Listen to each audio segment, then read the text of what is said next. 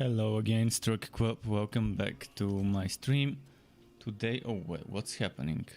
What is happening with my camera? Today I will be continuing my level up process of my leveling stream of Torchlight 3. I'm not sure why my camera is so big now. I guess because I changed the resolution to 1080p. So that could be it. Just a moment. I think it was this big before when I had the camera. Okay, that should be fine. Maybe we can move the events a little bit further, like this. That should be okay. I think we're good now. Just checking if everything on the camera side is properly visible.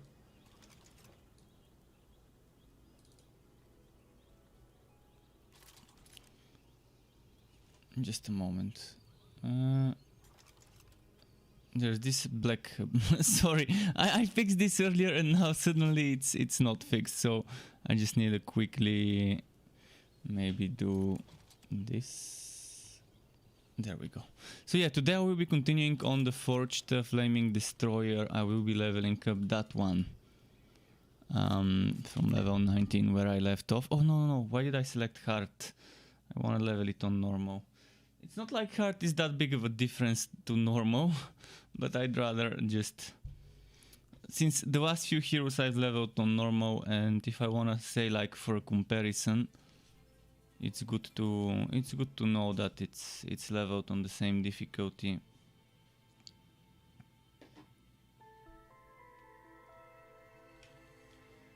If only we could switch difficulty without needing to go back to character selection, like most other games allow us to.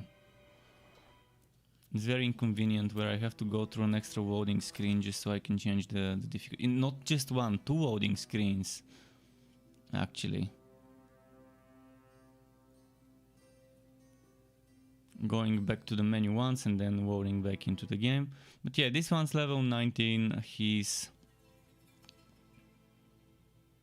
kind of at the beginning of Act 2, after like the second or third quest. I'm not sure if I killed Kronk. I think I still haven't killed Kronk. Like, we rescued this guy. And then we have to go back to the Bogwood Hall. And why do I have an unspent skill point? Was I saving for something? Probably for Fracking Strike. In fact, I should have saved some points for Fracking Strike by now. I should not have put my points into Ignition Source, because I want that cooldown reduction. Well, I'm gonna save this point. I kind of messed it up. Those 3 points, together with the 1 point I've got, and together with the 2 points I get to the next level, should have gone to Fracking Strike up to level 6. So I can get that cooldown reduction for Vortex Bomb and other things. We can figure out what to do about the Nether. I'll keep a chill point for you. Right, let's keep going. I didn't get a waypoint for Bogwood Hall. And maybe the voice is a little bit louder. Maybe like that, it should be fine.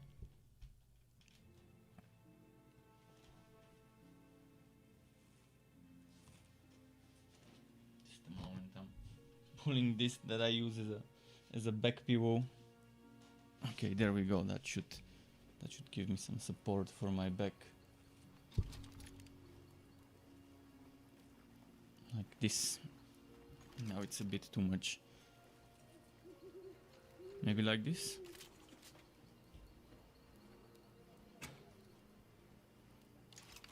Of course someone's gonna throw when we're in a fort. Where's the Tree of Work here?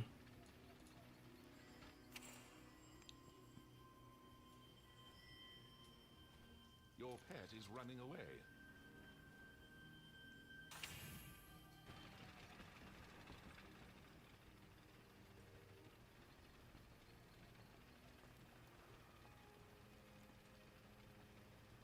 Okay. Time to kill some bugs. Some high-wit inhabitants.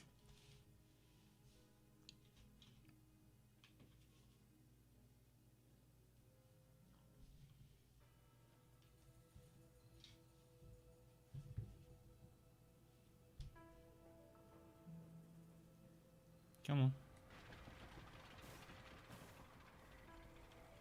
Level 19, that means I can just speed through it.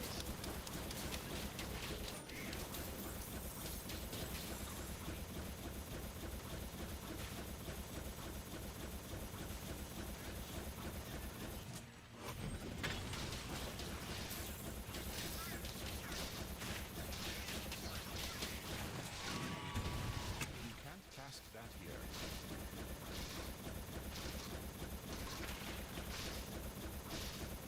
That seems like the wrong way.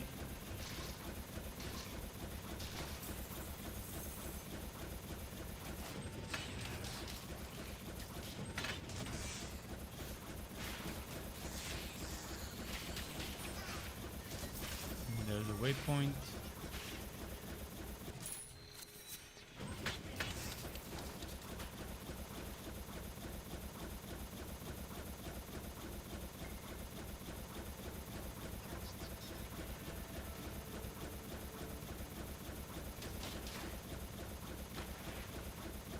I'm just keeping some content here.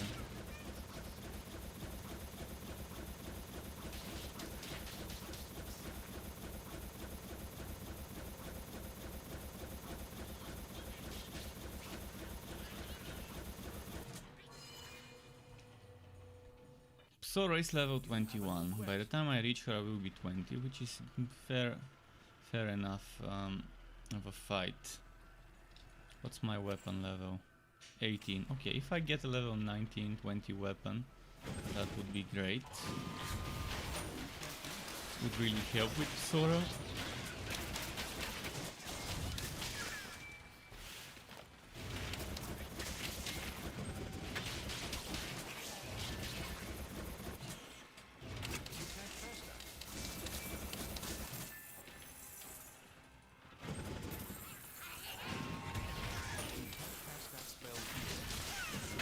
Wow, that was so much damage. My poison resistance must be terrible. In fact, I think all of my resistances are terrible. 13% physical, 28 fire, 13 for the other elements as well.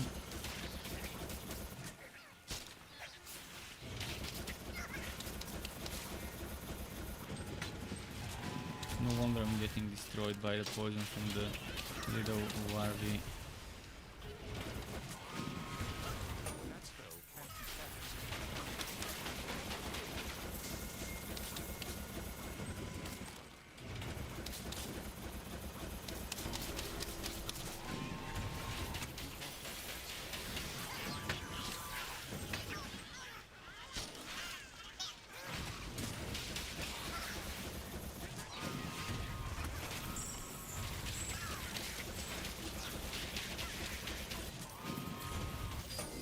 Really need better defenses. I think at level 20 something 30 I've got some Mountain King pieces with better defense to equip. I have a feeling like Sora's gonna wreck me big time with this defense I've got.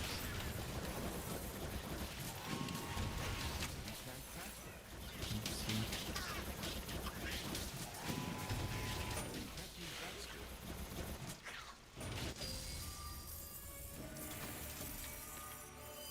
Token of Invigoration, not a bad drop at this time.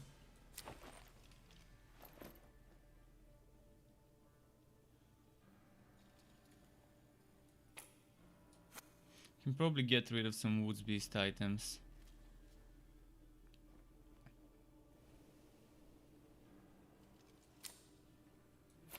Separator, okay. Yeah, I guess low level items not so bad.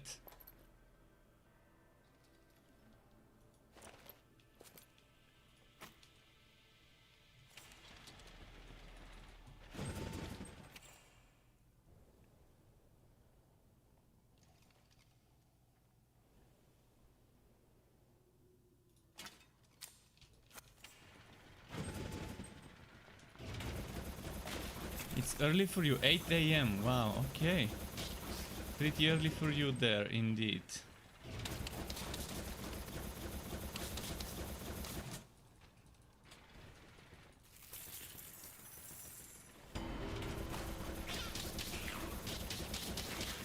Your pet is badly wounded.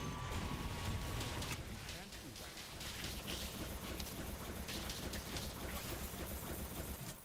that. Egg of Mayhem, okay.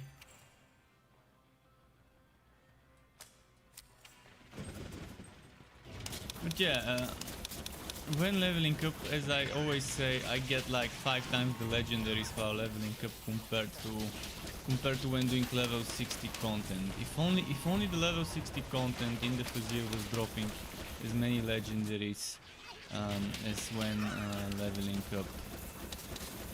It's very bad when it comes to comparing this with the drop rates at end game content at high level.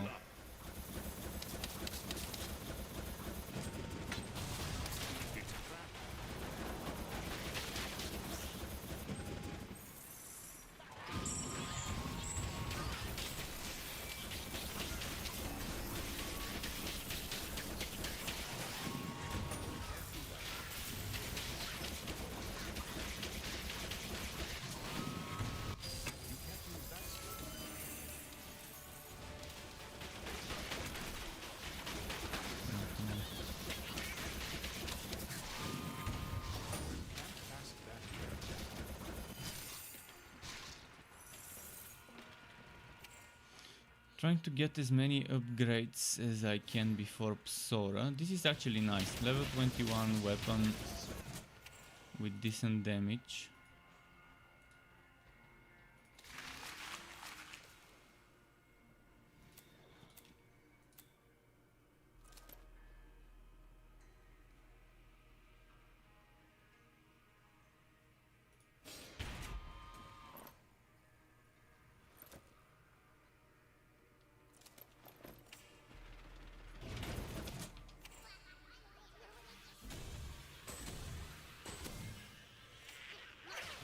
Okay.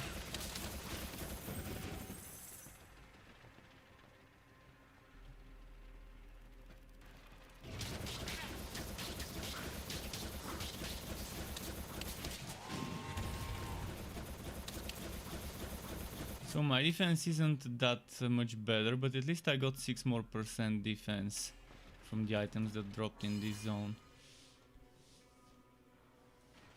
before the boss fight. And I leveled up my fracking strike to 3 plus 2. One more level and I can get the cooldown reduction, so at 21 I will. Nerd Gamer says hello. Hello Nerd Gamer, welcome back. Nice seeing you again.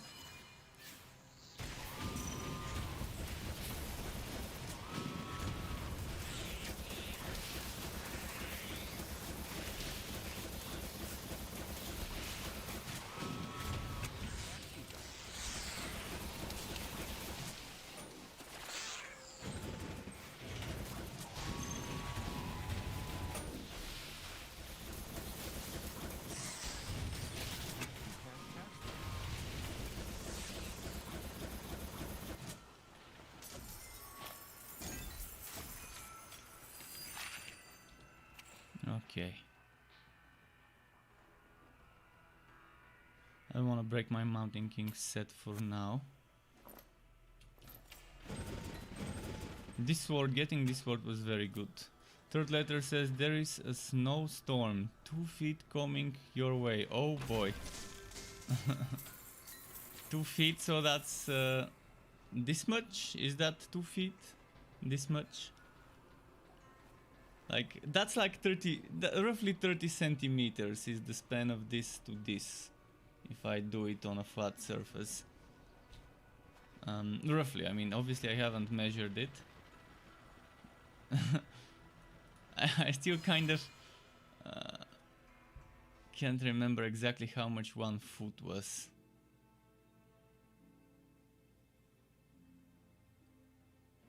That's a lot of snow. That is a lot of snow. Almost up to the knees. of an average male person.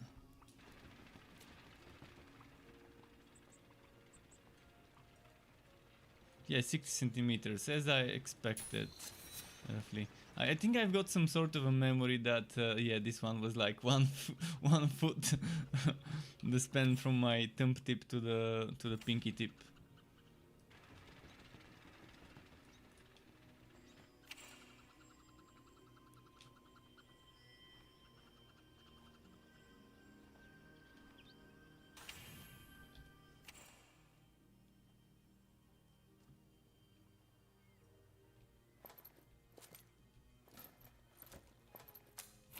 Oh, since I'm here, let's check this dude's storage.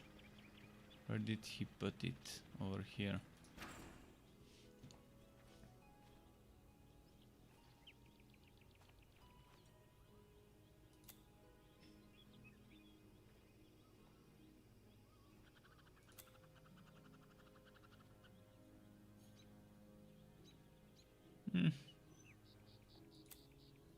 Not much I would want to equip, honestly.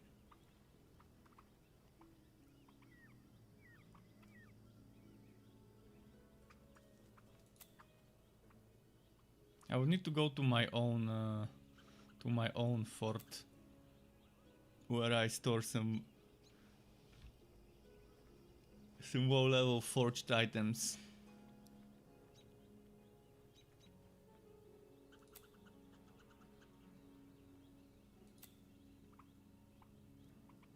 Mountain King Wheel 22. This. So how did the defense go up? Okay, 25 physical defense. Now we're talking. We've got some. Let's find his monuments. Monuments. Where are the monuments in this fort? This fort's very well made, by the way. Very well made fort.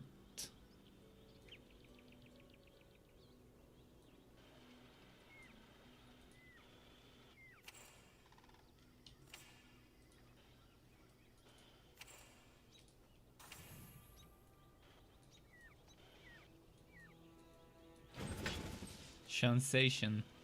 He deserves a thumbs up. Imagine if they add a popularity system where you can upvote and downvote other people's forts. Or just upvote. I think the negative side of things should be removed from games. But yeah, a system where you can upvote other people's forts would be nice. You visit the fort, you like it, you give him a thumbs up. And then to have some sort of a weekly stuff. But the thing is, how would you be able to visit all sorts of people's forts unless there's a list of other people's forts where you can visit them? Separator says, wish I could show you my fort, but I'm on Xbox. Well, take screenshots and post them on my Discord server. Maybe other people can see that. Keep in mind there's fort contests. So they've been making weekly fort contests. You might want to participate in those if you think you've got what it takes to make a fort based on the theme they give each week. It's not a bad thing to do. First rounds only.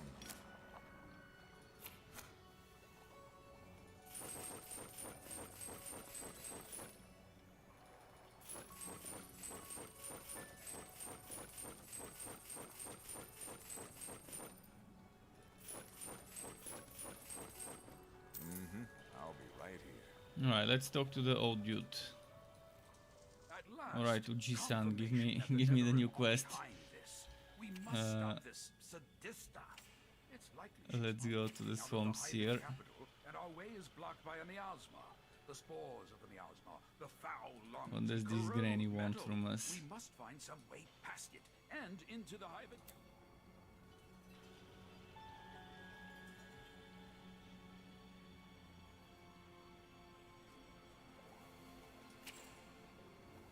Clear passage, boom.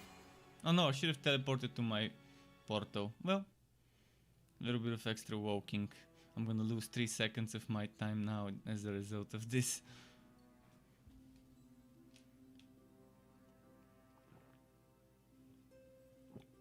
Some water. Gotta stay hydrated.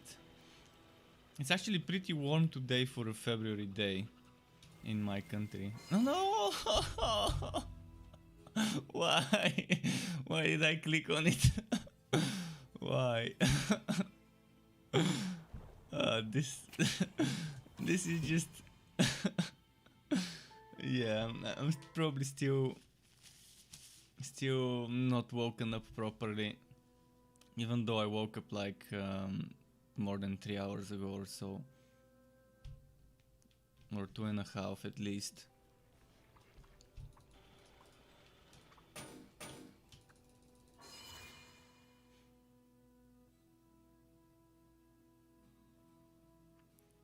Come on.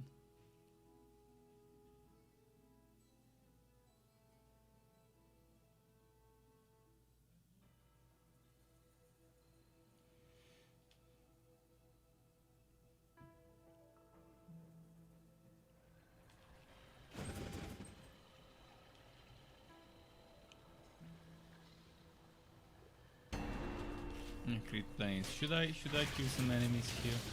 2 levels.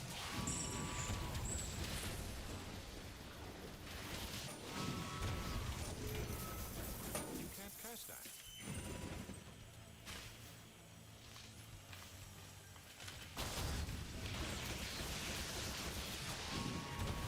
That spell can't be cast.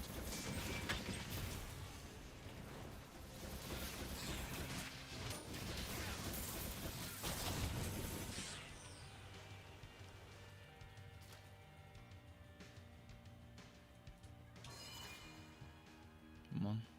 Should I max out my fracking strike first? Maybe I should. Wondering if I should make this a fracking strike centric build or spin to win centric build with damage to fracking strike or damage to cyclone mode from items is the focus. That spell cannot be cast. I don't think I've made a spin to win centric build where I'm stacking cyclone mode damage instead of the steam spender.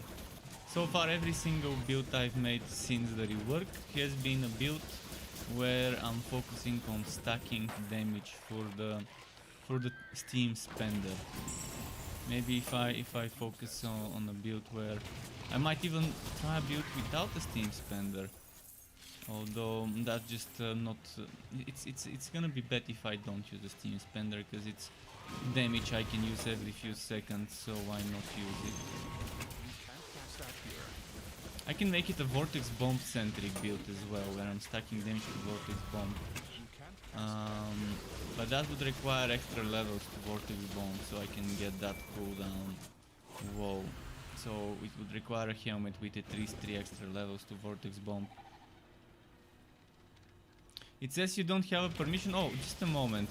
You have to react to the post, to the welcome post. There's a green button, a green reaction. I can give you permissions. Sometimes the bot is broken. The reaction rows bot sometimes doesn't assign the row, the struck quad member row.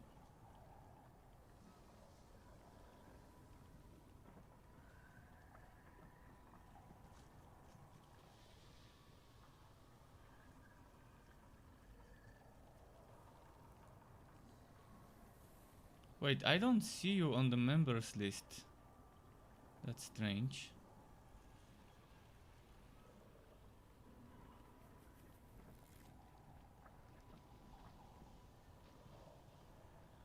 Ah, I see you now. There you go. You have the permissions to post now. I can check it later. I'm gonna check that for later. And Derek says you play Neverwinter Online. I've played it. I didn't like it. It's not my style. It's too pay to win. It's boring. It's outdated.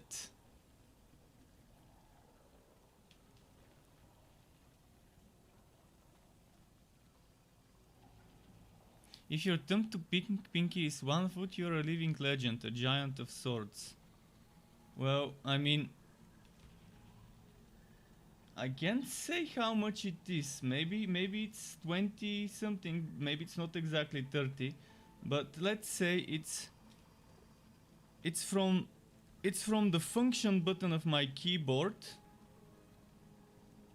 to fuck. It's hard to say, but it's let me take a chopstick to see if my thumb pinky is as big as the chopstick.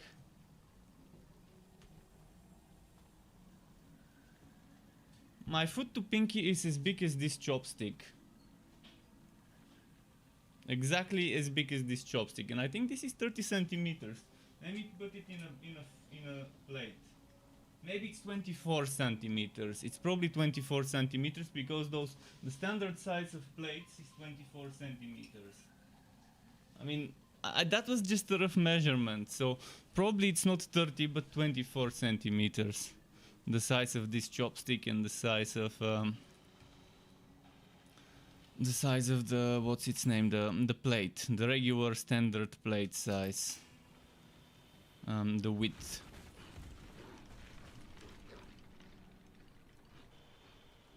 And Cliff Place, beautiful day to you as well, Cliff Place, and welcome to the channel, to the Struck Club.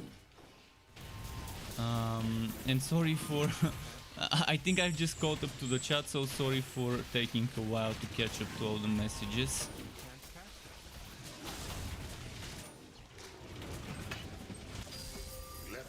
Oh, 21, this is nice.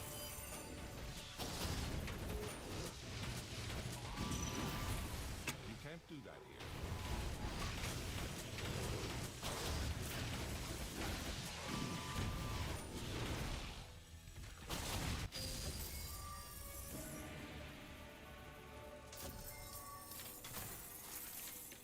Yes, finally mounting King Helmet. I've been waiting for this shit to drop. And extra levels to Cyclone mode, don't mind if I do. Now some extra damage here. Extra defense here. I'm probably gonna save it just in case.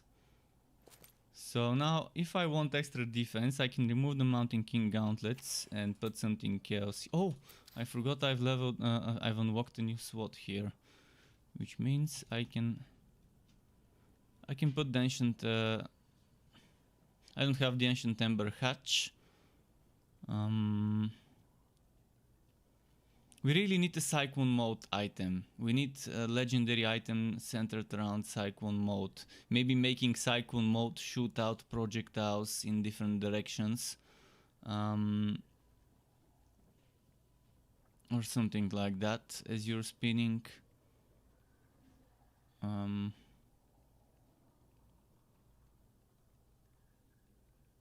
Or increasing the width of the Cyclone mode, or maybe an item that makes you move faster. Although moving faster is not gonna be that much better than something that increases the damage. What do I go for? Should I go for Winterweave gauntlets? Oh, Unstable War Arm. What am I thinking? Unstable War Arm.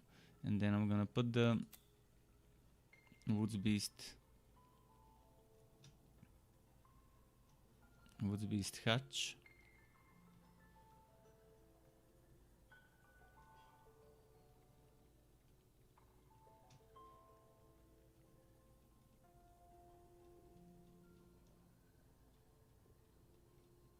Wait, what happened? I've got the Woods Beast hatch equipped, so I should have it unlocked. Why can't I see it here? Oh, don't tell me they haven't added the Woods Beast hatch to the Legendarium. This is terrible. Maybe it's over here, that's why. Actually, it should be here. Okay, there we go, it's here. because it's considered quest specific. Even though it's not a quest specific set, it's a hatch. It's considered a quest specific item.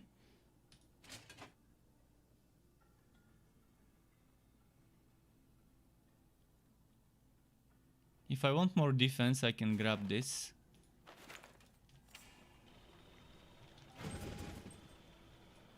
Traveler, do not be alarmed. Traveler, do not be alarmed. I'm speaking to you through the gem on my alpaca's collar.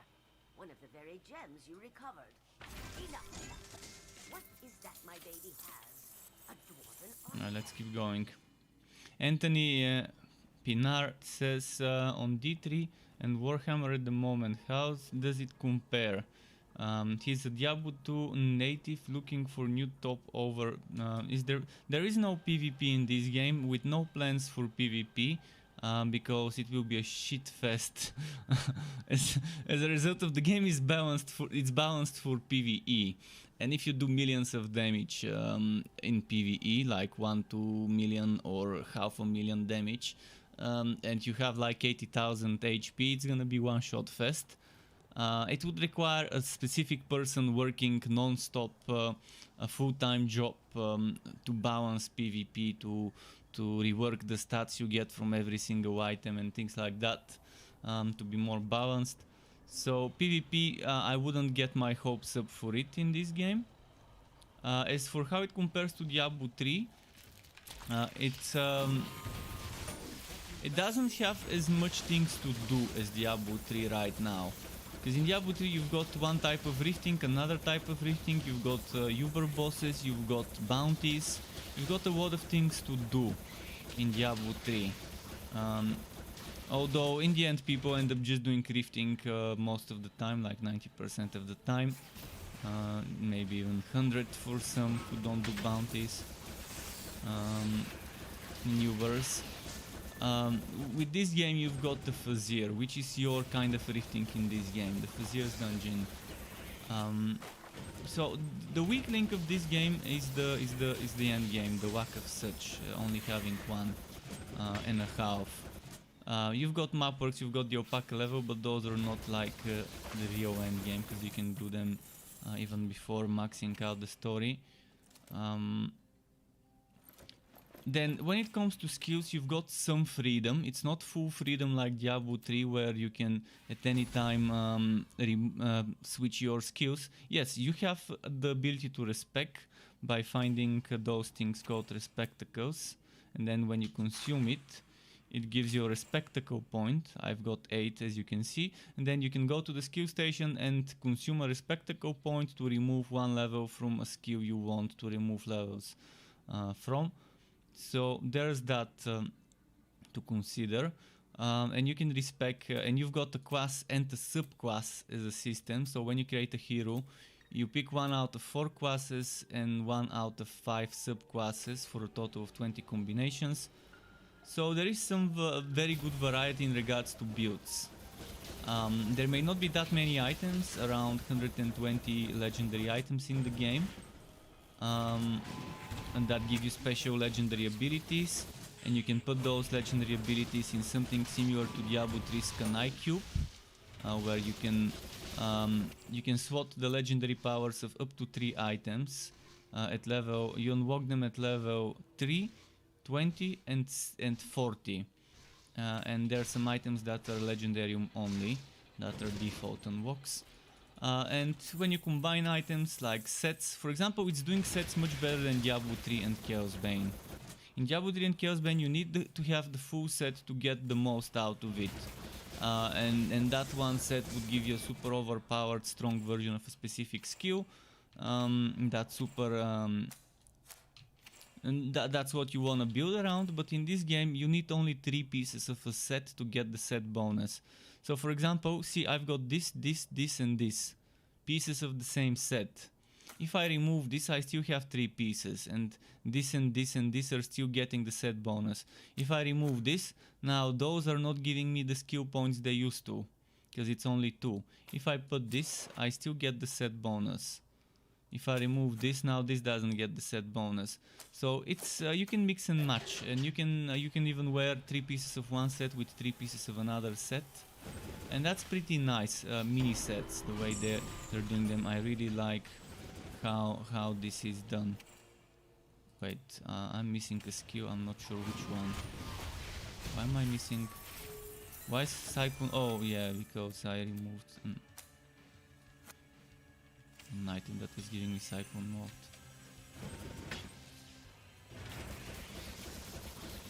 So the build diversity is a bit better in this game compared to Diablo 3, and compared to Chaos Bane a lot better. In Chaos Bane you don't have as much items, and that's one of the big problems of Chaos Bane. Not much items to give you big diversity, but they've been adding items. They've been adding items to Chaos Bane. With each update there would be 1 or 2 new items, and they've added new classes, so you've got 6 classes now in Chaos Bane total. But in Chaos Bane in general you've got 4 major builds for each hero, with the 4 sets that give you 4 heroic skills. They would be a bit different. I mean, in each of those you can maybe have some sort of differences and maybe build one set differently. But in general it's gonna be kind of very similar when using one or another set. You're getting that heroic skill, and that means you're kind of stuck to making builds centered around that skill. What else is different in Diablo and in this? Oh, in Diablo you have a very good quality of life when it comes to min-maxing and re-rolling your item affixes. So in this game you see this one gives me bonus damage to great weapon, basic attacks, crit damage and gold work. Let's say I only want the crit damage and I want to replace the other 2. In Diablo 3 you can do this. In Diablo 3. In Chaos Bane and in Torchlight 3 you cannot do this. And that's another big problem for both games. This game and Chaos Bane could end up becoming very grindy if you want to get an item with the affixes you ideally want on it.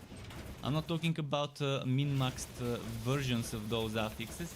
I'm talking of any version of affixes. For example, I'm not talking about getting the maximum flat damage I can get. I'm talking about getting flat damage. It could be the minimum as long as it's flat damage, and maybe crit chance on an item.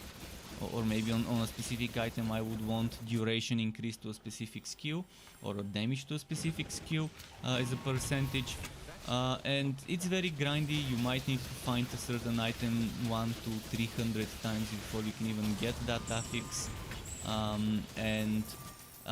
While leveling up, the drop rates are okay, but when you reach level 60 you're gonna see how terrible the drop rates are for a game that doesn't have a system to allow you to reroll your affixes. If there is no system, it better be raining legendaries.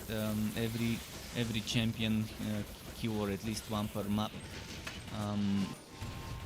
so that you have enough to be able to pick between. If there is a system that allows you to reroll, then I understand having bad drop rates, because you just need to get the item once, and then every next legendary you get, you can, if you don't need it, you can just turn it into materials and then use those materials to reroll. And that means every legendary would be valuable. Right now when I find a legendary and it's a junk one, it's like, okay, 100 gold coins, it's not much, honestly. I don't really get excited finding legendary gear in this game when it's shitty affixes on it. It is kind of boring finding legendary gear in a Wooter game like this. And that's a bad thing. You should be excited in a Wooter game to find legendary items. You should be, oh, that's the best rarity of item. I wonder what it will be. But once you've unlocked all legendary items for your legendarium, which I still haven't, I still have some missing.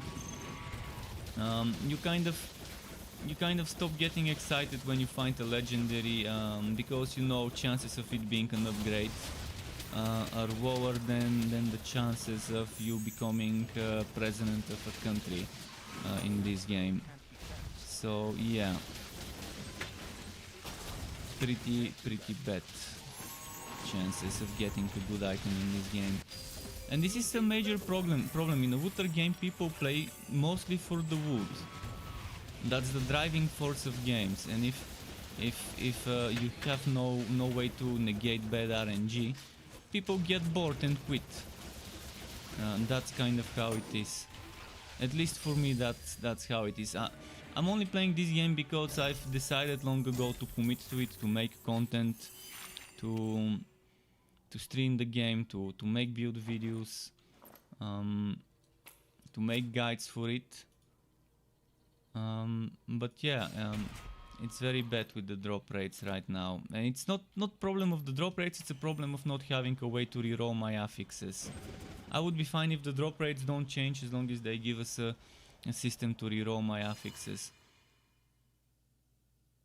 And that's the exact same, I think exactly the same for Chaos Bane. It really needs one such system. Because in Chaos Bane, it took me like 6 months to get one axe with 3 of the 6 affixes I want, or let's say with 4 of the 6 affixes I want on that axe. So it may not be a perfectly rolled grudge holder on my dwarf, but at least I have a grudge holder with 4 out of 6 good stats. So it's not perfect, but it's okay.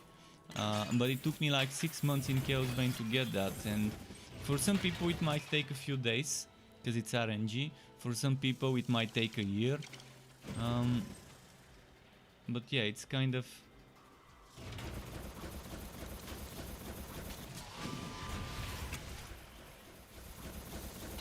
It's very hard, and I'm not saying Diablo 2 was perfect as well. I don't have pink tinted glasses when it comes to games like Diablo 2. I love it, and that's one of the reasons why I don't play it now, because when I was a teenager I didn't care much about certain things, about quality of life. I haven't been spoiled from other games that have a lot of quality of life, that are doing things better in certain regards. So if I were to play Diablo 2 now, I would ruin my memory from when I was a teenager about all the things. Like, I'm talking vanilla Diablo, I'm not talking modded Diablo 2. Obviously modded Diablo 2 has a ton of quality of life improvements, rebalances and so on. But if you were to talk about vanilla,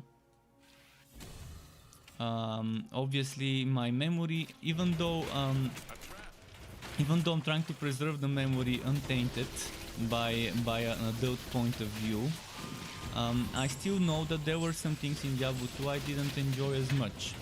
But I know I really liked the socket sync system, I really liked the system about runes, the rune words system, it was fun. I didn't like the potion system. I never will like a potion system where you have to get them as drops. But at least the potions in Diablo 3 didn't have a cooldown.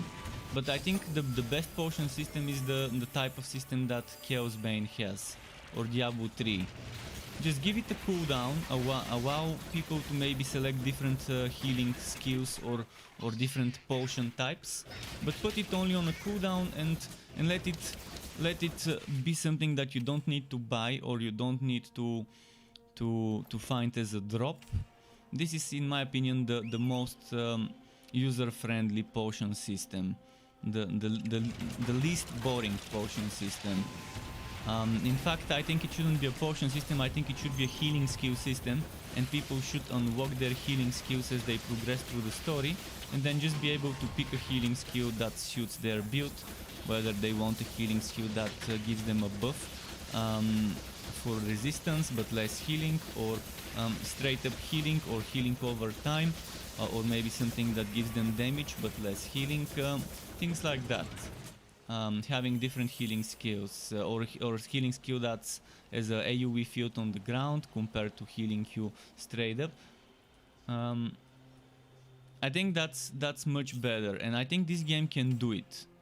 I think this game should do it. remove the potions as drops, as things that you buy, as things that you send the pet to buy for you. Give us different potions or different healing skills that we unlock as we progress through the main story.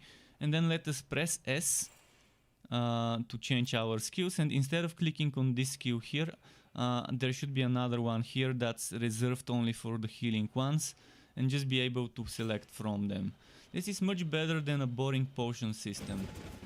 Where you get them as drops and where you have to buy them. Where you have things like potion luck polluting the pool of affixes. I mean, potion luck, it's useless in my opinion. Sacrificing damage or utility or survivability just so you can get potions. That shouldn't be a thing in games. It's outdated. And Diablo 2 at least didn't have a cooldown. So, and you could craft certain potions from others in the cube. But in the end, in Diablo 2, the way I remember it, the way when we played with my friends in our childhood, in the end we just used the big rejuvenation potions and that was it. And everyone was just using those. And to fully heal mana and and HP. So yeah. It definitely wasn't a perfect system in Diablo 2 as well. But Diablo 2 is a 20-something year old game, and it makes sense for it to have done things in a way where other people have now done them better in their games. Chaosbane does their potion system the way I said, but you just have one potion, but you have passives. You can select between a certain amount of passives, and then those passives can give you bonuses when you use the potion. For example, extra HP, extra counterattack damage, extra damage, extra movement speed, and so on when you use the potion for a few seconds. They're not meta for many builds. In fact, for 95% of my builds I've not used those skills, but it's nice to know that you have some options to trigger certain things when you use the potion in Chaosbane, and it's just a thing on a cooldown that you don't have to worry about finding as a drop. You know, you just need to manage one thing, and that's the cooldown.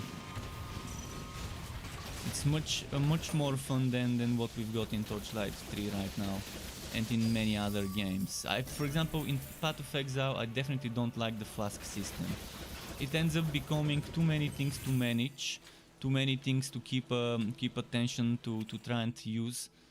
It adds an extra X amount of skills to buff yourself, to manage. Giving me a second bar of skills, which is too much for me.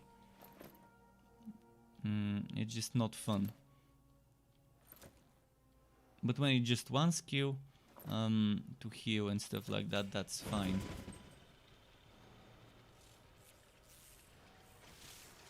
But again, my taste is very niche. I have a very niche taste in the way I like things compared to others. And that's why I'm not playing the games that most people play. That's why I'm not playing Path of Exile or Diablo 3, which is what most people are playing in the genre. I really liked Grim Dawn though. Although Grim Dawn also had that problem with the potion system, but at least buying potions in Grim Dawn was not expensive, and I could stack like a buttload of those and not care about it. I could have like 100-200 potions of each type with me, and then just worry about the cooldown.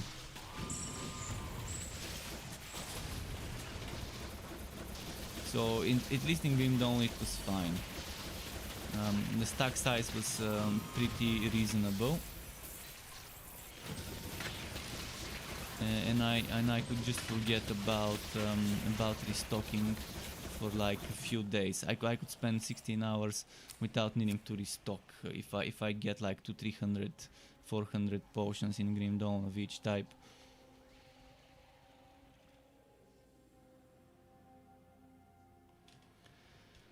I mean, I need the defense, obviously.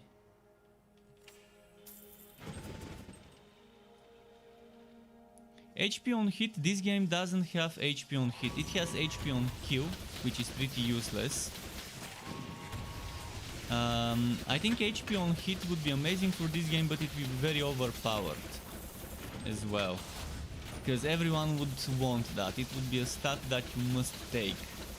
It won't be a stat that's optional for some builds. It would be a stat that every single build would take. That's what happens with HP on hit in games. That's everyone starts using it. I'm not saying I wouldn't like HP on hit in this game. In fact, I would love Health Drain, and I love it on Chaos Bane. In Chaos Bane, the moment they added Health Drain, it added some more extra survivability, but you still need to make sure you're not getting one shot. HP on hit doesn't help you when you get one shot, because you can't heal when you're dead. So you still have to make sure you're not getting one shot by stuff and stack defenses.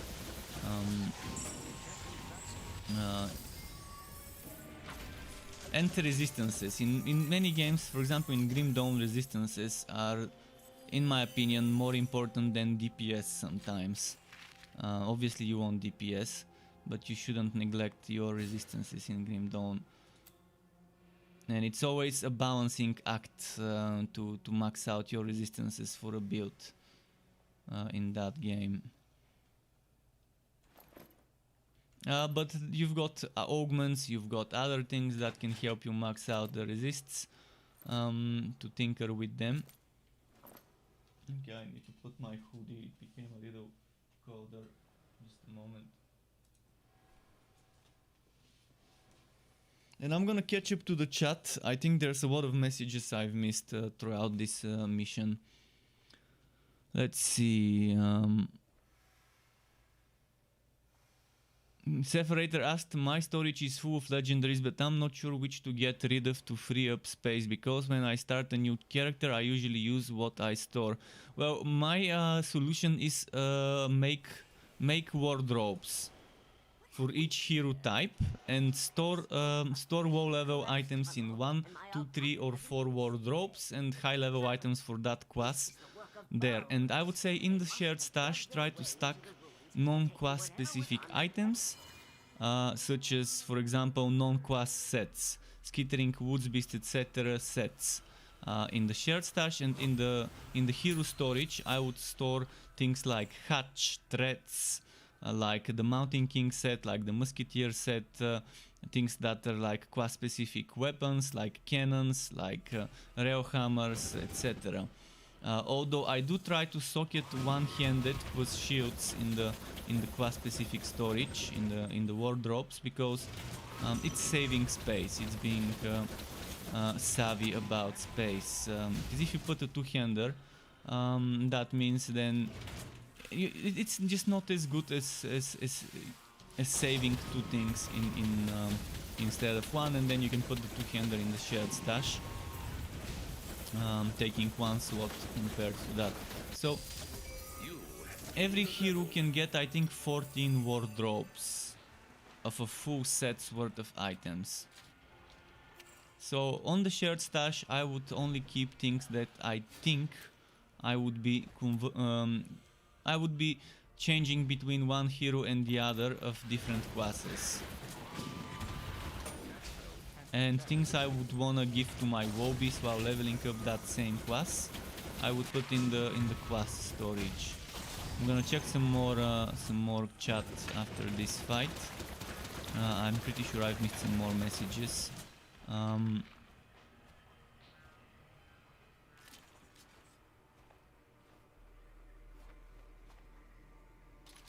Anthony says, I just have no player base, hate running so all the time. Bane's matchmaking, oh yeah, Chaos Bane's matchmaking is definitely dead. Unfortunately. This game does not have matchmaking, so you have to use global chat, which is very unreliable, or you have to go in the official Discord channel and look for people there. I would really love to see Diablo 3 style matchmaking in this game, which is kind of similar to the Chaos Bane and to the Walls and matchmaking, I guess. I think the Chaos Bane matchmaking is very good in regards to design, in regards to how they've done it. So something similar using Steam in this game would be very nice, and using PlayStation and Xbox would be pretty good for Torchlight 3. But yeah, there's definitely not a single perfect game without problems and issues in the genre. I can find something that I don't like in any game, the same way I can find a lot of things I do like in every game. Like for example Chronicon, I don't like the speedrunning mentality and having to keep up a kill streak, and I don't like the very bad disbalance between good builds and bad builds, and how a bad build can only dream about doing the hardest content in Chronicon, but I love how much customization of my items I've got there. I can find an item, I can convert that item into another item of the same type or the same set, to help me find an item I want for my build as a base. Then when I have the correct item base, I can change the affixes, I can change the minimum and maximum values of those affixes. I can put one legendary affix on another legendary item and have two at the same time in Chronicon, which opens up a lot of possibilities, which obviously in games like Torchlight 3 that would be overpowered, being able to take one legendary power, putting it in another, because you've got the legendarium, which is basically the same thing. You just have 3 that you can use on top, which is kind of fine. And yeah, you can upgrade the affixes to higher tiers in Chronicon. So Chronicon, it being a small game from a single dev, obviously with the help of people doing art and music, but single person doing the coding in Chronicon, I think it's a very successful project for that person to do it. I mean, if people like pixel art games, not 3D but pixel art 2D games, Chronicon is probably the best thing in the genre in that regard, in regards to pixel art game, isometric Wooter. Obviously it can't compare to some of the other big games in the genre, but it's doing a lot of things in a way where I would like to see other games doing them that way, such as the itemization quality of life, for example.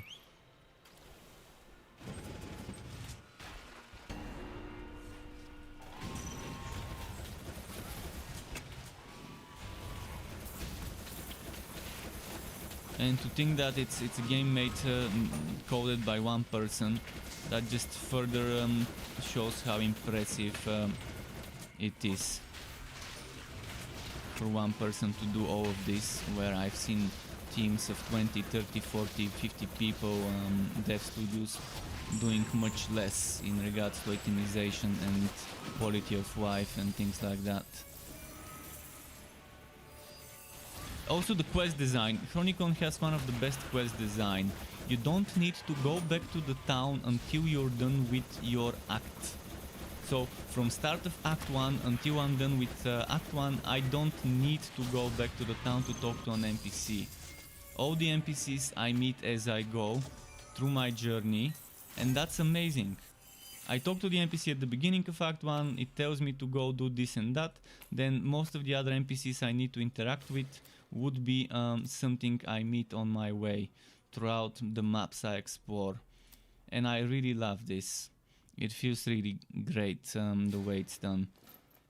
Whereas most other games have the typical MMO design of quests.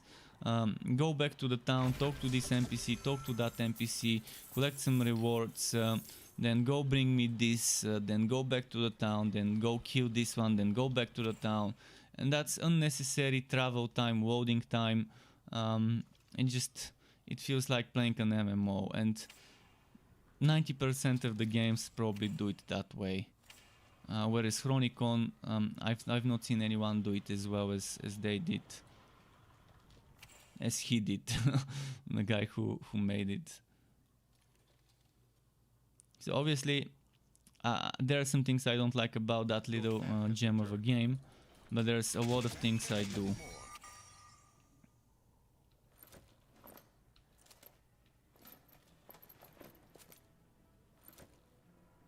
But it's the core gameplay and the balancing that just puts me off of it. It's not my kind of balance, and not my kind of end game balancing. Hero and end game balancing. Not my kind of mentality to have to speedrun to keep up a kill streak so I can get enough XP.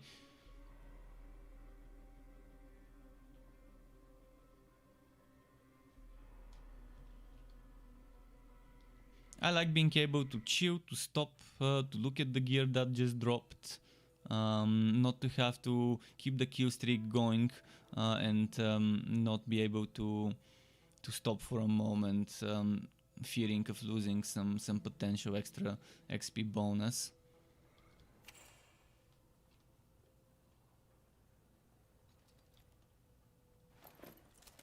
Yeah, another 100 gold coins.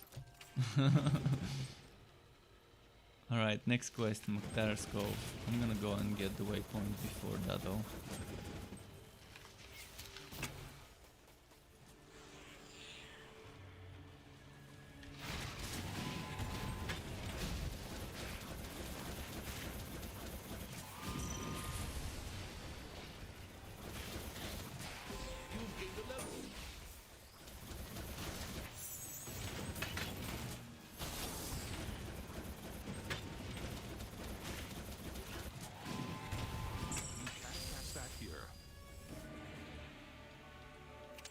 How's my defense? 22%. Oh, 42 poison already. Nice.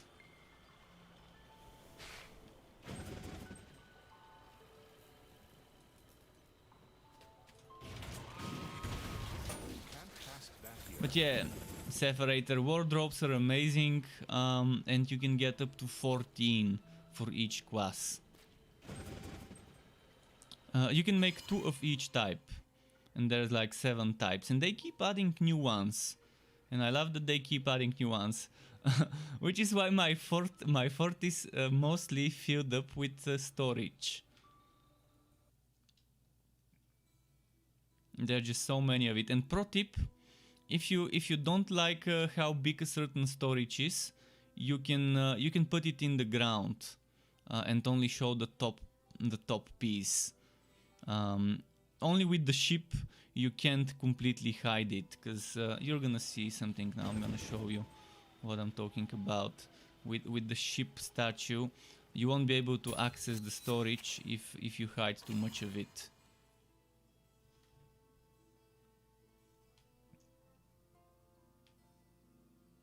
I guess the floor might be the problem. But yeah, I've had a problem with the Duskmage ship statue. And I had to put it a little bit higher than I wanted it to be.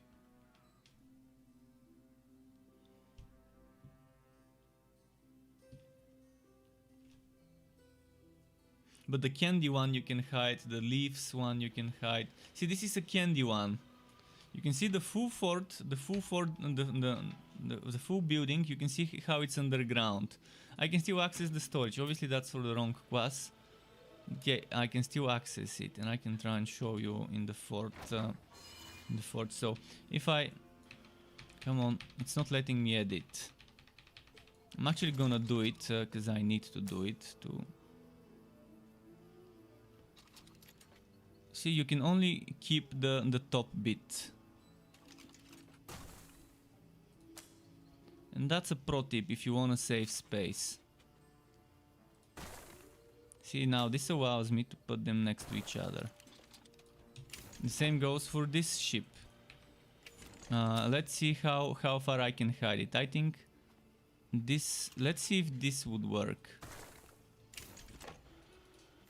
Yeah, I can still access this. So for Duskmage ship one it was a little bit different, but for this one I can access it. And now I can just put it here.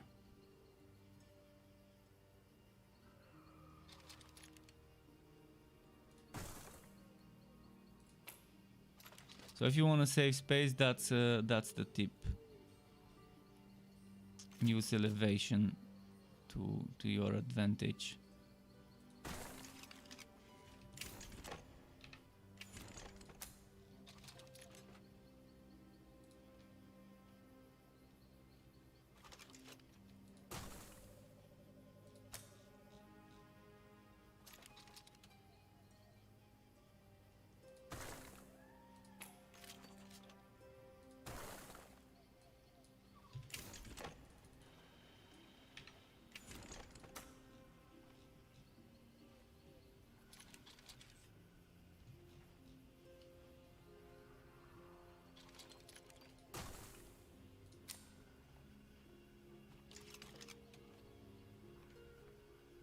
Actually, let's not keep too many things over there near the exit. I constantly end up clicking on the exit by accident. Now, here's my Wobby gear. And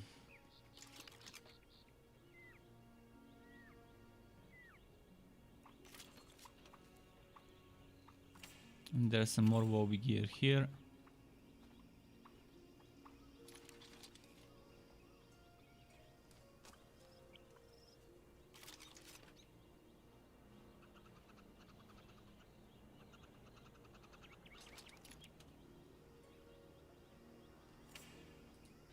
And some more here. Oh, perfect.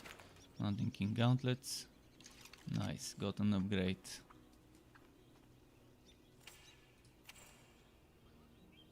Mountain King Powderons, 22.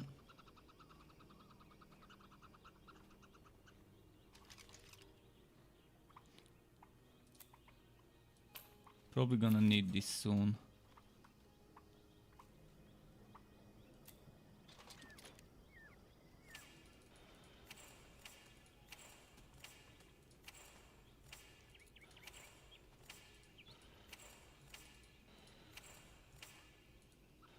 This is my high level stuff here. And the ship should also be high level, but let's check it just in case.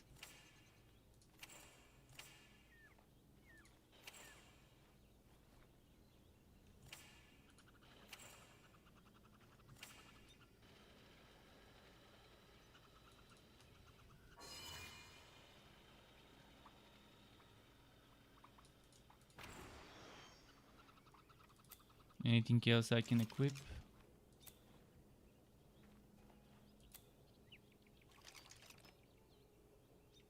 Nice.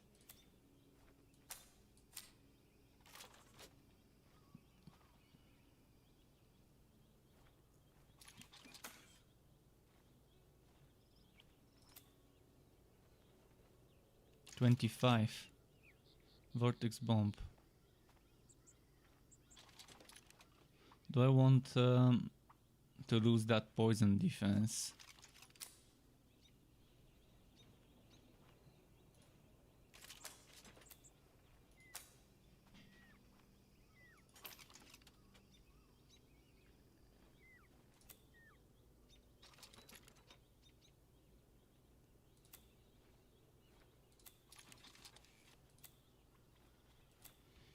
Okay, that's it for the gear. Let's go and finish my quests.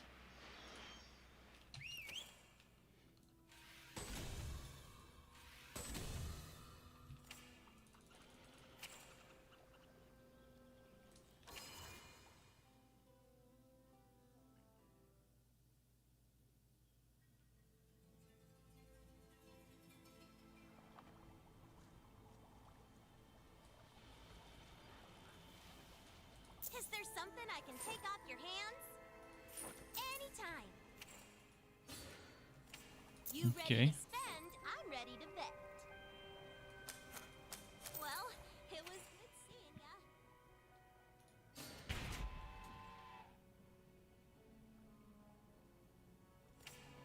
Is there something I can take off your hands? Anytime. Maybe I should have gotten the skittering shoulders and then used the frost wall.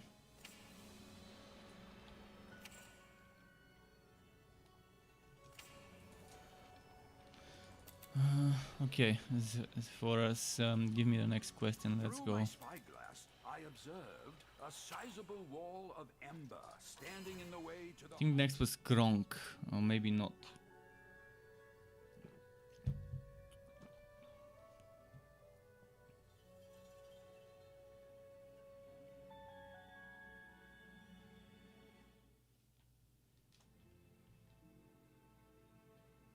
Come on.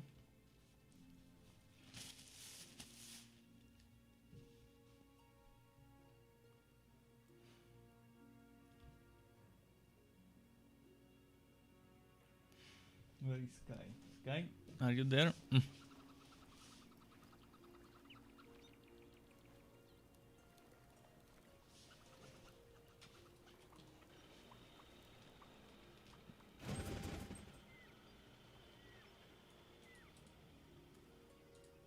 I forgot to find this guy's Tree of Woe and give him a drop for the wood buff.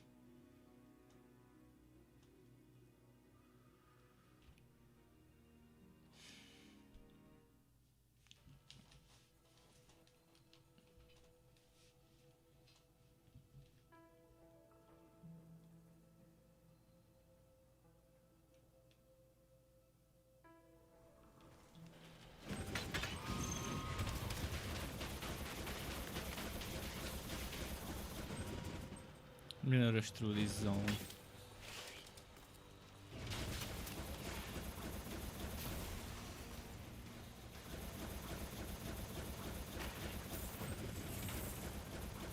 Arc powered shoulders with the frost wall equipped would have been nice to speedrun maps with that extra movement speed.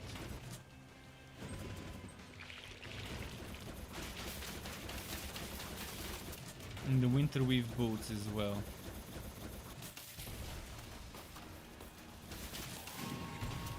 You can't cast that spell here.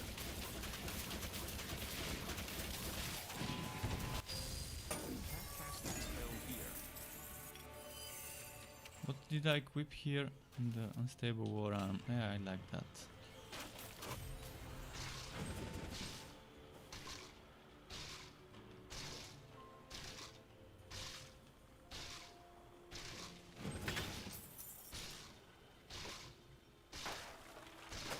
It's trapped.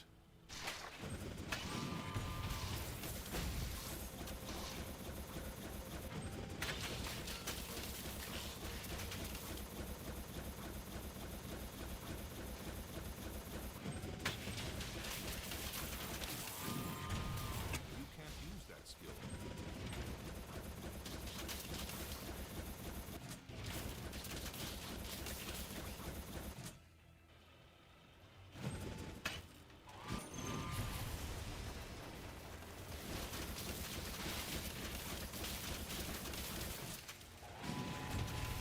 Okay, there we go. You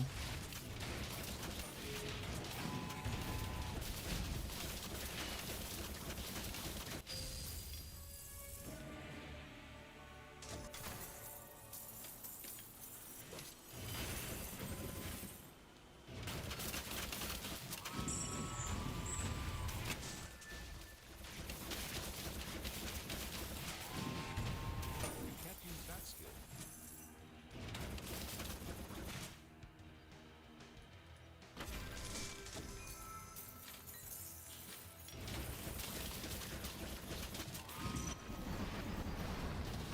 You can't do that. That spell can't be cast.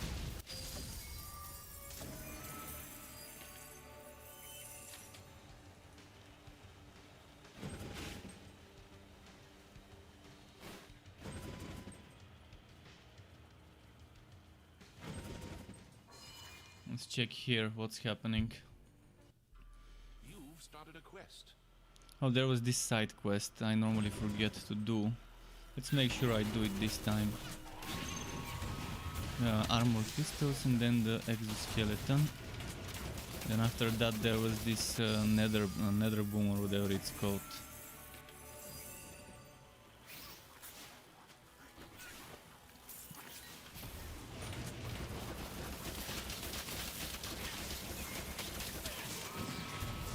You can't do that.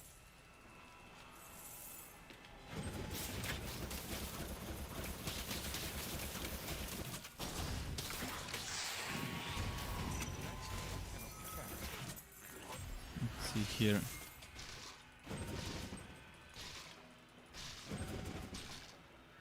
One more crystal. You can't cast it.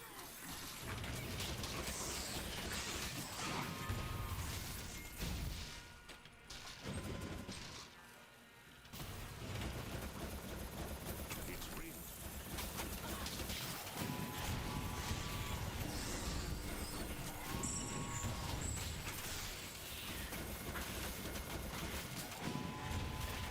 Level up. And nice. Can't cast that here.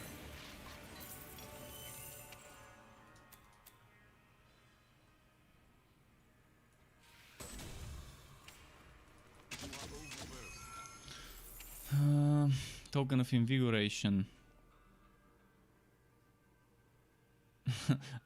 I know I can't stack 2 of them, so I'm probably gonna use this one.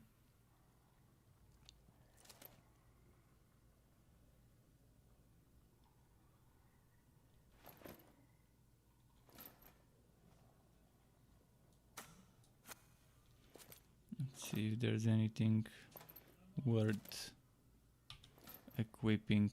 This one. Well, not gonna use Frost Nova, so I might as well. And I know casting speed doesn't work on the spin to win unless they fixed it to do.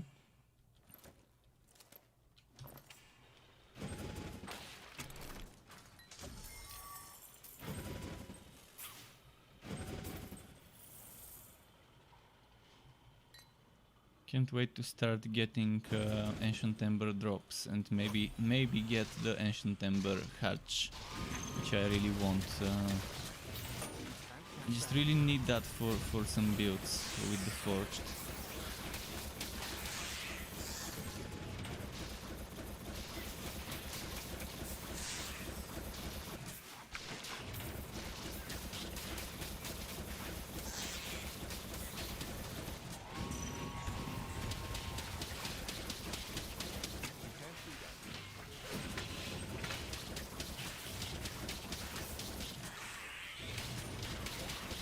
What happened? I used this, I heard the sound of power projection, but the cooldown didn't go off. It's not letting me use power projection. I'm spamming the skill. It was weird. I used it, I heard the sound power projection makes. I didn't see the visual effect and it didn't consume the cooldown. But it's not letting me use it. Okay, now it's letting me use it. It's as if on the back end the game was, the skill was in a cooldown. And that's why I wasn't able to use it, but on the front end it was not showing me that the skill was on cooldown, and it wasn't giving me the effect of the skill, but I heard the sound.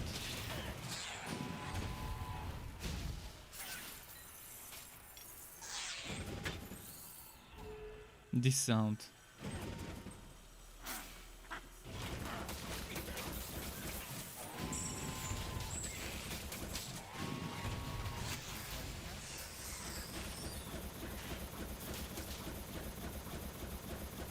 Let's see if that caused it.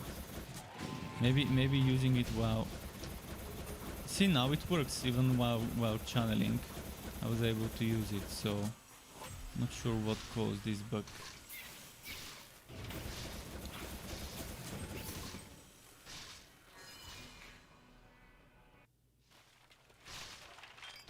You have completed a quest.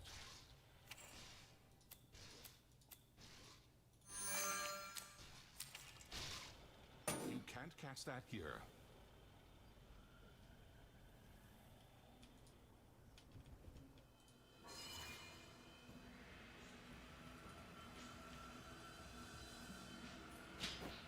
That spell cannot be cast.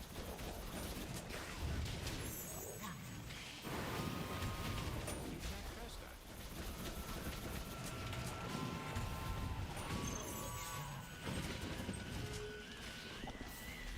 The same bug.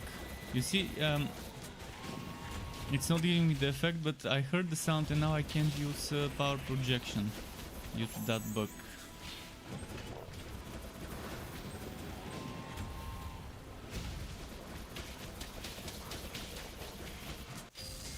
You can't do that. You have finished the quest. You have received a quest.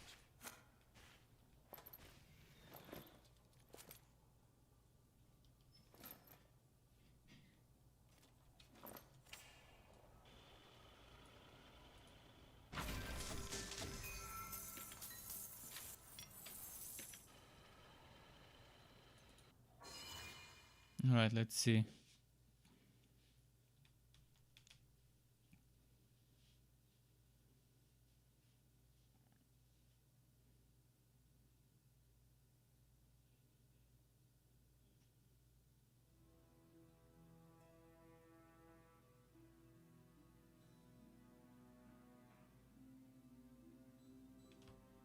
Come on.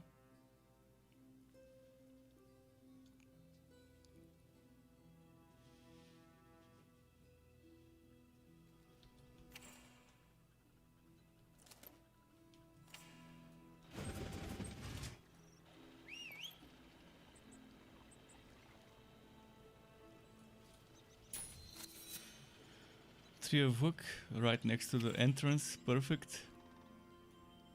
No, no, snake stick.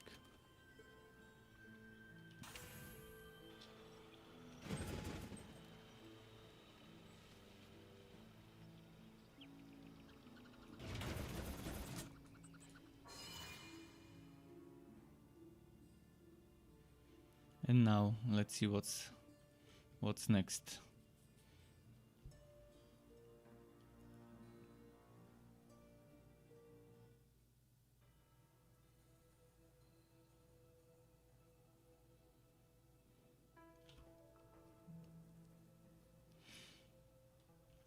Come on. It's taking a while.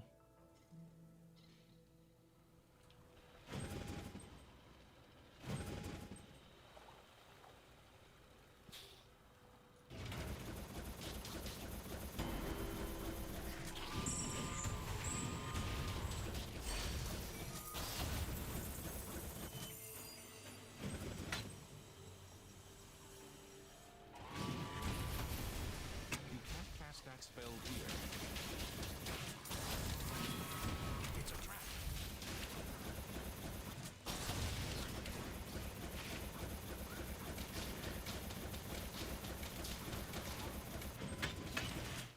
That spell can't be cast.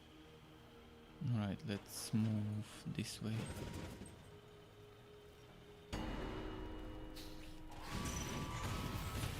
A trap. You have gained a level. Upgrade. Ah, not really. Not really an upgrade. I prefer defense right now. Your pet is back.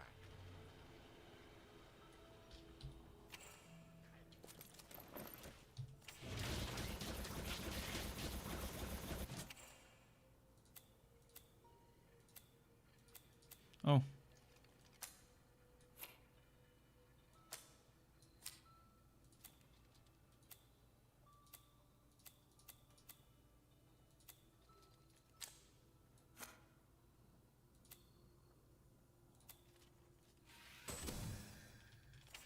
I'm gonna try and max out Fracking Strike next.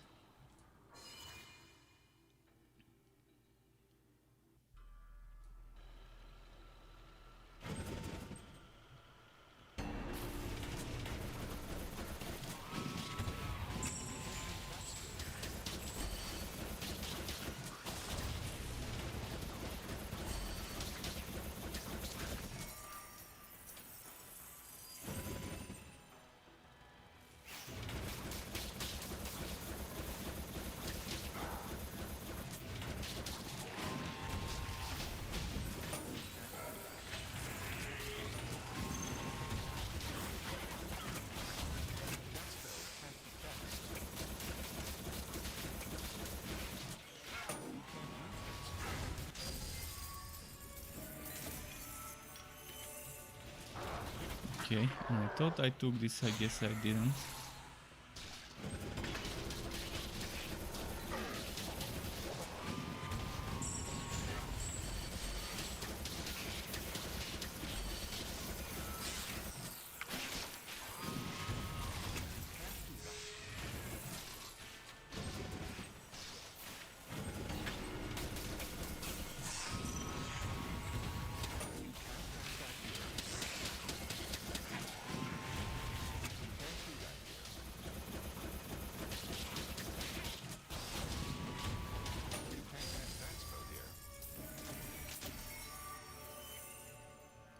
Hmm.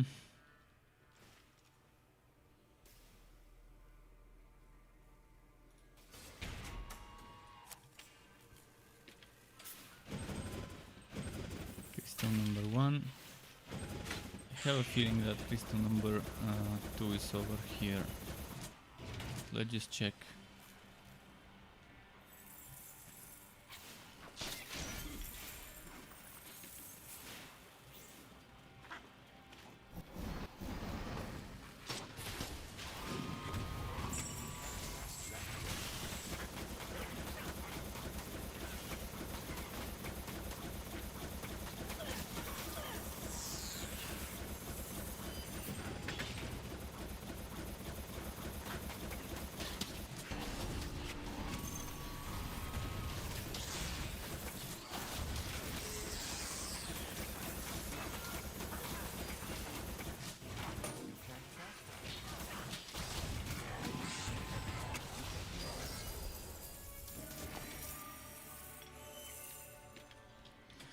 Alright. Junk, junk. Junk. Upgrade. Upgrade.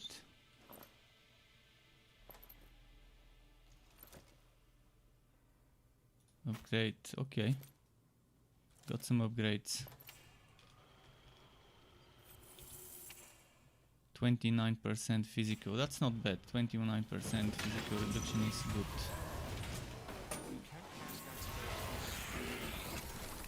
Wow, leveling obviously it's not amazing, but it's much better than 15 or 20. And I would need physical because I'm going to the point where I'm gonna fight a boss that's Netherim physical damage.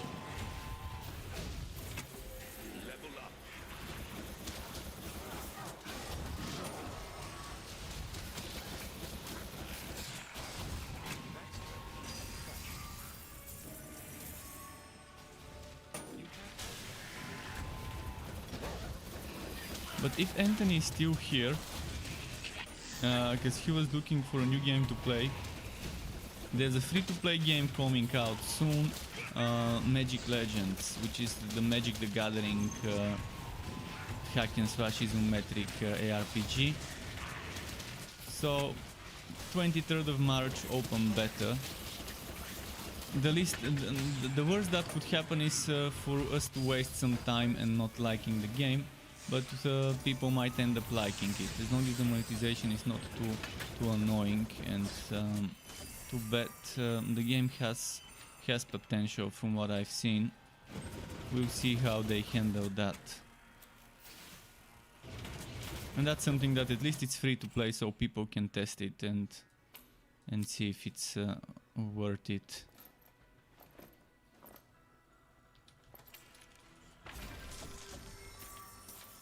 The worst thing is you're gonna waste some time, and then you're gonna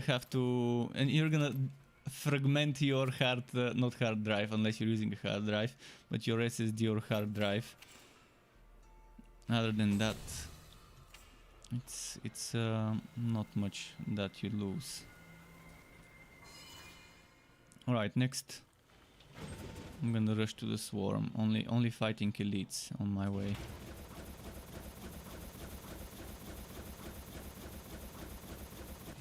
Perfect. Not gonna even stop for elites now.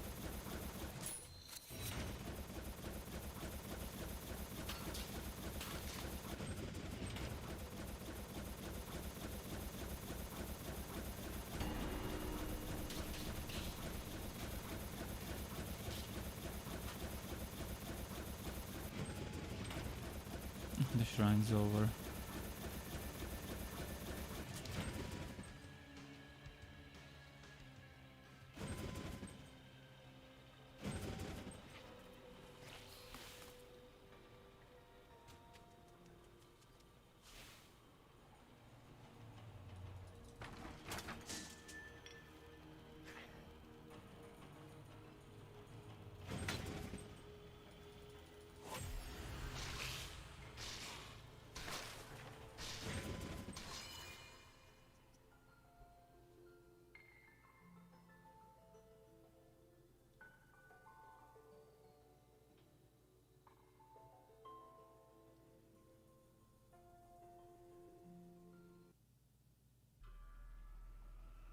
Come on.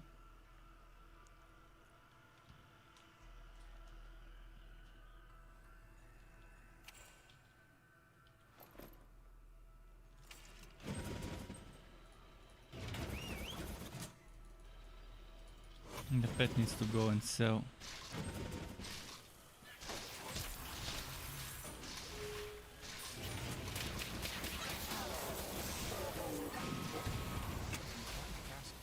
Let's try and get level 29 and then maybe 30 before Sadista. I'm gonna start killing everything on my way now. Until Sadista.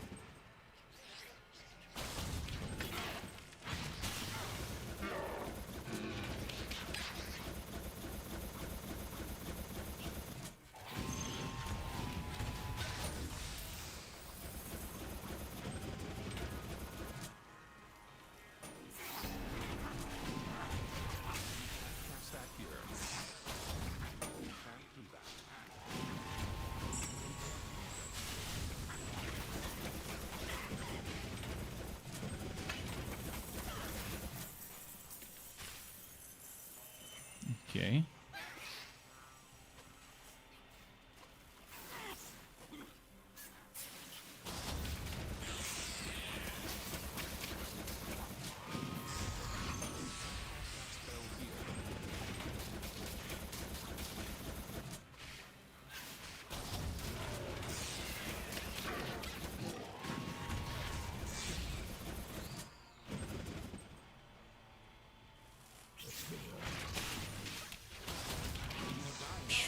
So much damage.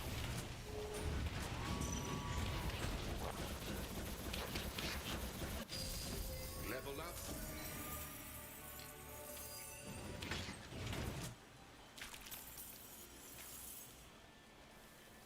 Oh, the pet's back, finally.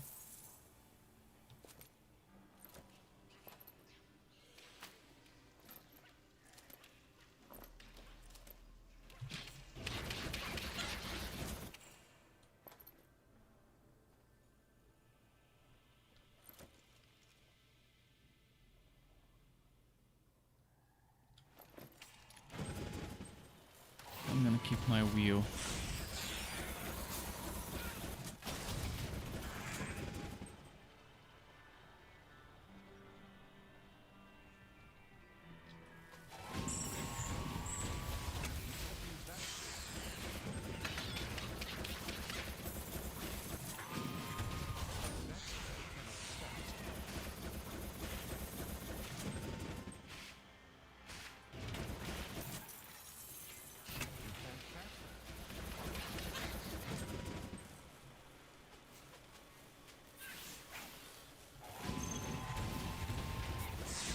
It's a trap.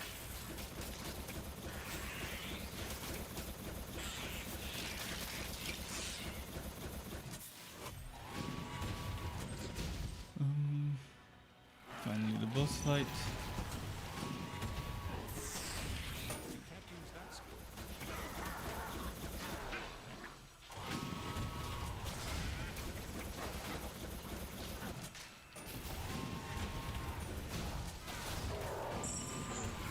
can't use that skill. Can't be fast. You can't cast that.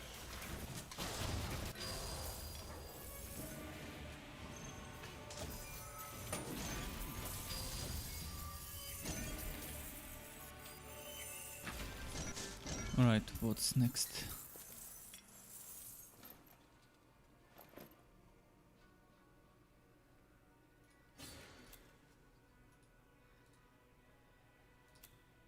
A little bit of an upgrade and one more point and I would have the cost reduction. So yeah, one more point. That's why I want level 30. Because at level 30 I can put that 1 point there and I can get summoning smash as well.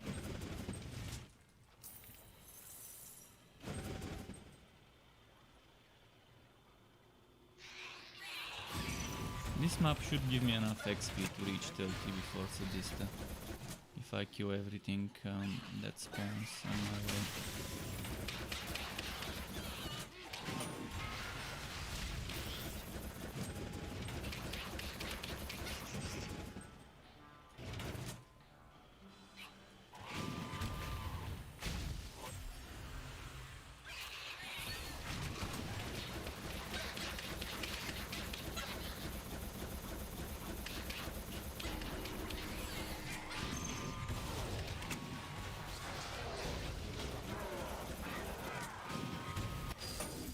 Cast that here.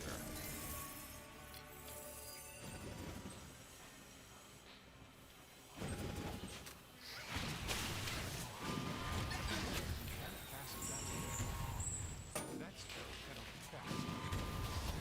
You can't cast that spell here. You can't use that skill.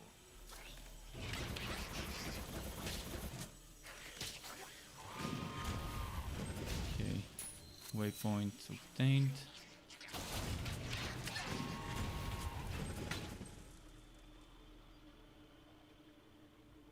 Oh, and by the way, I've been talking on my streams about the bug I get where it flickers a square flickers on the screen like a rectangle.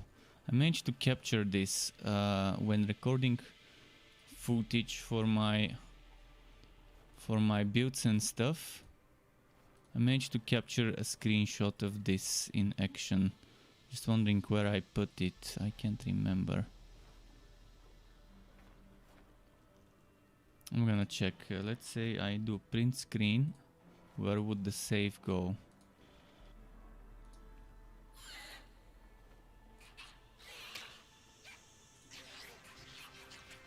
Need to figure out where I saved it, but it's pretty weird what it looks like.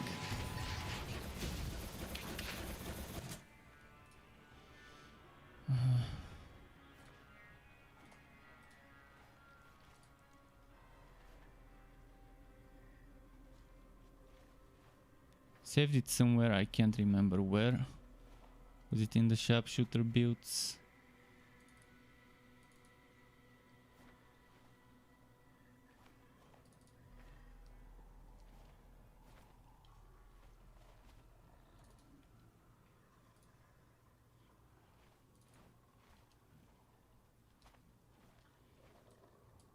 And hi to Sherzad, welcome back, and third letter also welcome to him. So I'm sorry for that. I'm just trying to find the book to ask if anyone else is seeing this same book I'm seeing. Fuck, where did I save this bullshit?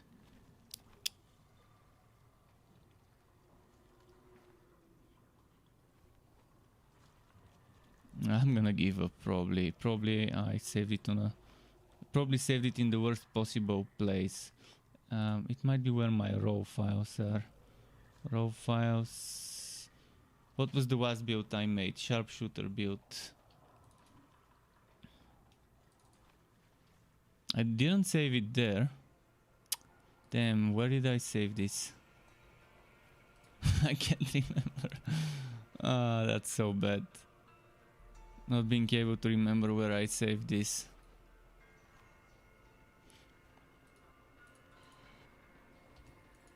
Well, if I print screen, it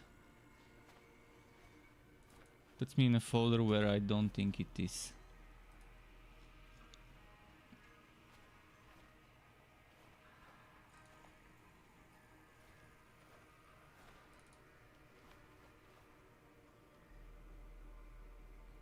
But I really wanted to ask if someone else is seeing the same bug. It happens when I play, suddenly there's like a square, not square, a rectangle appearing in the screen for like a second. It's blinking around my cursor like a rectangle and then it disappears.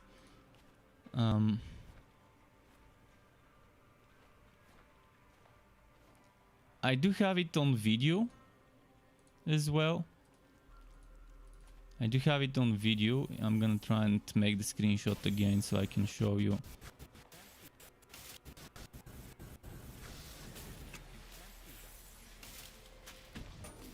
Just a moment. I'm pretty sure it's somewhere on this video here.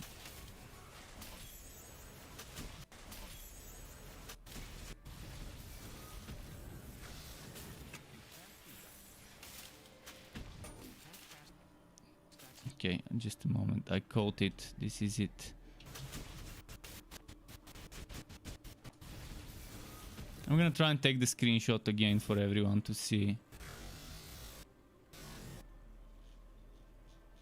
Just playing back a video at 0.25 speed.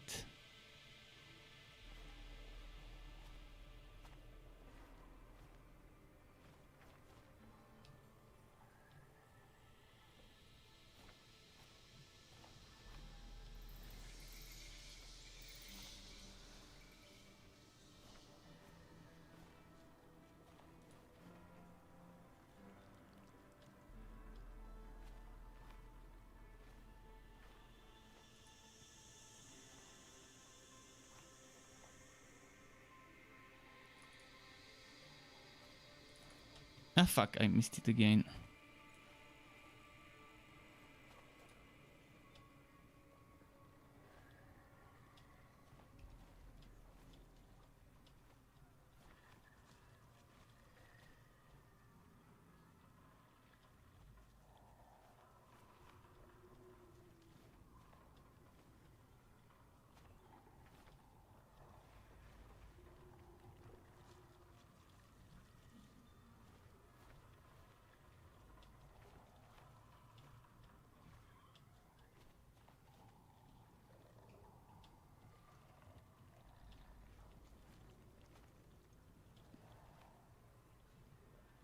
There we go. Although in the video it looks a little pixelated because VLC.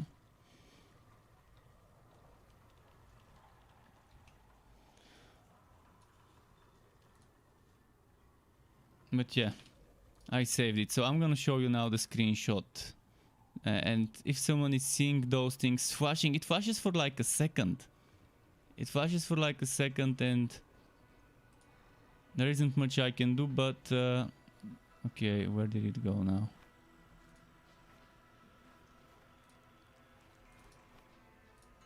This square, ignore the other pixelated bullshit, it's just VLC when I play back at 0.12 speed. But see this square, this rectangle appears around my cursor or whatever.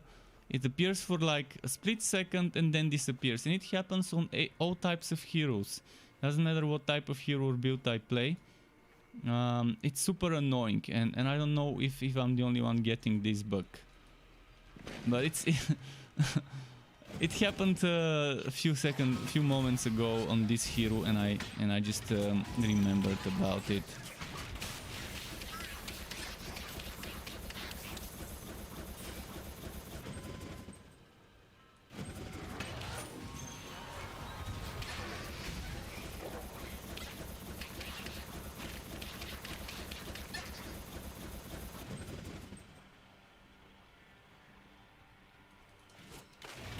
I'm wondering if I should be concerned for my hardware or whether it's just a bug in the game, not my hardware glitching out. The silence has gone on long enough. I will dispatch Varys to the It's a scary bug. It's scary because it's very similar to artifacting, but it's too big to be artifacting. I mean, such a big chunk of the screen to be artifacting, and to only happen with this game. Seems a little bit dodgy and to be just artifacting, but it could still be some sort of form of it.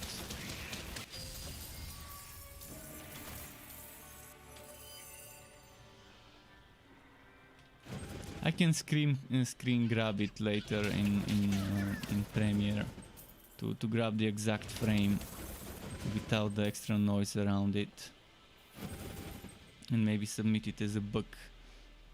I actually screen grabbed it and I was gonna submit it as a bug, but then I forgot, and now I don't even remember where the actual screen grab is.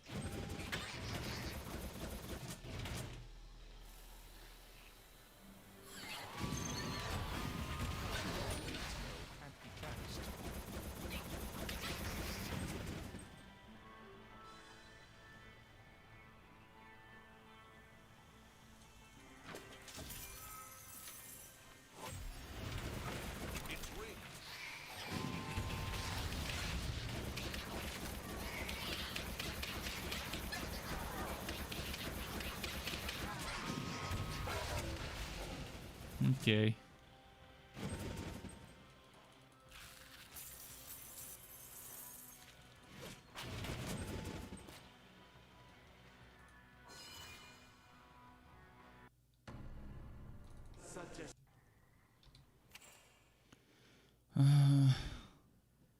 New weapon, right on time.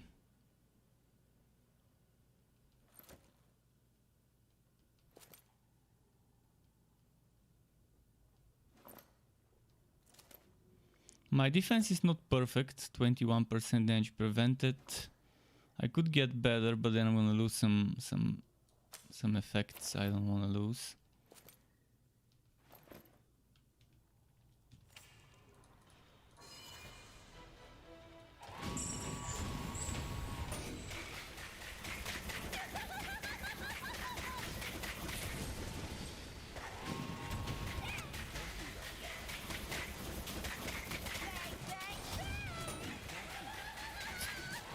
So unhappy with the fracking strike. How easy it is to miss point blank with fracking strike because of the way the skill works. I'll cut you down.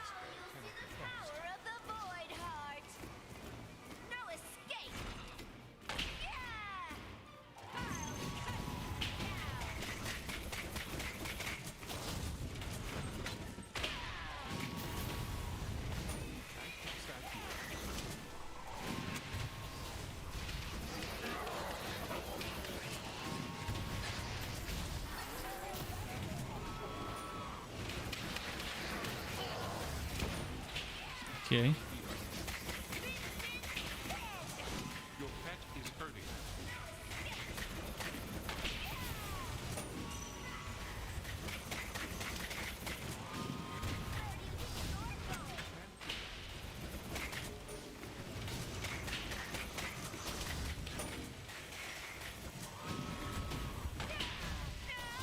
You can't use that skill. Okay. That was her.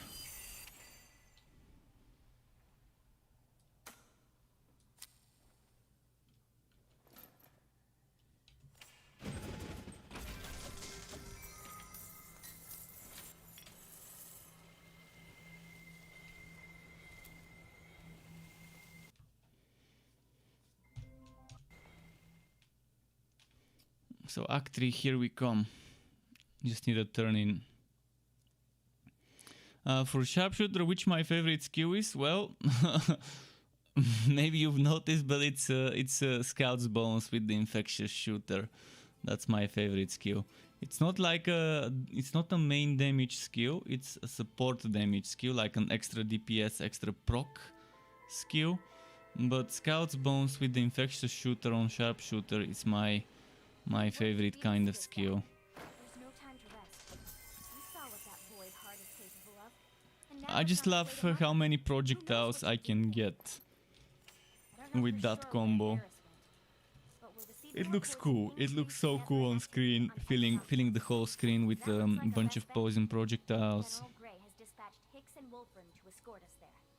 Let's speak with them at the docks.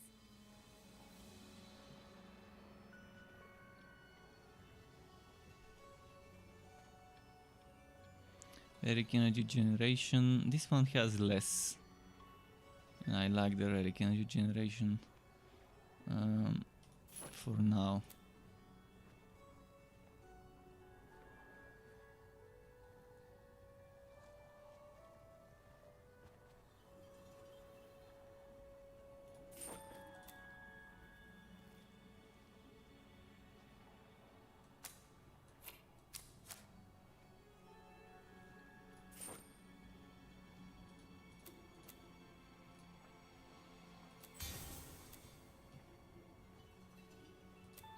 Till next time.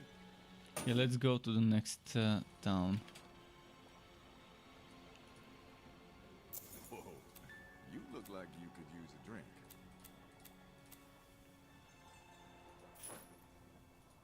Come on back when you need a drink. NPC Delighted to see you again. and Echo Landing.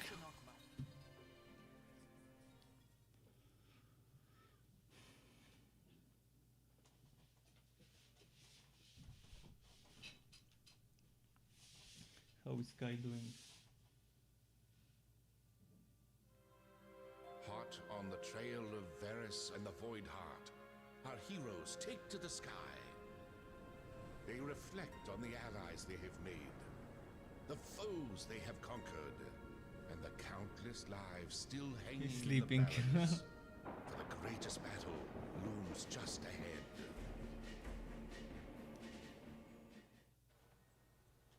Alright. That was the intro.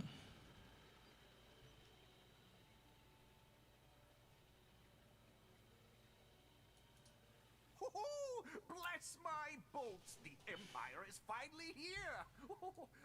I'm the mayor of this humble town. You can call me Bolton. My town is under attack by the Voltura. The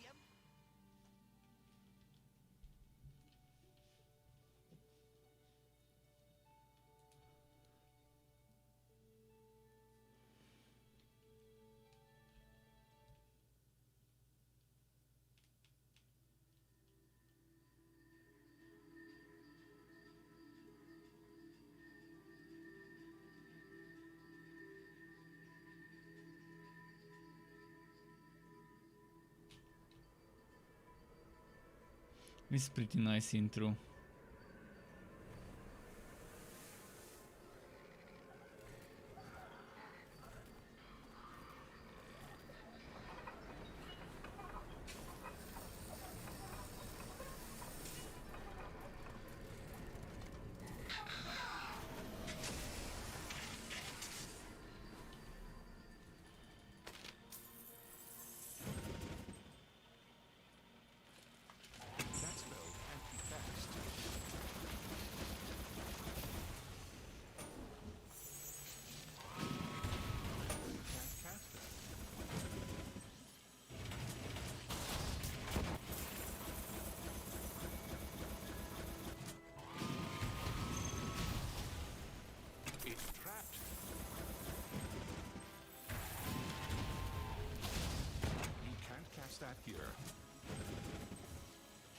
Some more.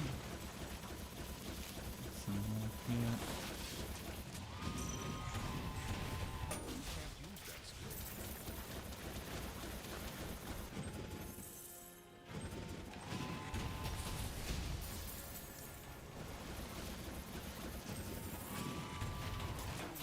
Completed a quest. Okay, quest finished.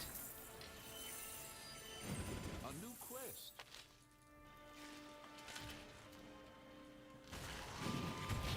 You can't do that here.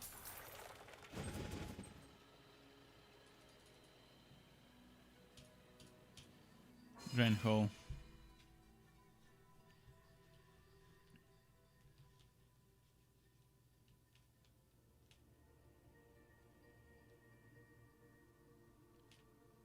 Come on.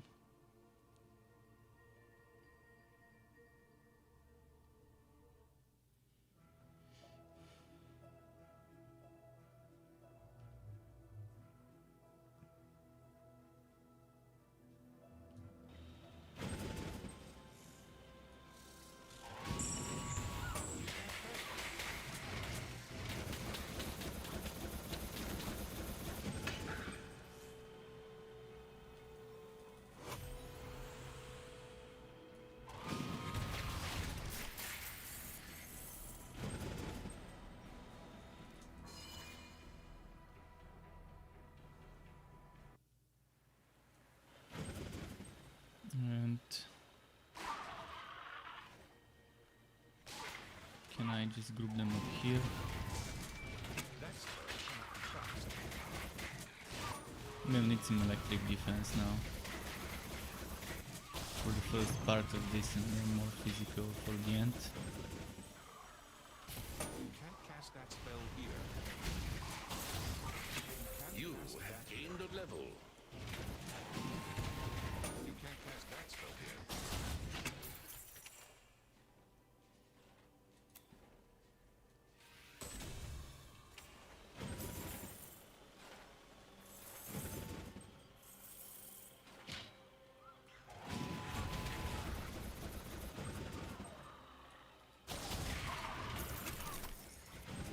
Nice, this can hit upstairs. Unlike Swookshot, which doesn't seem to go down or upstairs. Like it, Swookshot doesn't handle pressure shot. I mean, doesn't handle elevation. Where even things like Fracking Strike, which is like a shockwave, does handle it. So it's pretty strange. And Rapid Fire handles elevation, so they just missed the property on that skill. They missed to apply the property that allows it to handle elevated surfaces. You can't use that skill.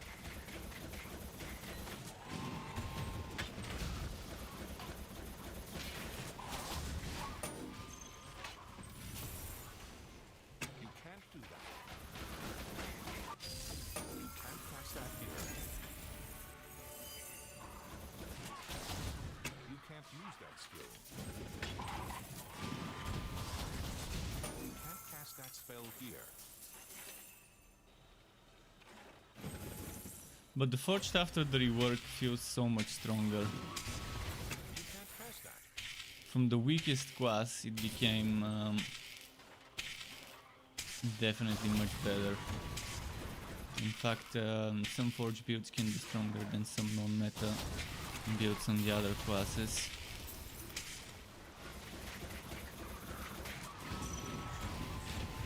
That spell can't be cast. And since you have two ways of getting extra defense on the Forged, with Power Projection and Vortex Bomb, you're definitely very beefy.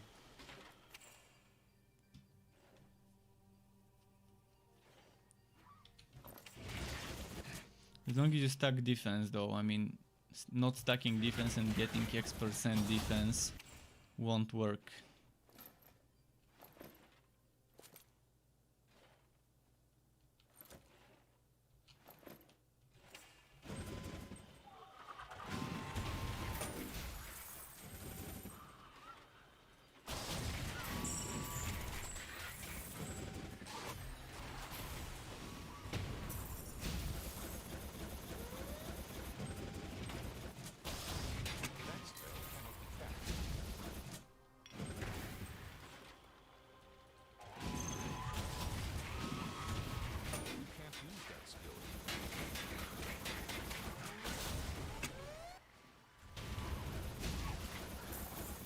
So what am I getting from this one? Heat generation, knockback chance and damage. I'm just gonna change it.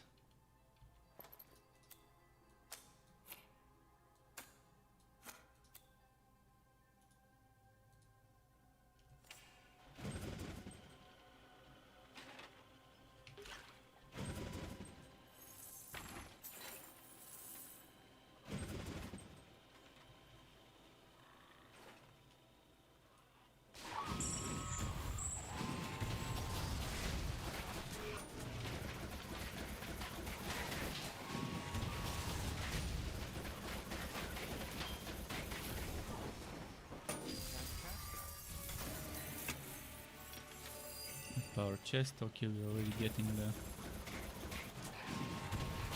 the sets for this frontier, for this act. Cast that here.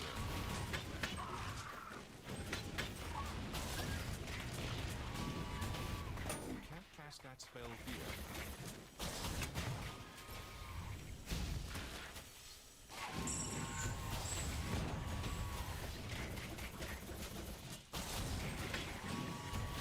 You can't do that here. You can't cast that spell here.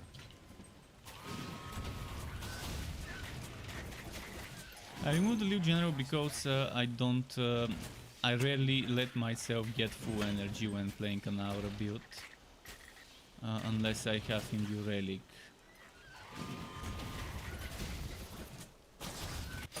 You've gained a level.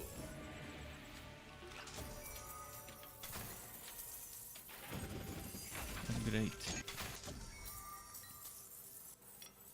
Oh, it's a hatch, not a helmet. Still an upgrade though.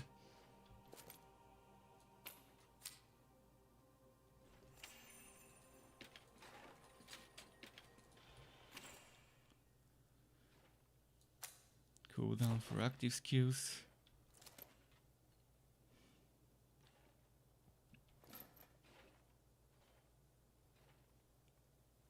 Relic generation, and it's more than mine. Nice.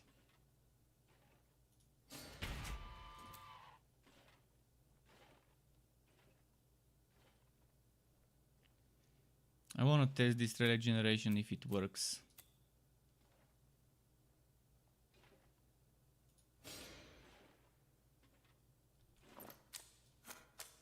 From the cannon on weapon attacks. I wanna see if that regeneration would work then. Another proc. Yeah, let's get the waypoint, go to my fort and do a quick test.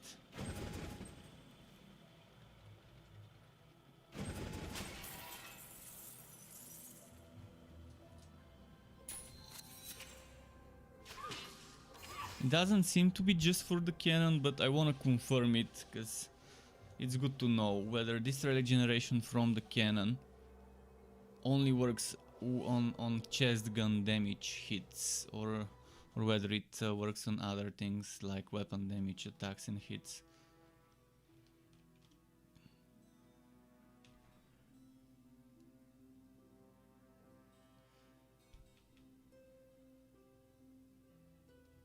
And maybe I can, while I'm here, might as well check for an unstable war arm in the storage. So, basic attack will generate 3.5, 9.2. That was a lot.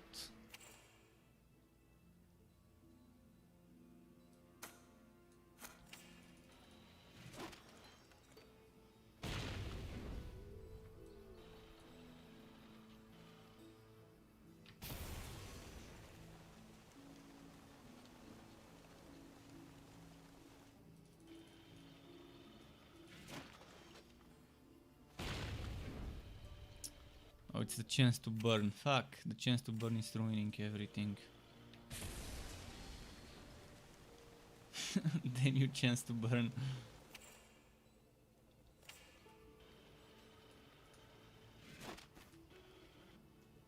$3.7, okay. Without the cannon it's 3.7.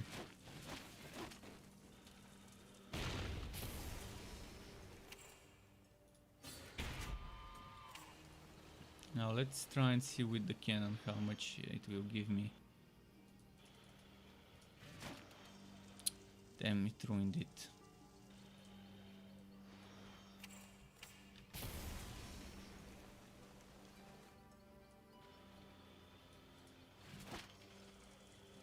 Now it's burning, fuck.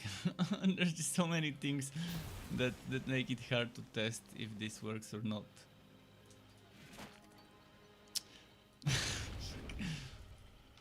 Come on, come on. Don't trigger a proc. I mean, I know I've got a ton of things that I can trigger as procs, like burning swords and stuff. 3.9, so there is a change.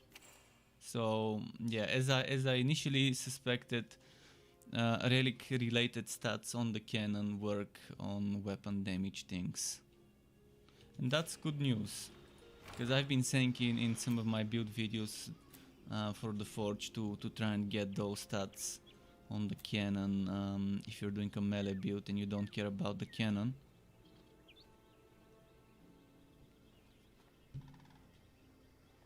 This actually, it's broken, it doesn't work on the forged.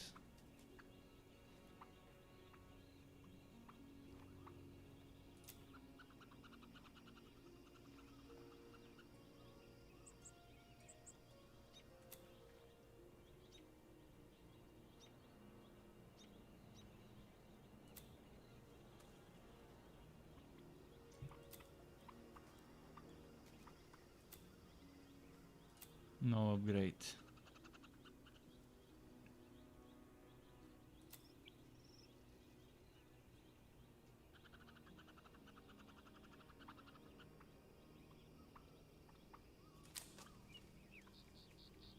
I have to sell some stuff.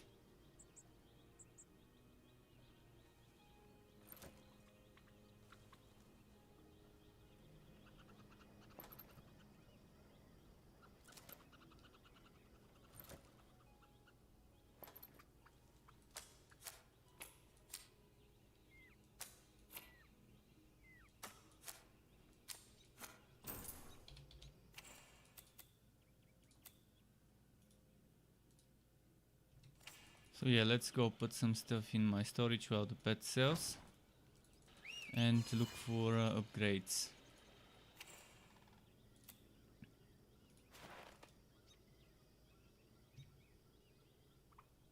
Your pet has arrived.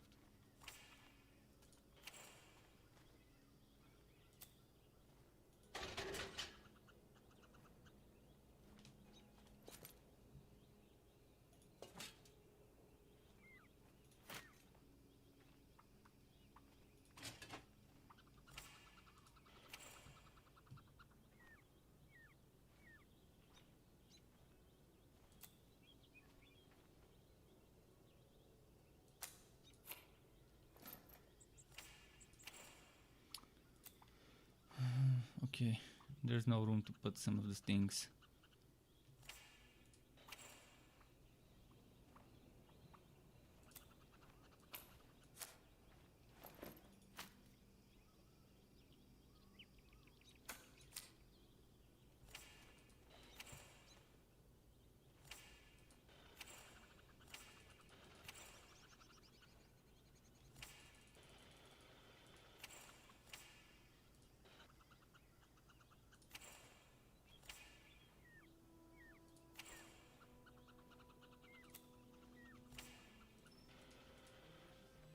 Come on, come on.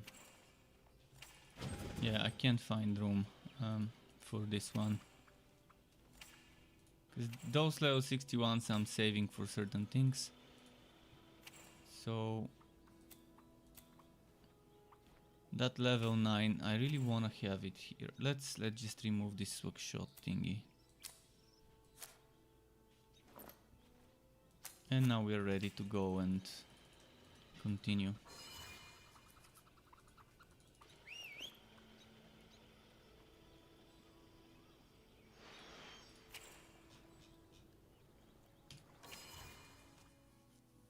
I probably should have taken some high level items like level 36, 7, 8, 40 items, so I don't have to return to my fort later. But let's just wing it and see what drops. Whatever drops, we can rely on that one.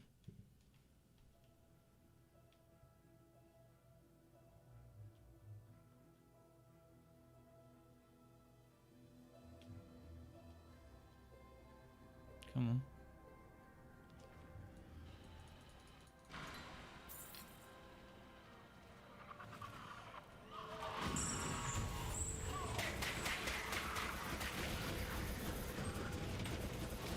It's trapped. Boom.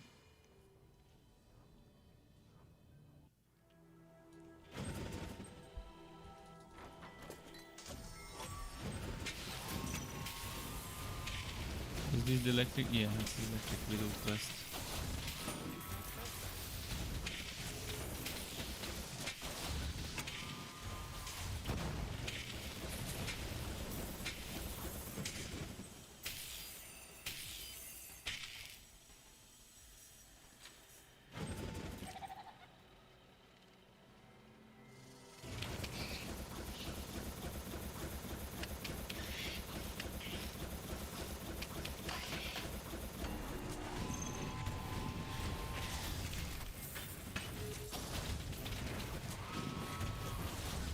That spell can't be cast.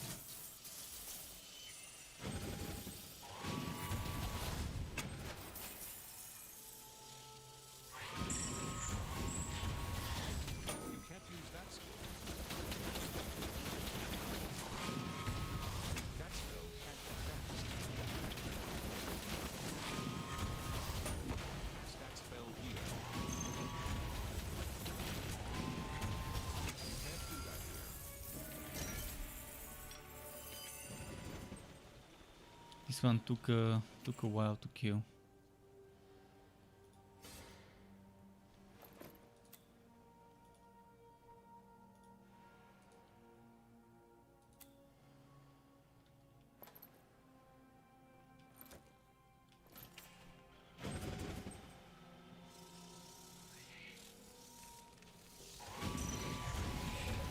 You can't cast that here. I'm already under leveled by 2 levels from my content. That's why I need to kind of slow down a little with the rushing and kill some enemies. And get maybe some items with those levels. Do that. You can't cast that.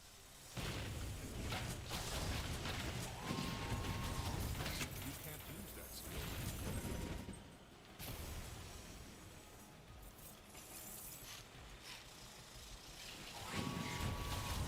It's trapped.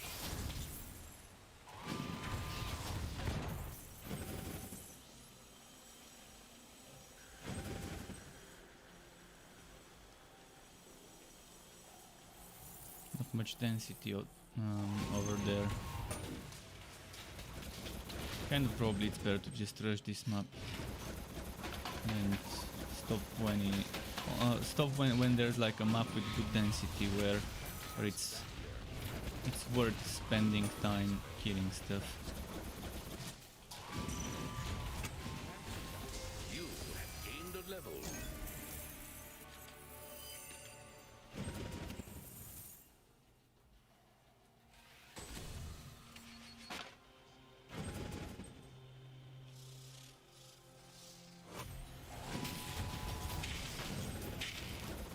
I should probably start investing into cyclone mode points as well. I just haven't decided whether I wanna go max level cyclone mode or just keep it as a 0 point skill and just use it to build heat. Like I haven't decided if I wanna make it a vortex bomb build, a cyclone mode build, or a fracking strike build. But that's gonna be my skills. Like just Imbue Relic is missing in the skills.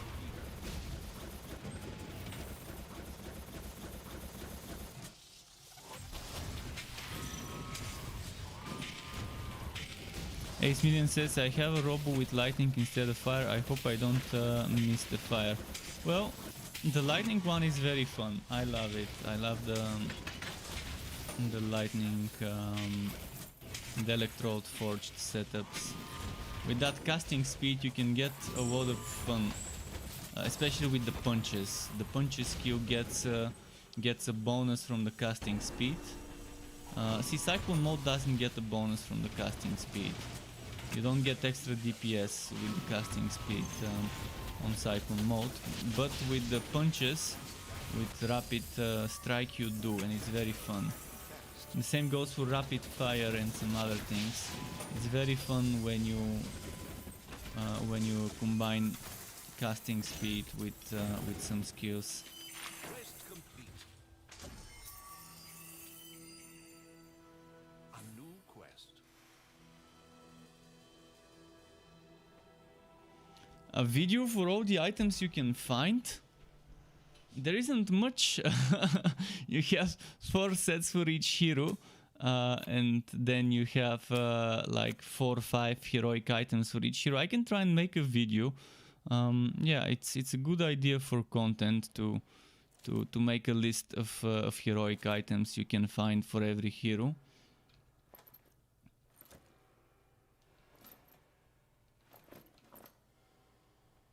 And maybe I can mention which ones I think are better.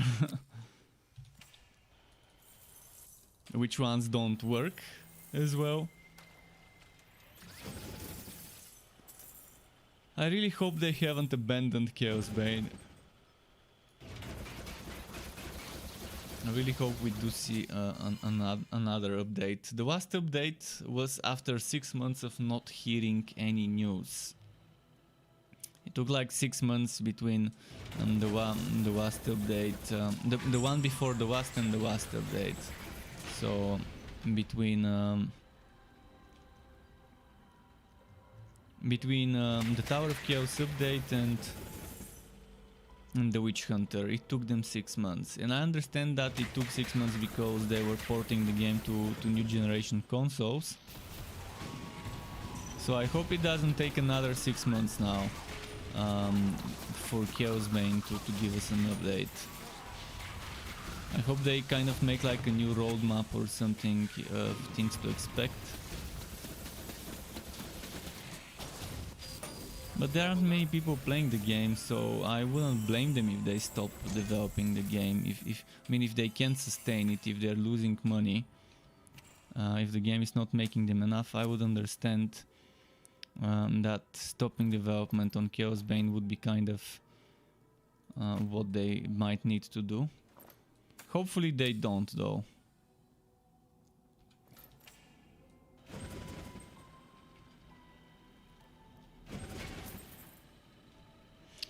But yeah, in Chaos Bane, basically if you look at my build videos, that's where I'm showing some of the items. Every hero has a set. And I do have a video for Kiwa and for Jurgen, where I'm showing you every single item that drops for those. But I don't have for the other heroes. But if you look at my build videos, for everyone except for Bragi, from the starting heroes, I have a build for each set. It may not be a recent build, but that's how you can, for now, until I make such a video, see the sets. And during some of my streams I've definitely showed some of the items, but I'm pretty sure I haven't showed all of them. Maybe the first thing I can do is a website version with screenshots of all those things. But I've got some other things for Torchlight I wanna finish, which is the relic videos, one for each relic, for each subclass. I'm not gonna do one for Cold Heart until they rework it, but I still got the Blood Drinker and the Bane left, which I'll be making this week as videos.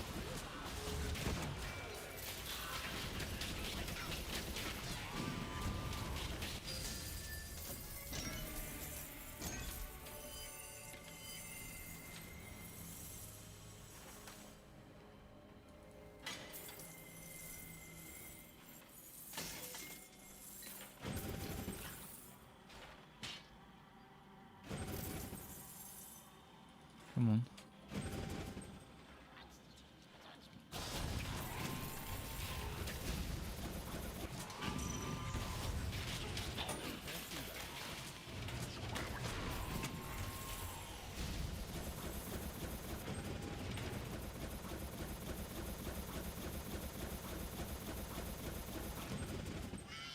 Over there, boom. Boom. Another boom.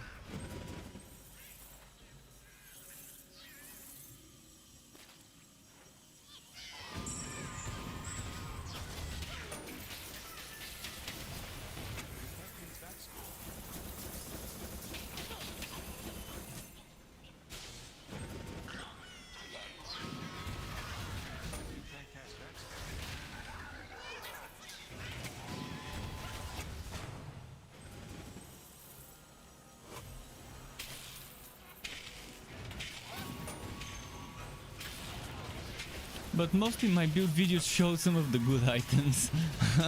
That's how it is. I mean, I'm not saying that there aren't good items that I'm not using. There are some good items, some interesting items. And yeah, that's decent idea for Chaos Bane content, for people to kind of have some ideas regarding items that can be used. You have gained a level.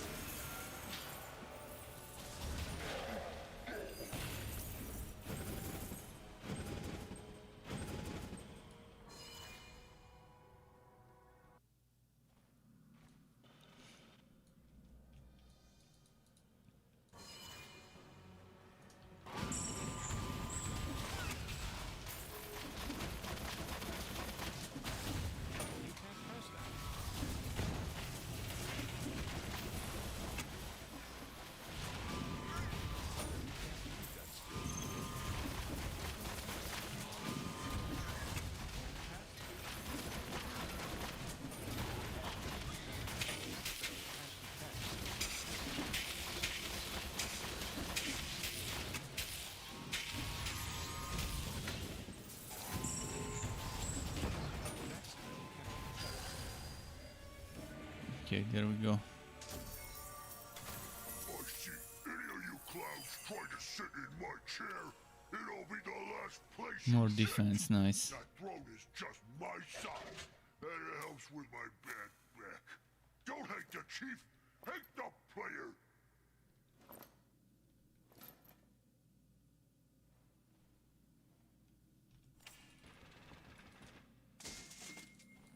You have finished a quest. You have gained a quest. Okay, new quest.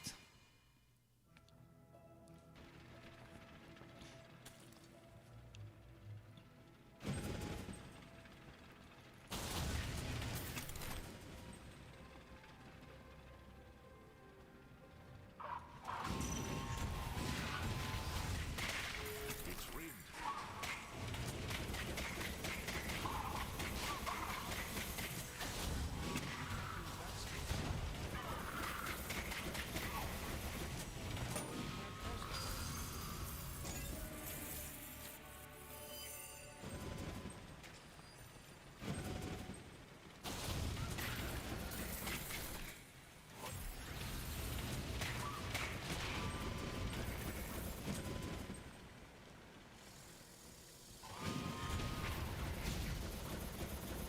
I'm level 35. Oh yeah, I'm definitely ready for the next zone. Wait, did I just level to 35? Did I spend my skill points? I don't remember spending them.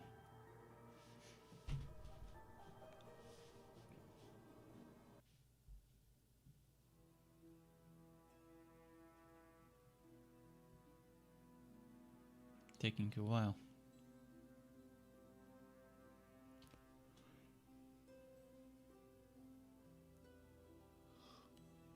Come on.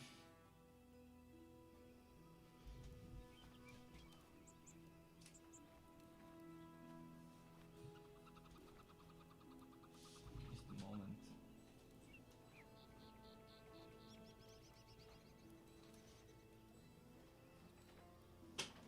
Starting my heater there.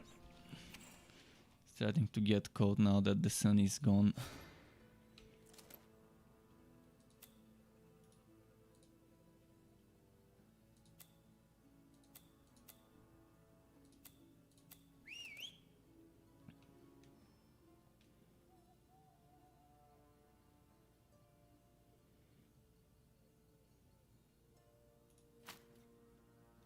Yeah, we got some relic upgrade, and yeah, I've got skill points to spend, as I noticed. Probably gonna get cooldown for Vortex Bomb. Oh no, I think it's time. It's time for a Sonic Pose. In fact, I forgot, and I've been neglecting Sonic Pose for a long time.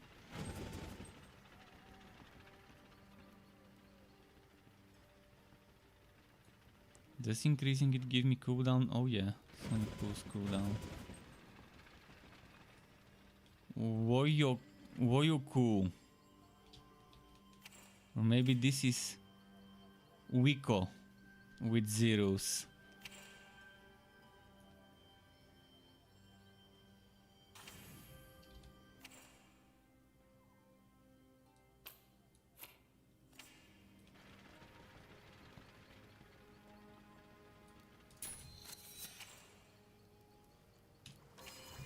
Time to turn in.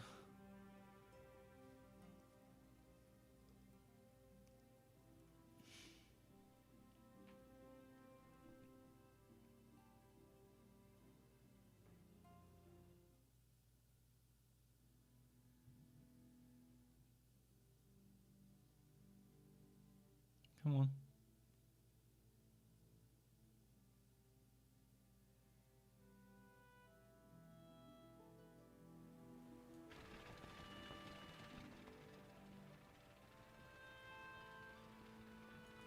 Excellent work.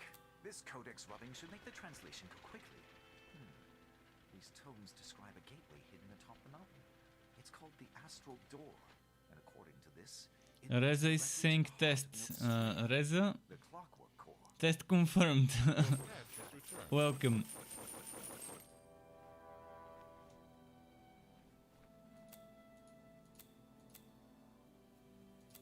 Good luck out there. Or is that Riza? Not sure how to pronounce it. I hope I'm not mispronouncing it too badly. So you buy in or what?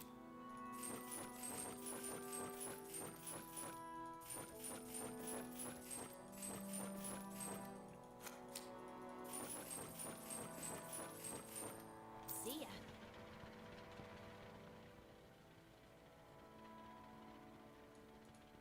Now let's buy the good potions. Need a potion? Ooh, let me get it for you.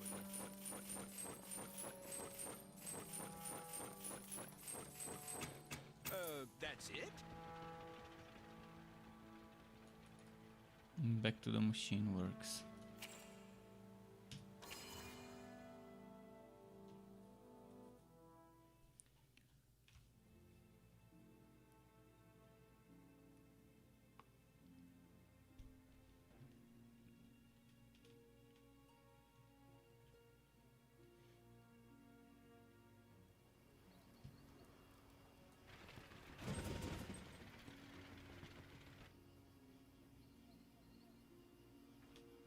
Generates steam. It doesn't say how much steam it generates.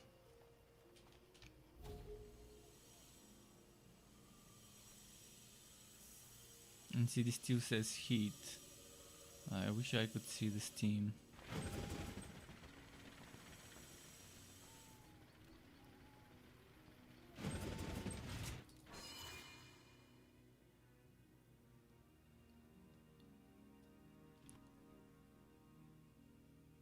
But yeah, giving power projection extra steam generation could be very good for such builds to invest, for fracking strike builds to invest into power projection duration, and to get some items that give you power projection duration, so you can kind of have it at like 100% uptime. Haven't made such builds, but I'm gonna consider making such builds with maxed out power projection. You can't cast that. At level 10 plus 2. and some items for duration.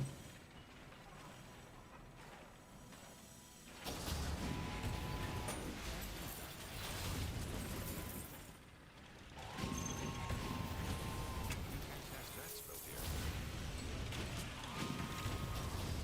You can't cast that spell here.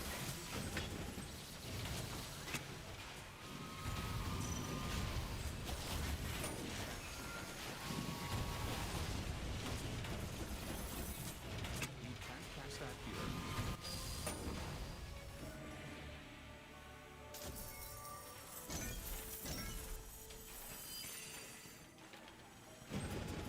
Okay.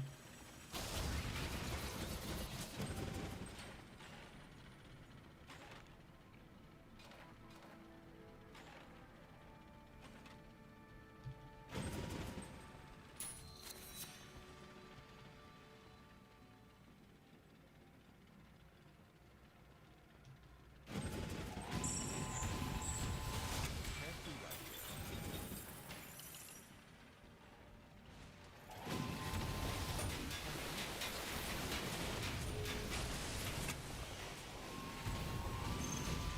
You can't cast that here.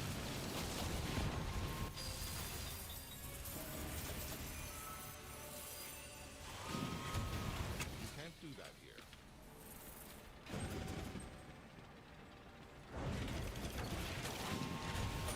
Boom. You can't cast that spell here.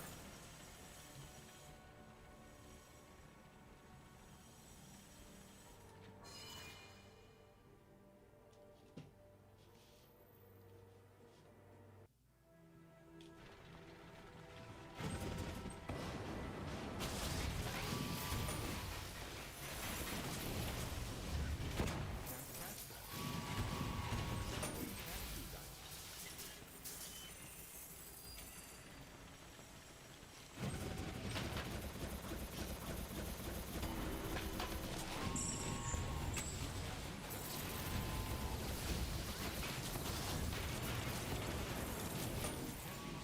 So many elites here.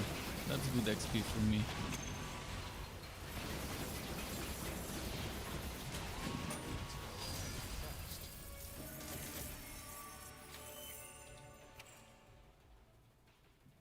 Wow, that's a lot of damage.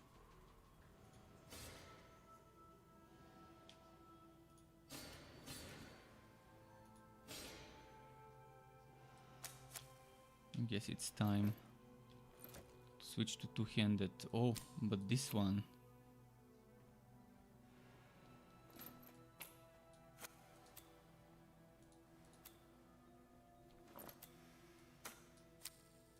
Maybe I can switch to two-handed and shield.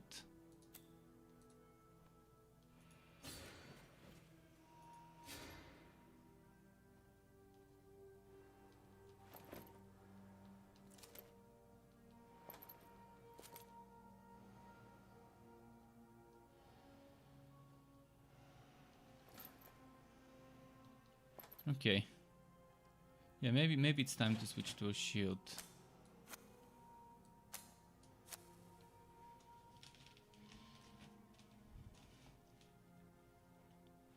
This one has chance to burn and it fits very well.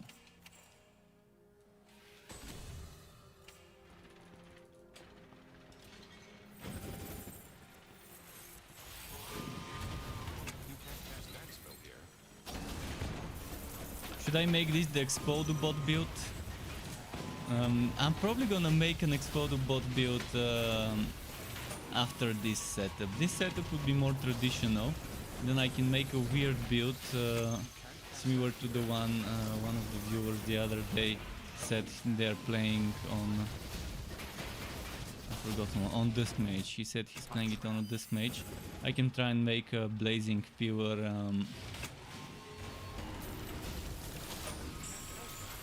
Ancient Ember setup, but I need decent Ancient Ember threats, a hatch, which I still don't have, and I need shoulders, and I can get shoulders from the other heroes because those are interchangeable. But the threads in the hatch would be the problem, because they are forged only. I think I've got some threads somewhere. I still need the hatch. It won't work without Imbue Relic.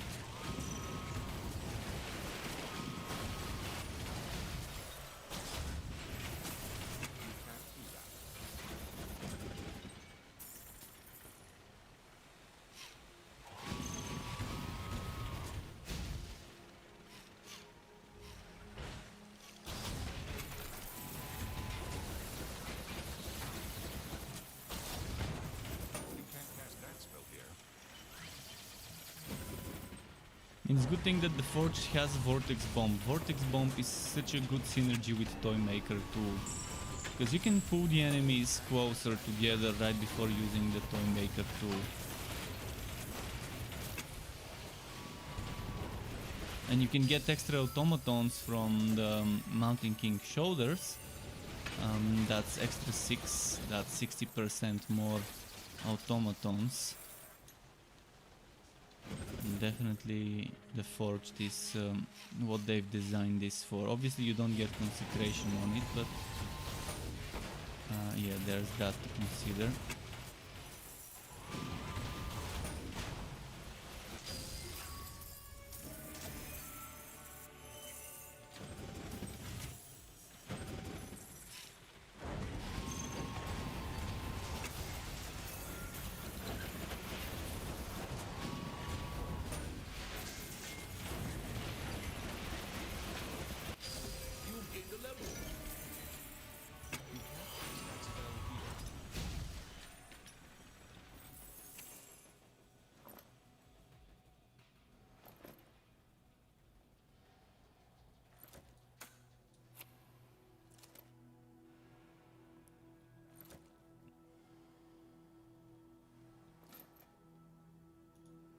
Nice electric defense as well. Wait, didn't this get equipped? I clicked it, it didn't count it as a click.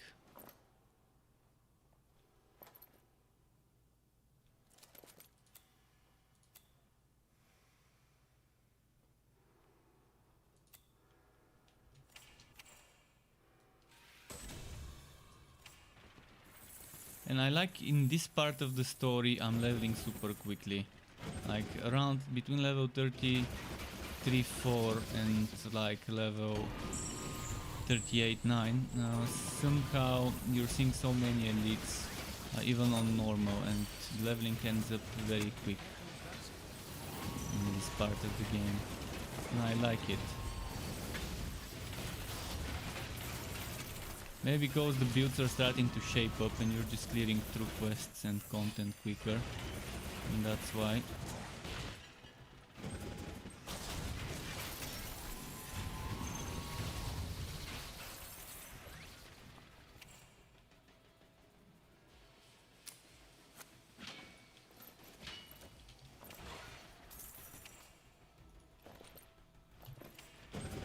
That needs to go away.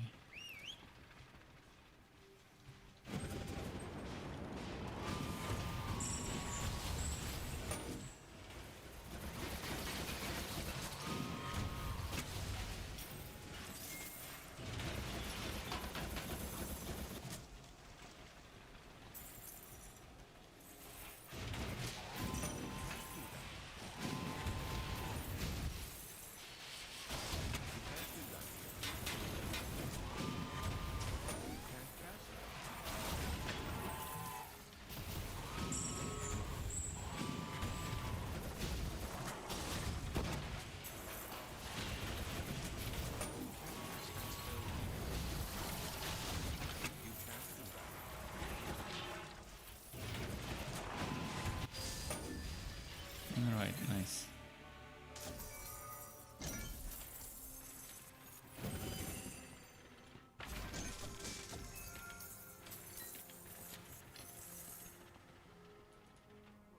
It isn't Gray's favorite recruit. Listen up, rookie. I found that asshole. Because I'm such a Next smart- quest.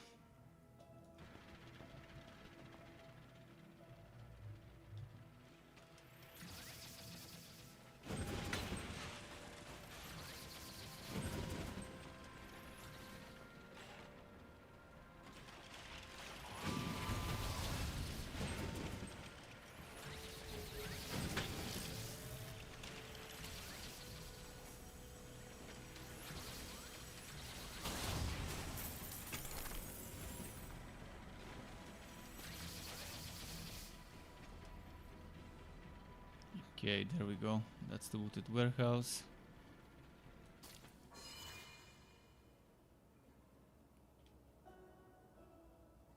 Let's do the quest with the flying with the Vultura. I can probably rush ahead and only stop for elites this time.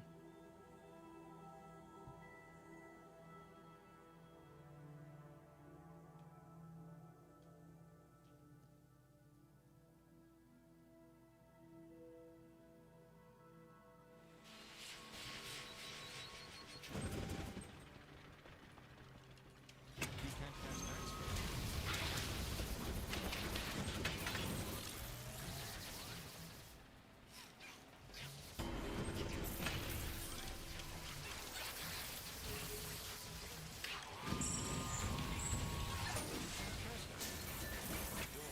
Is full.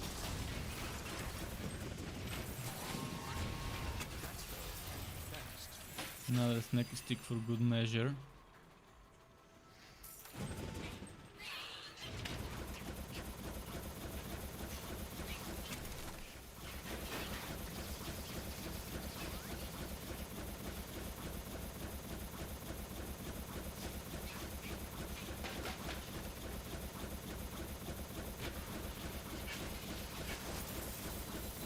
How do I reach there?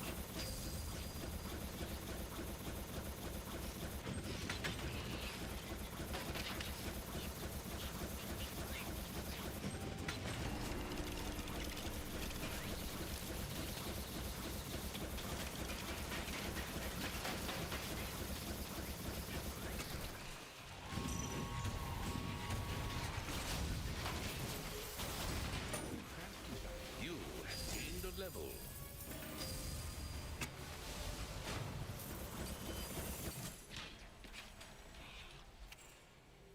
Okay, a bunch of junk again.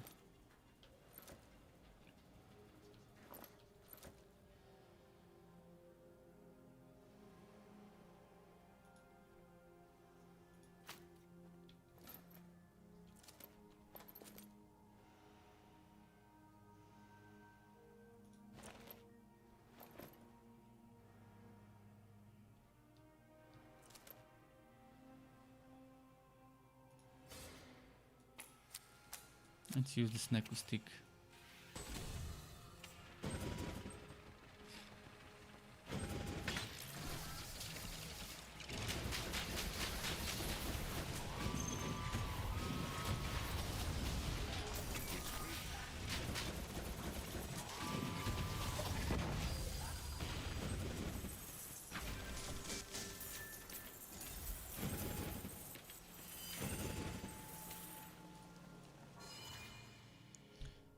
Next.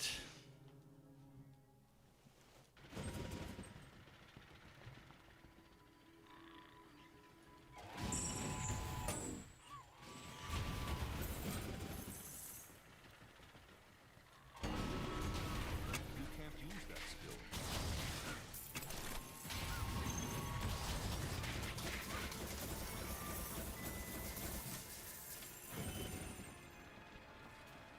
You can't use that skill.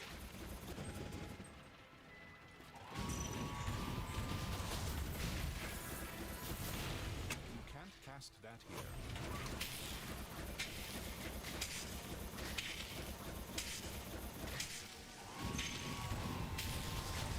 That spell cannot be cast.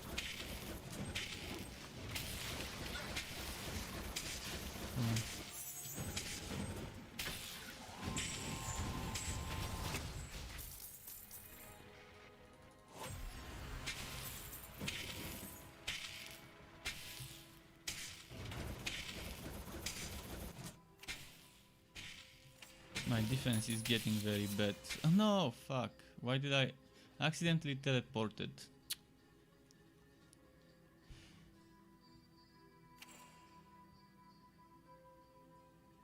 Come on.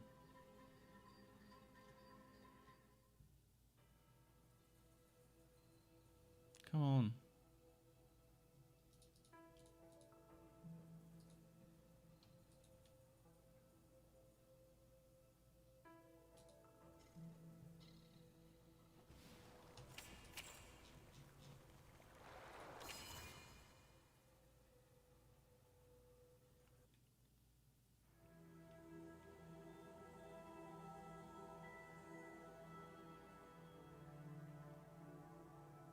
taking a while.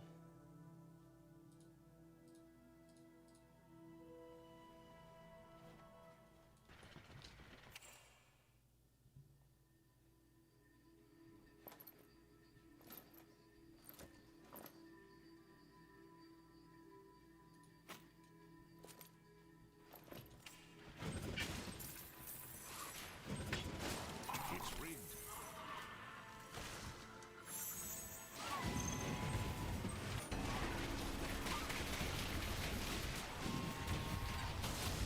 You can't cast that here.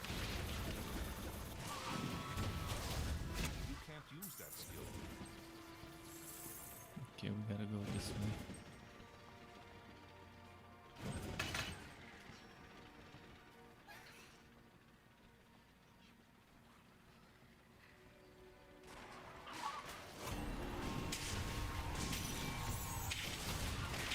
You can't cast that spell here.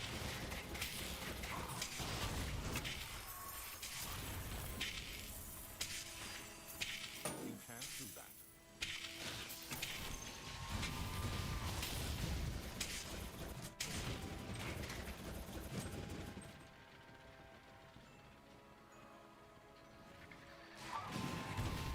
You can't use that skill.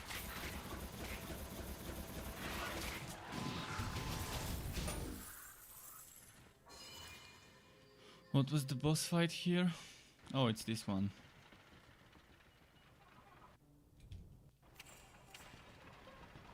I'll make scrap out of you!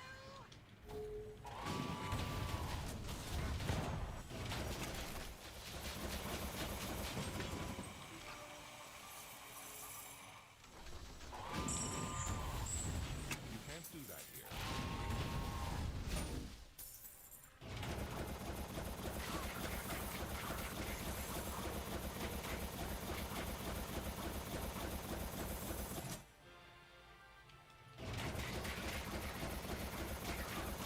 This is the safe spot.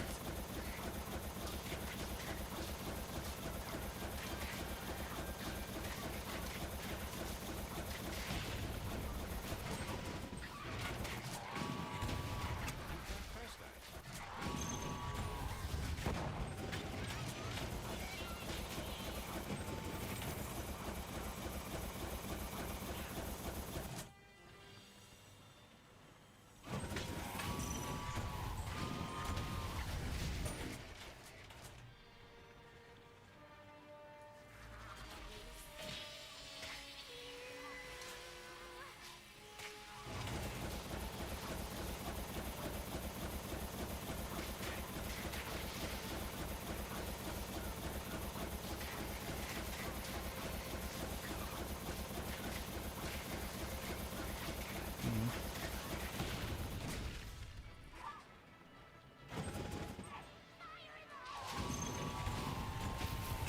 can't cast that spell here.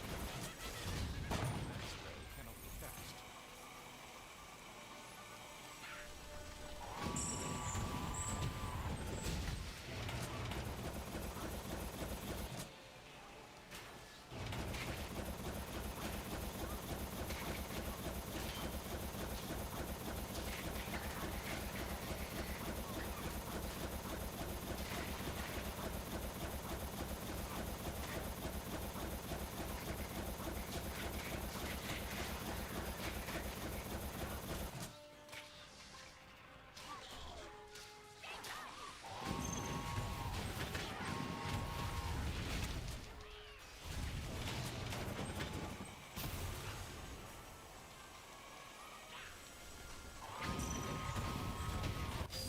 Level up. Level up.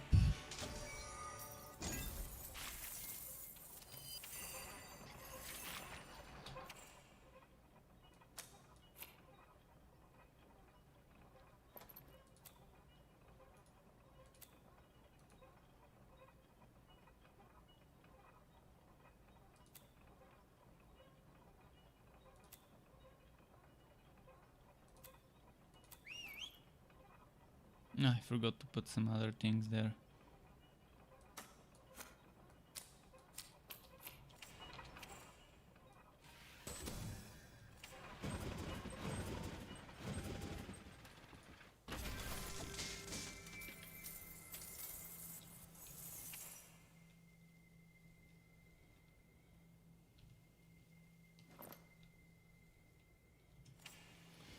Okay, let's keep moving.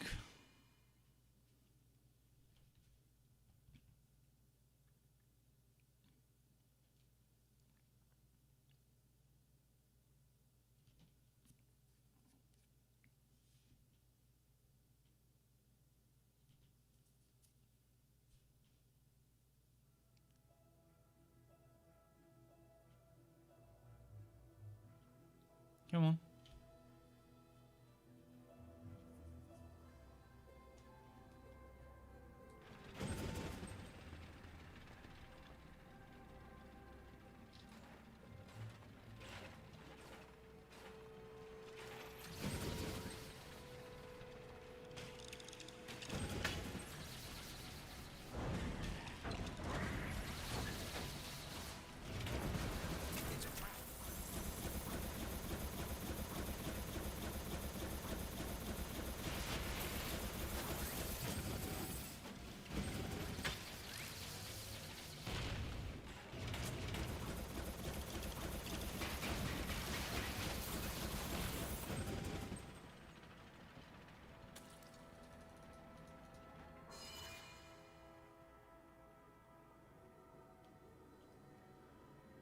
What's the time? 5:52 p.m. Okay, we've got plenty of time to finish this act and do a little bit of Fazir. Maybe get some ancient timber items. I just need the hatch. That's the most important thing for me to get as a drop right now after level 46. The ancient timber hatch.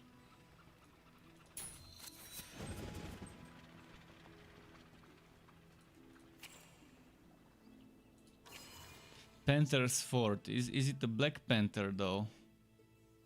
Or a pink panther?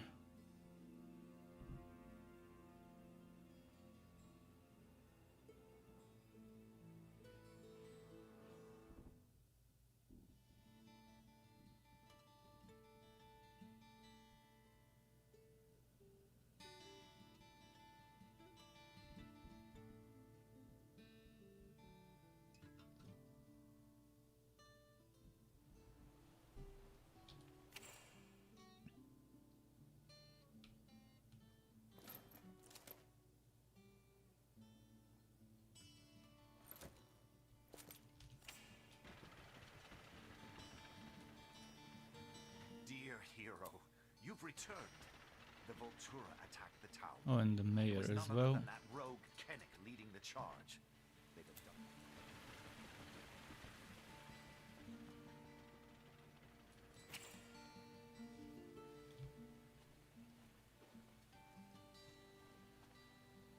Okay, back here.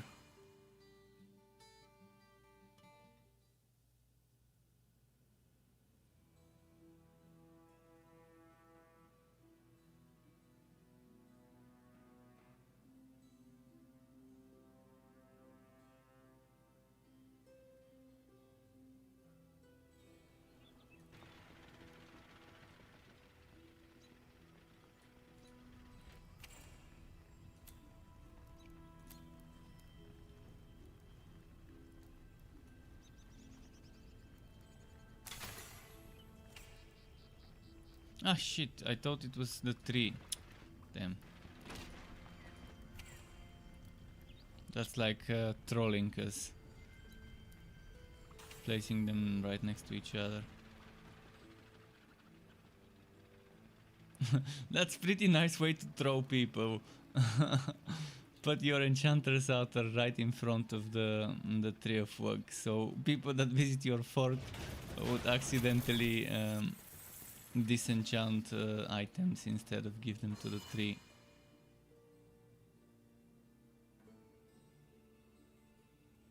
Then, oh, where's my buff?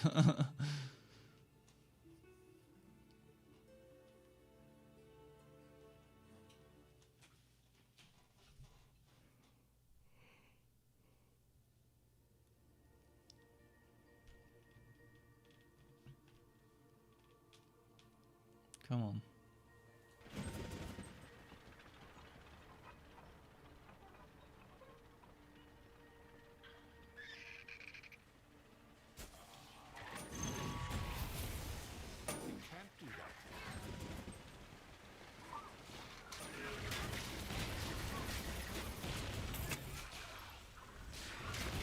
course they're gonna silence the skills I need to use. That here. You can't cast it. That's good. You can't do that.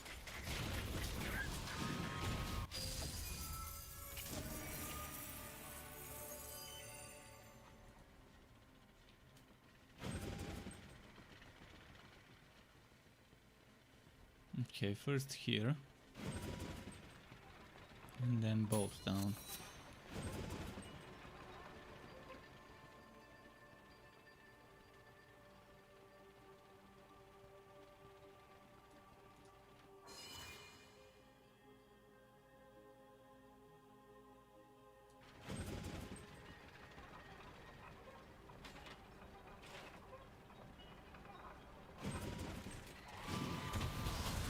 You can't cast that spell here.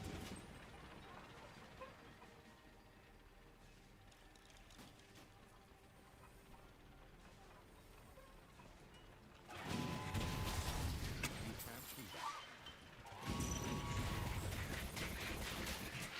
You can't cast that here.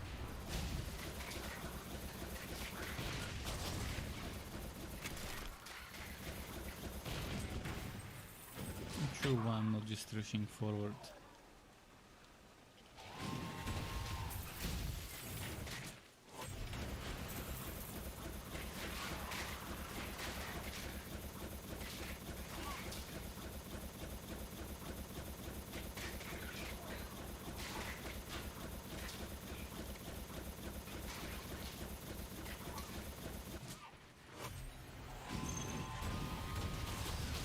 You can't use that skill.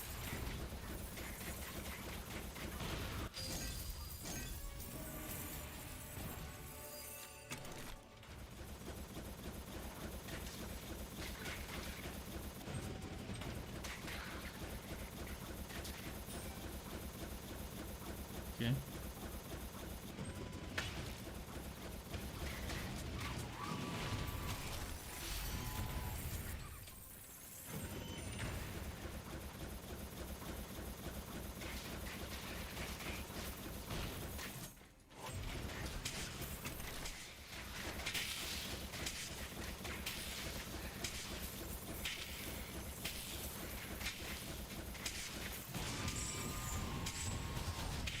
can't cast that. You can't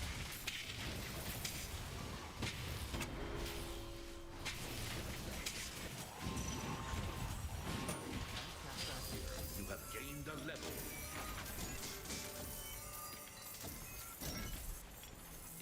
Okay, next. Where is Higgs? Here. Higgs, go exercise a little. You keep getting captured. You started a quest. Let's body shame Higgs. He needs to exercise to stop getting captured by some birds and whatever else. Hive it. No spiders.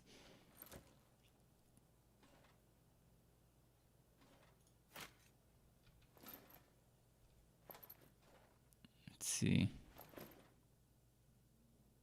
Expeditioner's shoulders.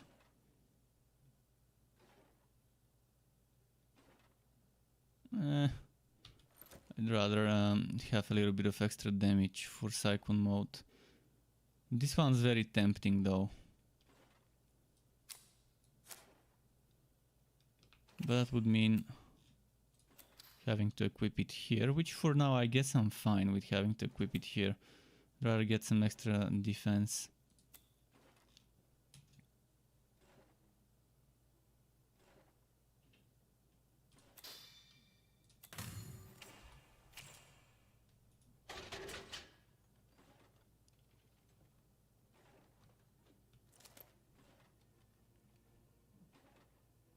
Wheel of Fate, official launch countdown. What was Wheel of Fate? Why is it on my wish list?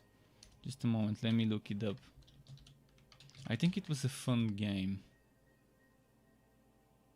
Wheel of Fate. So it's launching soon.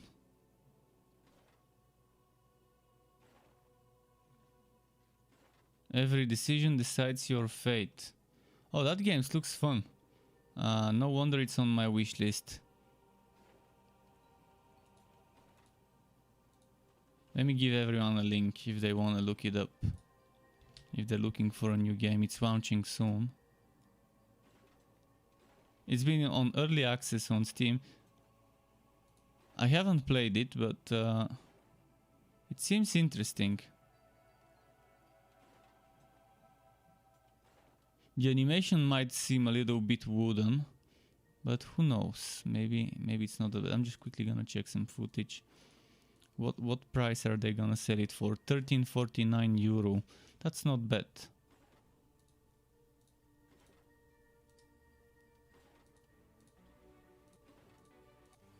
I'm assuming it's gonna be single player centric game, not co-op.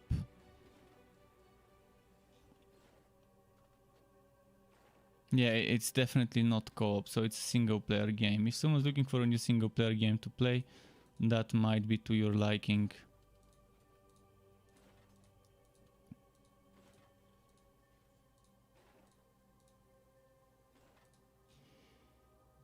Okay, I'll be sure to keep February the 12th is when it's launching.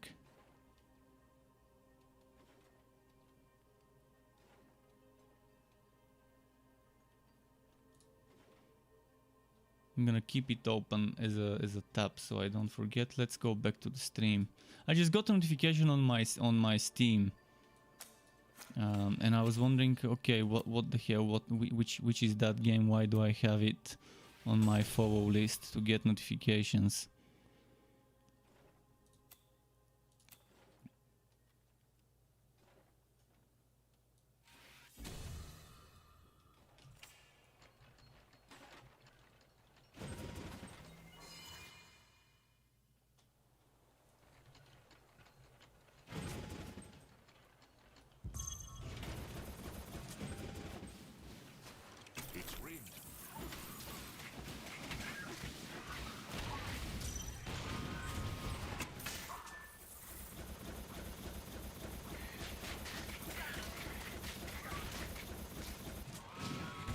I think the snake stick could be much better as an item if it wasn't shooting 3 projectiles, but it was shooting a wave of poison, like a shotgun blast but with poison.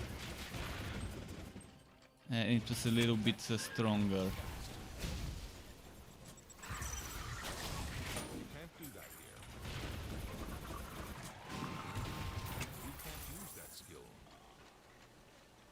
Or even better, as you're channeling the snake stick attack, to be channeling some sort of a poison AoE like the one from the skittering Lex and Hatch. Oh, Echo Landing is my next one. I forgot.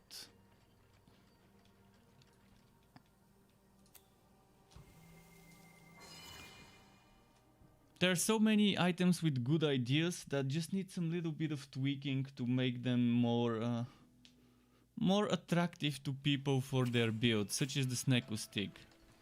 See, those bolts just don't do enough damage, and they're just 3 bolts. They're not like piercing, or are they? Yeah, they're not piercing. They don't do as much damage to make it worth using this in a build, but it's such a good idea. The execution just needs a little bit of a tweak. I would love to have the Sneko stick become a viable item and to have some viable Sneko builds. To be snacking around.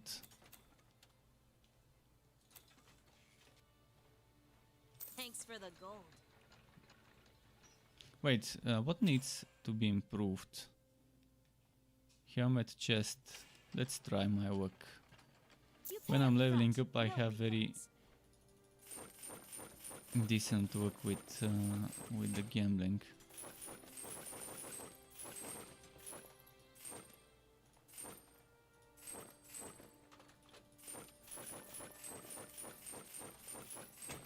Although I probably should save money for the spectacles. For the relic videos.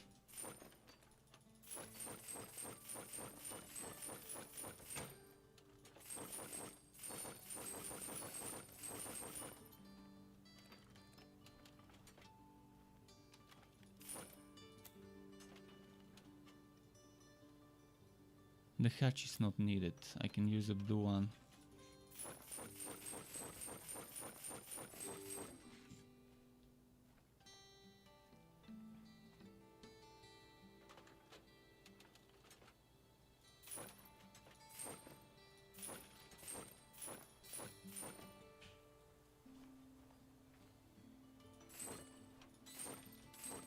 See ya.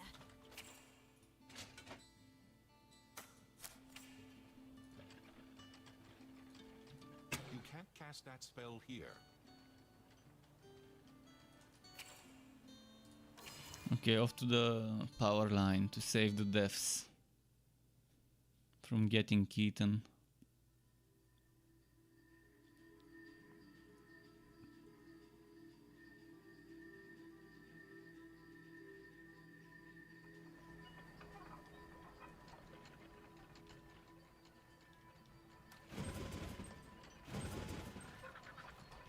Look at it, it's so bad right now.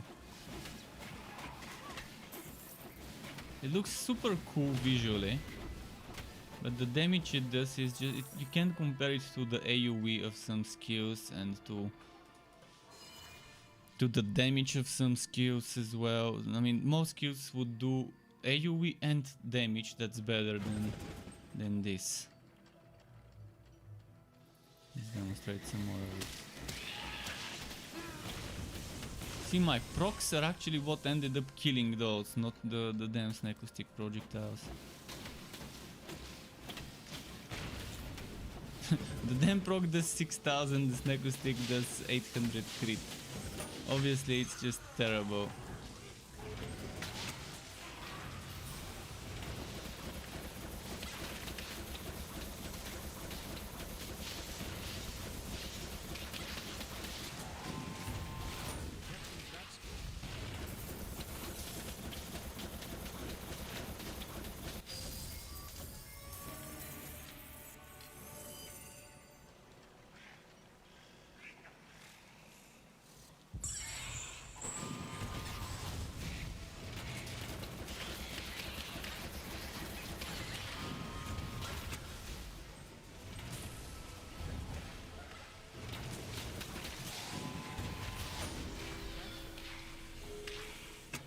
Cast that here.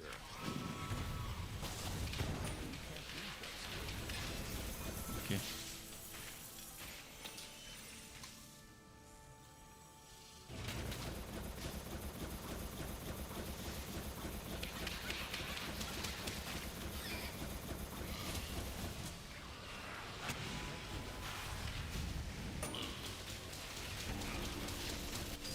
You gained a level.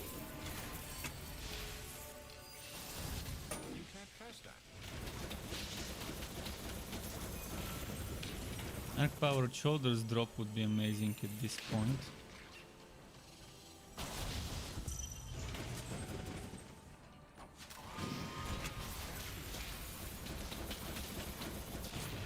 You can't cast that spell here.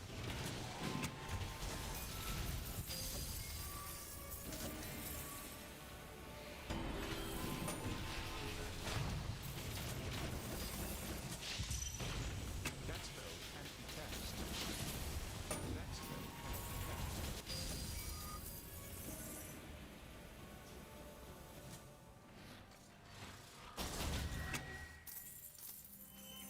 What do we save here? Right, we save Jen. Who's next?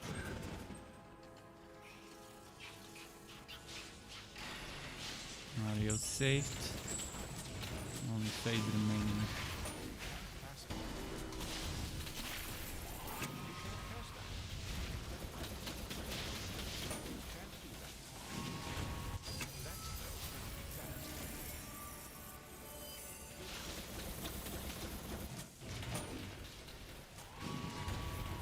can't do that.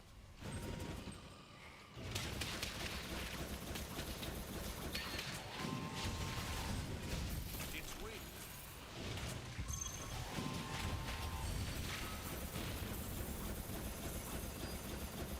Oh, I've missed something.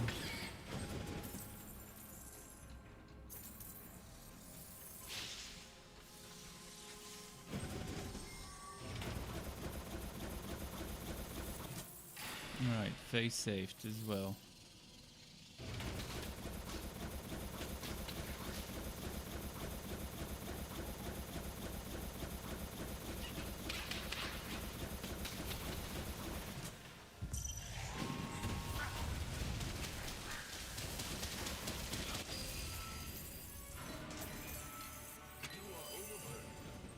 What's next?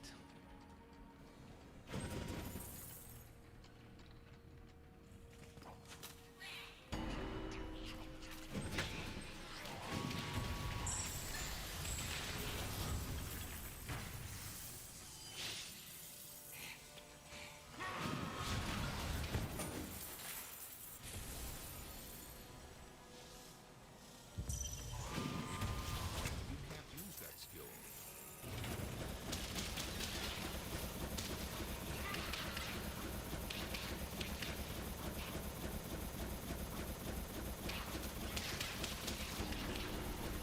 It would be amazing if there's an item that lets you leave like a burning trail or a poison trail or some sort of a damage field trail as you're spinning behind you.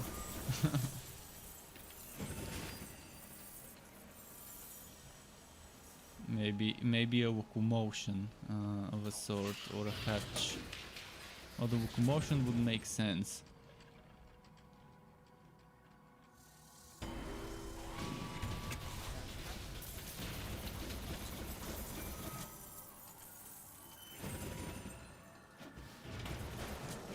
It would be nice if it works on anything, regardless whether you're spinning or not.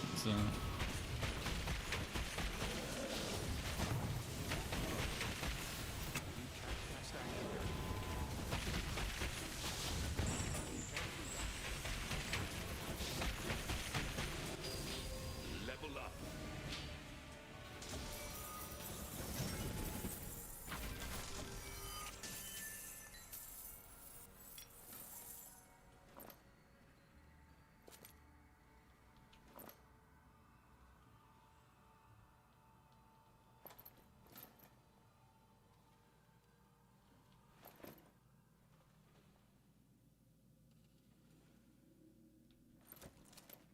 Let's quickly check something. How much damage can I get with this? I don't think it's gonna be much more. 20 more, but the poison... Oh, this one gives me crit damage, okay. What about the crit chance?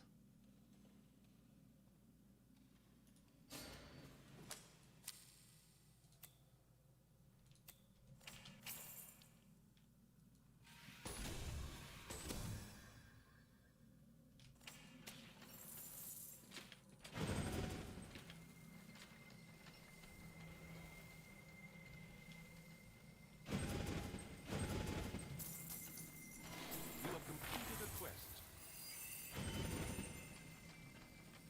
Quest has begun. Okay, next quest. Shriek Beak. Oh no, it wasn't Shriek Beak yet. It was the Undead or the Netherrim kind of quest.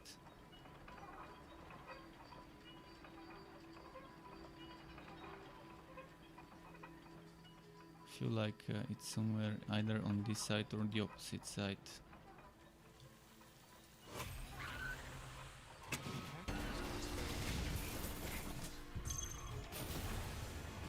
Can't cast that.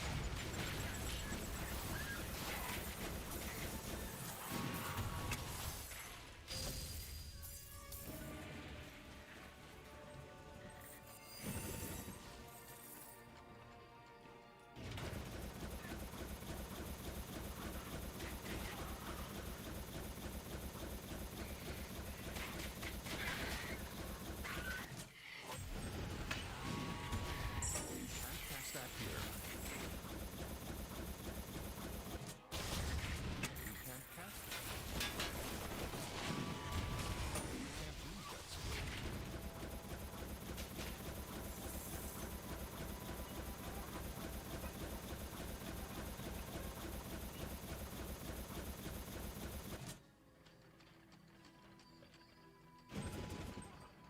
So it's gotta be...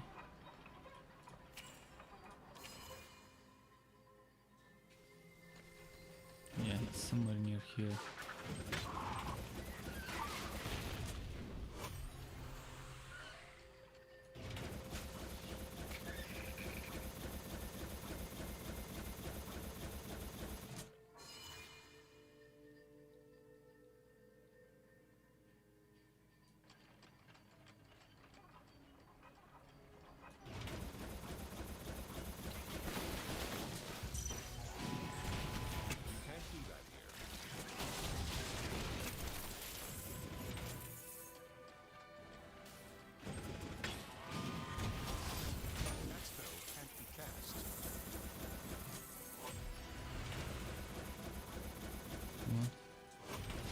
Spawn more on the way.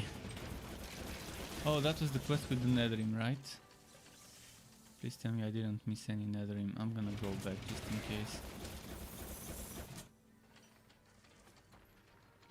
Okay, I've killed the Netherrim there. Last time there weren't enough Netherrim spawned and I had to restart this whole map.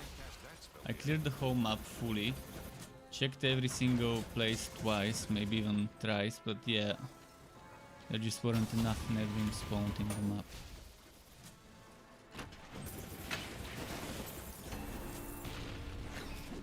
Okay, this is good. Spawning a champion group of Netherrim. This definitely helped.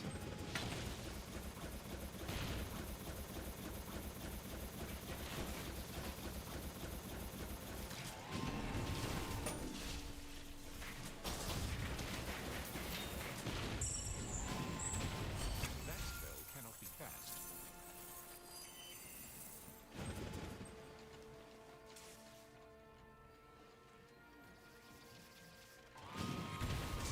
It's trapped.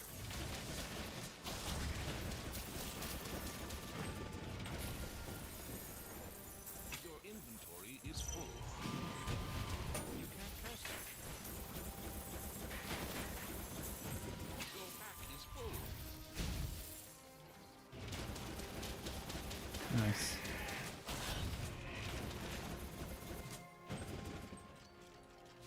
Can't do that.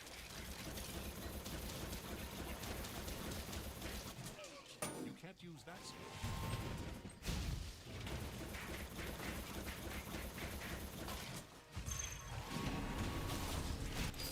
You have gained a level.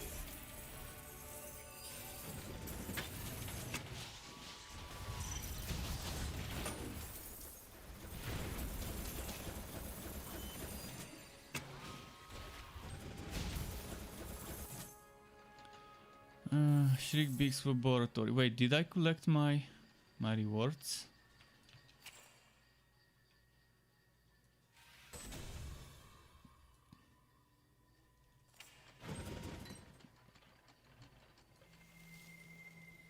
Oh no, fuck. I'm gonna have to do it now. Grixo the Ravenous. Alright, Grixo.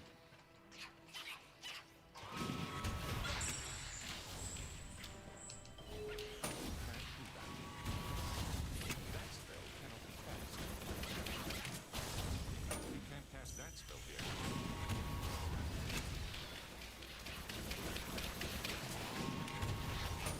Use that skill.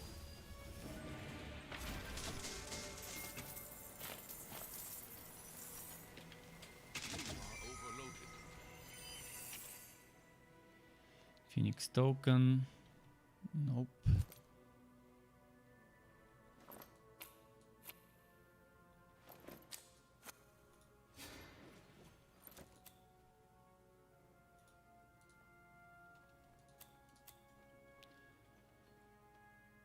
Relic Engine Generation 6.3. Where's the 6.6?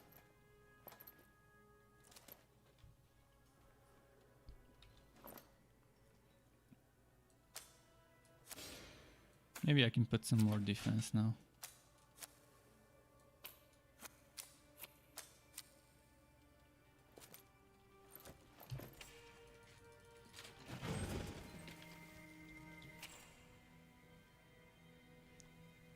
Relic Engine Generation, maybe we can use that.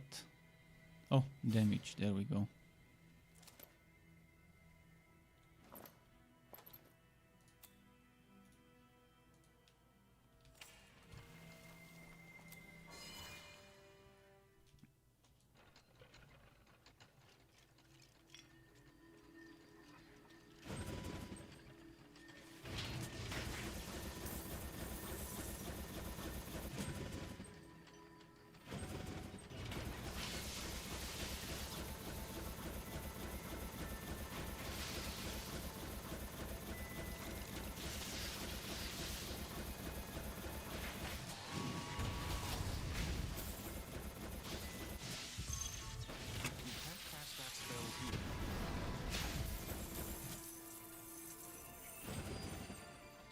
there.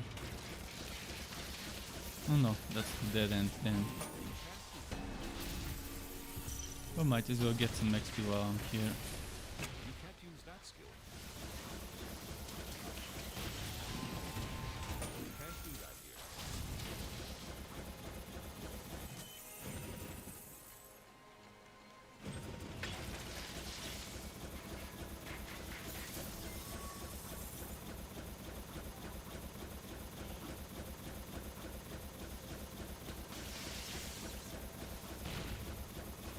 It's trapped.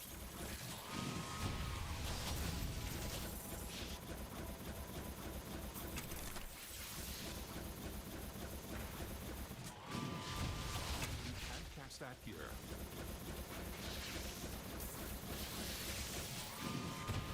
That spell can't be cast. Nice. You can't cast that. Oh, even nicer. Right on time. Losing cyclone mode levels though. But extra defense always welcome.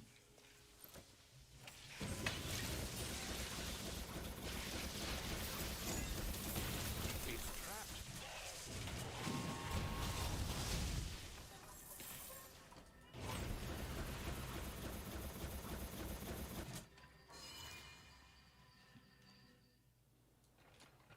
You can't cast that here. Can't cast that. You can't do that.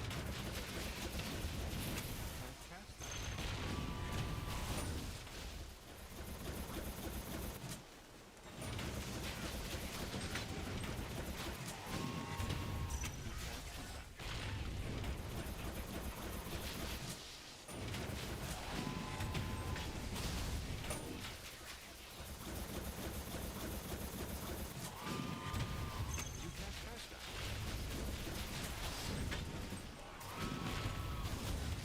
Quest finished.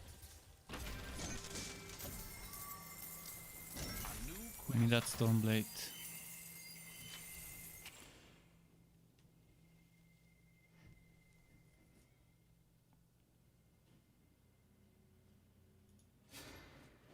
I've got less DPS with the Stormblade.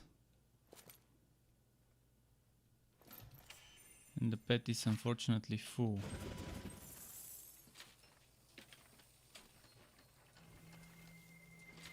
What about this pet? What's he doing?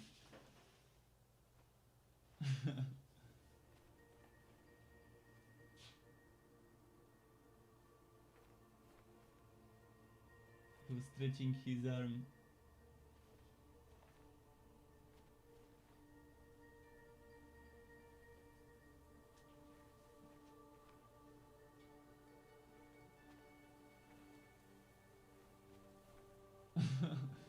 His foot, this foot is in a very weird position.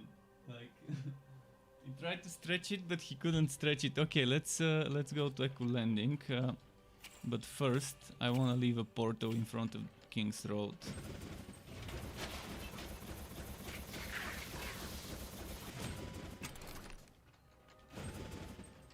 Actually, let's teleport from within King's Road. That's normally how I do it. He's going back to sleep. Facing the wall, so it's not shining in his eyelids, through his eyelids, from the lamps. And this one and this one.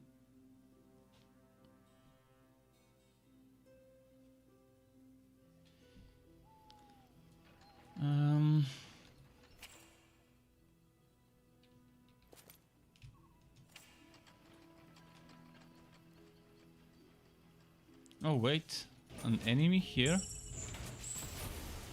How? Why? What is this one's purpose?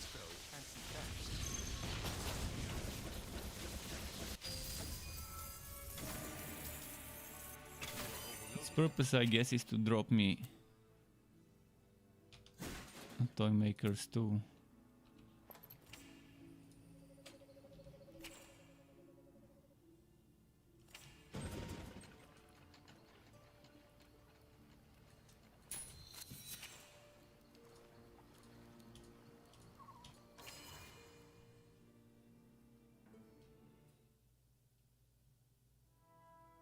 Come on.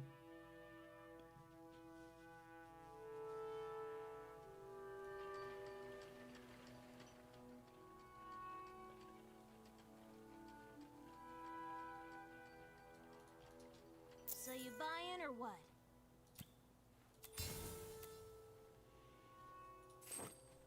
I'm gonna save this maybe. Your pet is I'm gonna back save the full. toy makers too for a Tree of Work donation.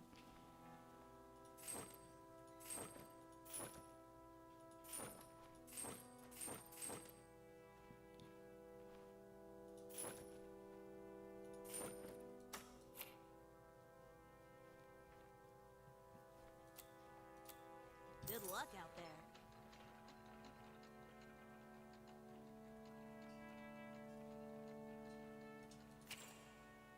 I need to talk to someone, to the mayor. Oh, our community is whole again, thanks to you. Well, Wondering when the next patch would be. The next hotfix, not patch, the next mini hotfix. Is there gonna be one this week?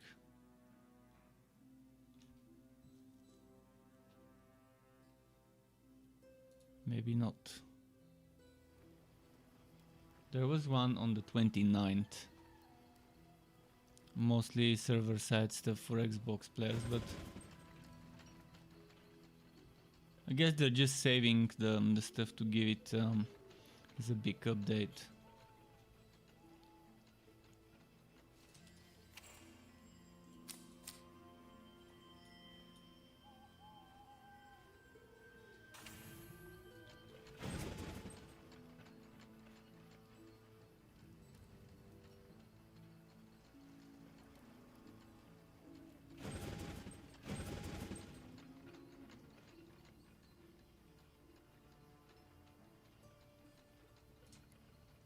Boom.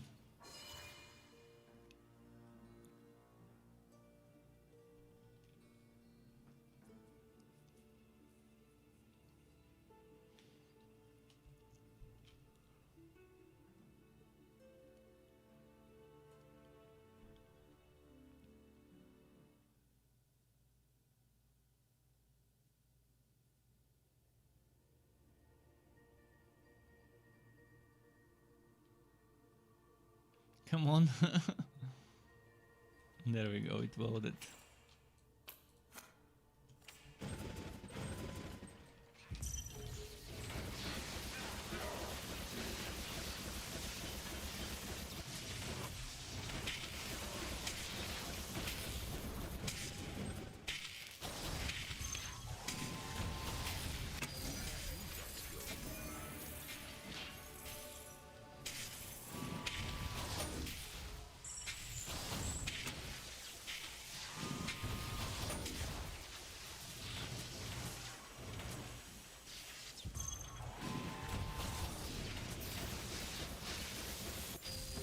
Leveled up. You can't cast that spell here. I think I should just keep leveling this, although I really want to level this one. But first Cyclone. Can't cast that here.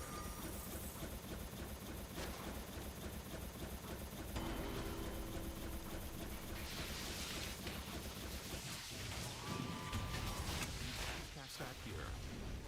You can't do that here. You can't use that skill.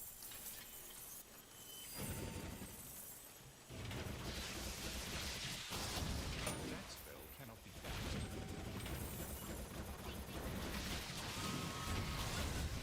can't cast that spell here. You can't do that.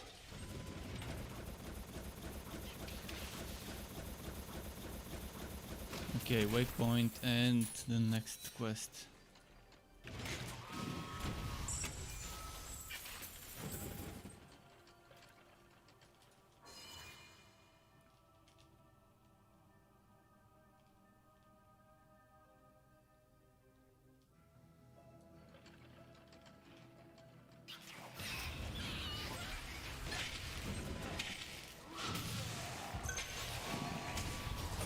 Cast that spell here.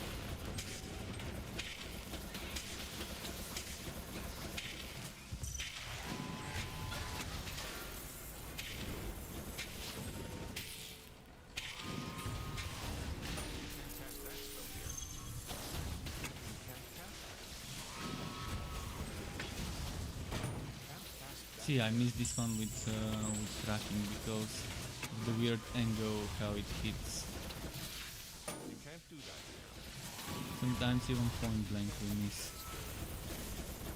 I don't see why they don't make it a 360 shockwave, hitting everything in its radius. And maybe make it reach less far. Make the travel, the lifespan a bit shorter. Like 30% shorter lifespan, but the full 360 would be much better.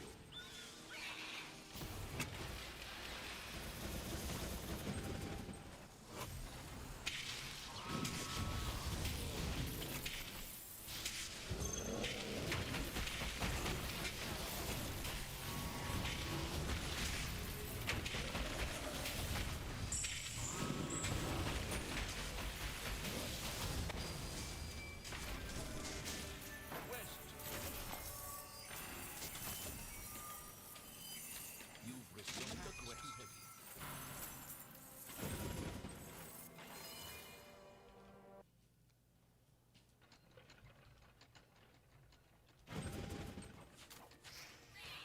You can't cast that here. You can't do that.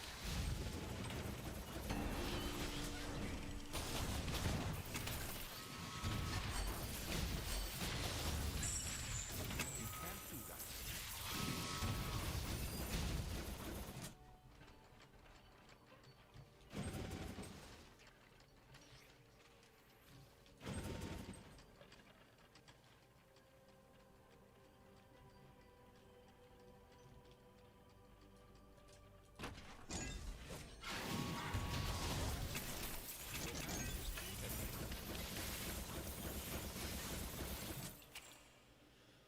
Okay.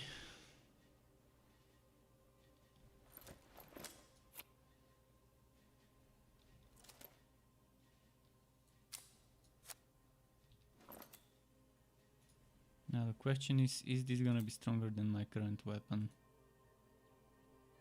DPS wise, yes, I'm losing the shock though. Damage wise stronger, maybe DPS wise not, we'll see. I'm gonna change it soon anyways.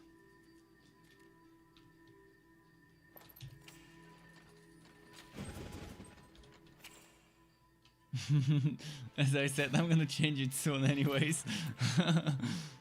Didn't have to wait much. That was pretty quick.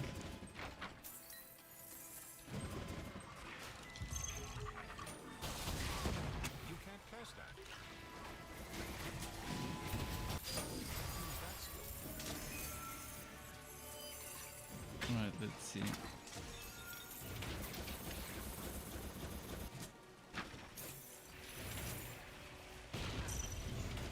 can't cast that.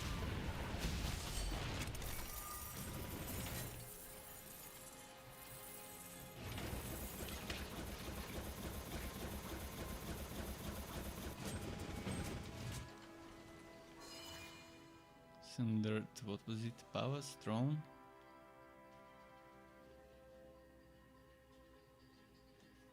This is that bad map that barely spawns enemies and quest objectives.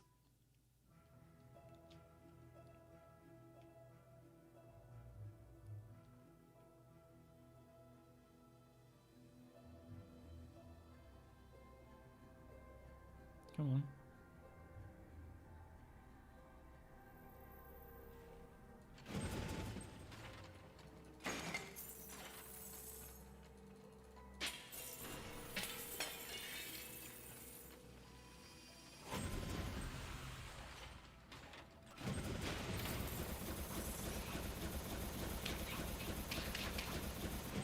I think this game really needs a desert zone, a desert act. It's got the wintry mountain kind of act, which is not really wintry, but at least it's a mountain act. It's got the swamps, poison kind of stuff. It's got the fire goblins kind of thing. I mean, I wouldn't mind a proper forest, like shit tons of woods, trees, etc. But a desert one would be very nice. Reading that Sultan Fazir line. kind of made me thinking, what about those people they mentioned, this Sultan, Zerafi Sultan. What's the Zerafi? Is that like some sort of a tribe? Nation? Can we go in their lands? Can't wait to see what the expansions would bring in this game in regards to new areas.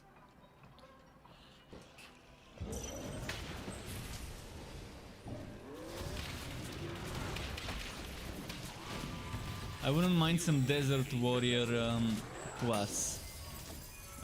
Desert Assassin class. A Desert Zone and a new class that's kind of an assassin.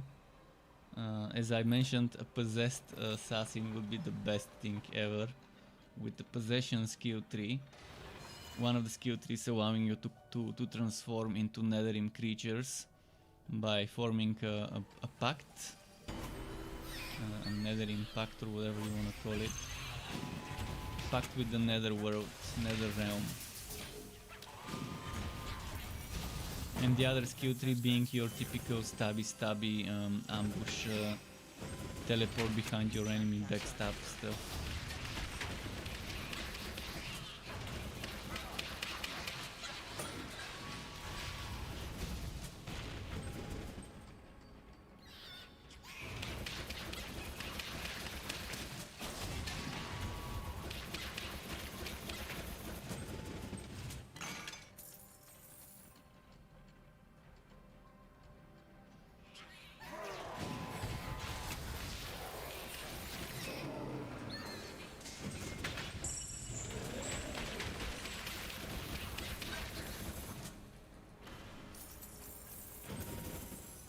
It would be nice if there's a mechanic to build backstab charges and then to have backstab and backstab teleports you behind the enemy facing their back, not like some other games that do it in a super weird way where you teleport behind the enemy but don't face their back and it just does damage consuming those charges.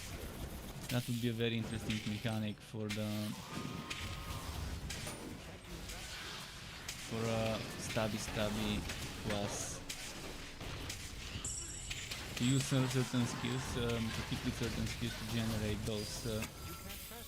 those backstab charges, and then based on how many charges you've consumed to do massive damage, or not so massive if you didn't max it out.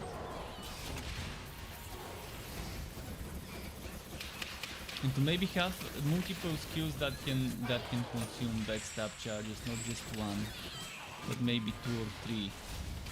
2 would be nice, but 3 also would be nice. But let's say it's 2 because if it's just one skill tree, if the other skill tree is possession and one is backstab skill tree, even 1 would be fine, but it would be nice to have 2.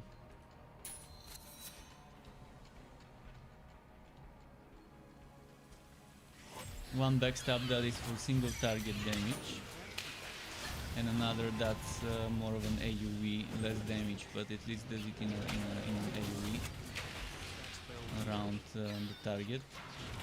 But that's very hard probably to code properly, because it could get you into trouble. Teleporting you behind an enemy, it could get you stuck. If the enemy is positioned in a weird way where you can't teleport behind them because there's like a wall.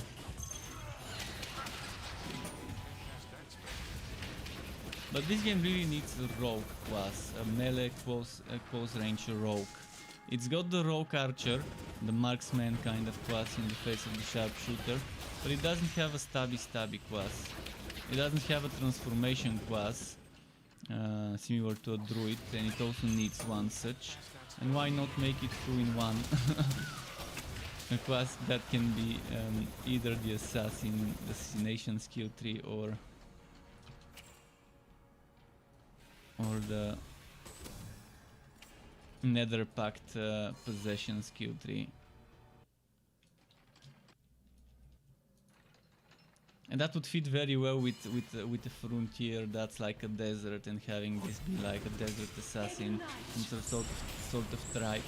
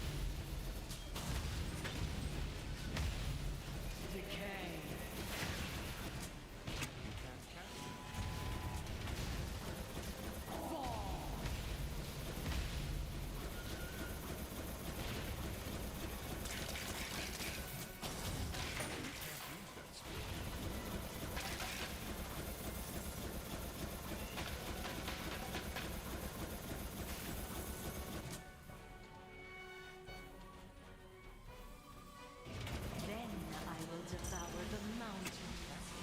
Enter the ocean.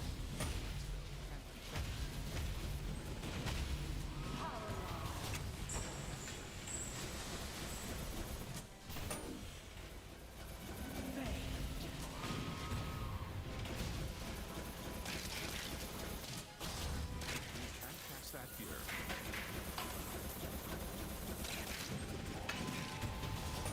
Cast that spell here. Okay. You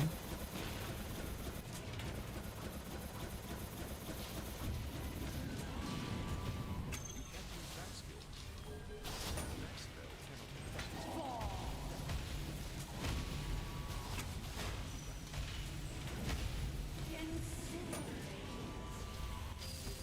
Level up.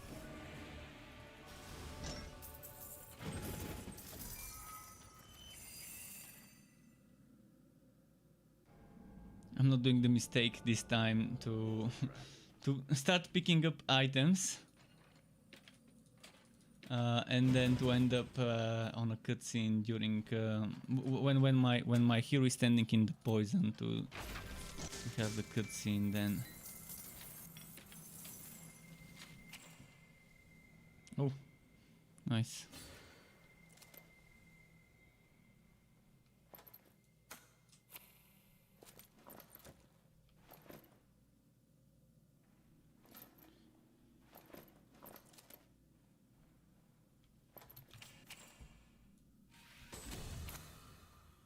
Okay, next is this one for extra DPS. Oh yeah, Scrolls of Wivebound.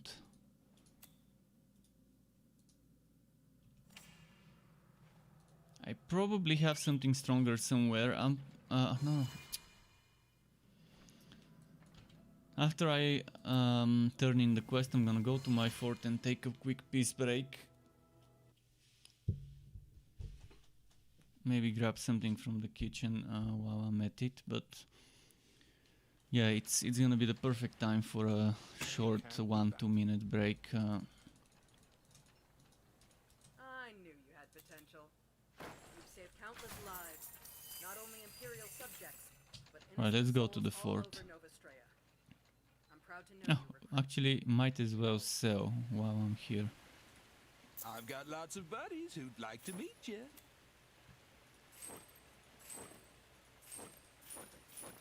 See you next time.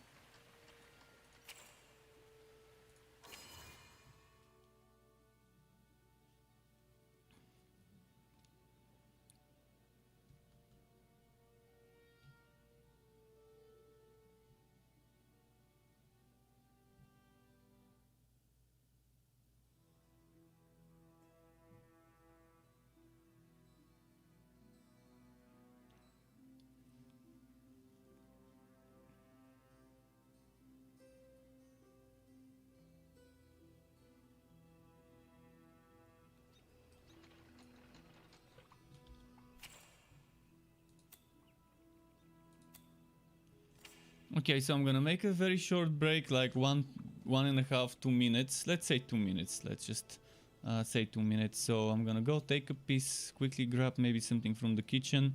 I'm gonna run the BRB screen.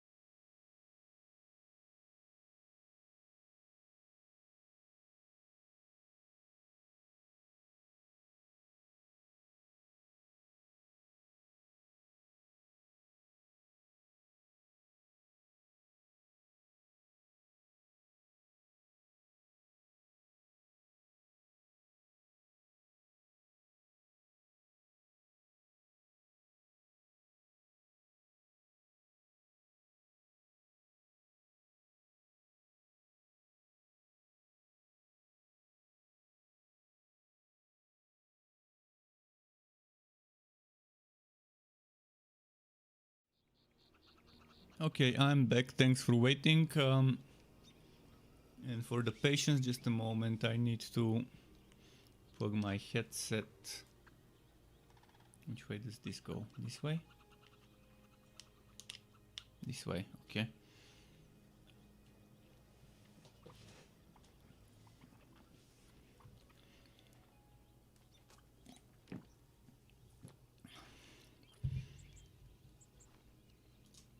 Okay, so yeah, just finished the story. Time for some Fazir to get some ancient Ember gear.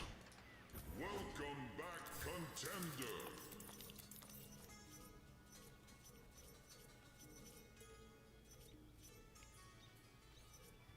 I'm gonna do this one.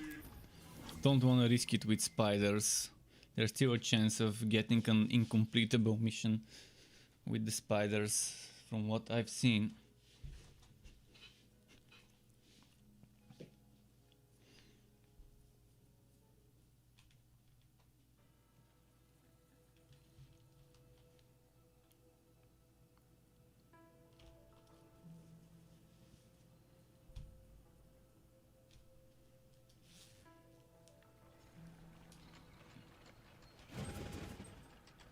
Oh, this mission, I can clear a lot in this mission for XP. You can't cast that. Oh, look at the rubber banding. I mean, look at the delay. It's not even showing the damage numbers yet. Okay, it started showing them. This is what I'm talking about, delays and desyncing. Every time you load into a map, it takes a while for the map to actually be responsive. And the same happens in my fort. I load in and I have to wait so long before I can even do anything to my inventory, to the stash, shared stash, wardrobes, etc.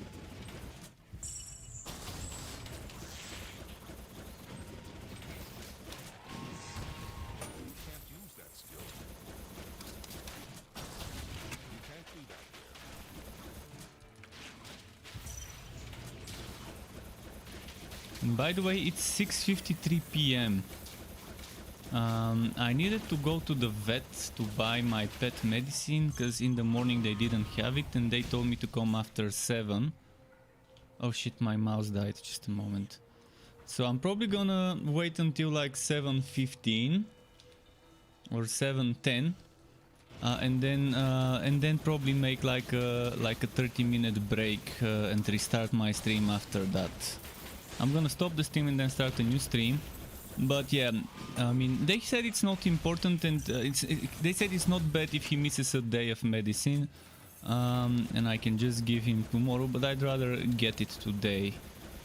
So yeah, I'm gonna stream for another, let's say, 17-20 minutes or so. And then go to the vet to see if they got a new stock of his powder that he takes.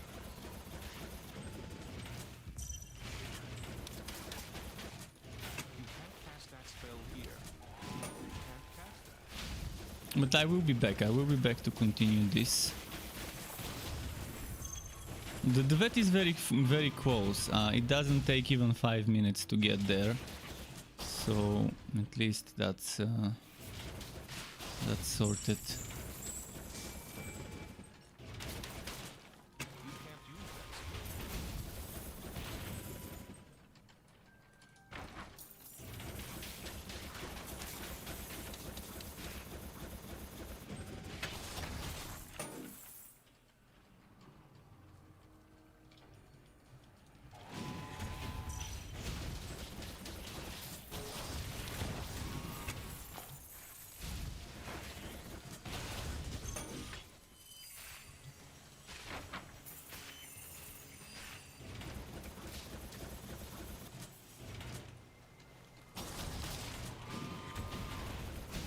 Come on.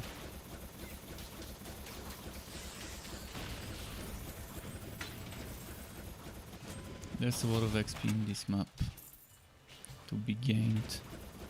So So I'm not gonna stop it, I'm gonna keep doing that map.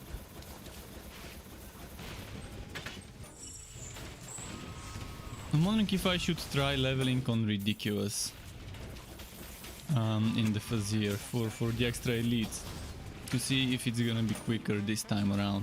But I'm gonna be getting one shot left and right if I try to.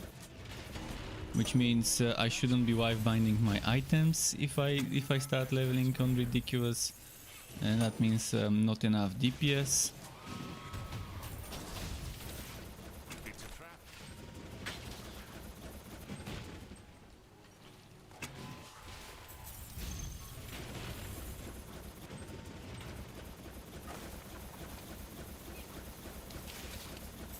I think I can try a speedrunning approach. Where I'm stacking movement speed and just spinning and killing whatever dies quickly.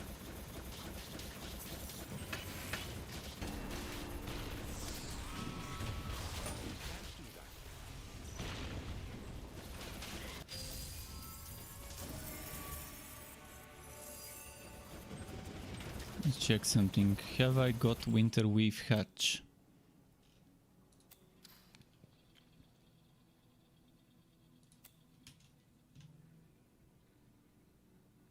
No, that's not gonna work then.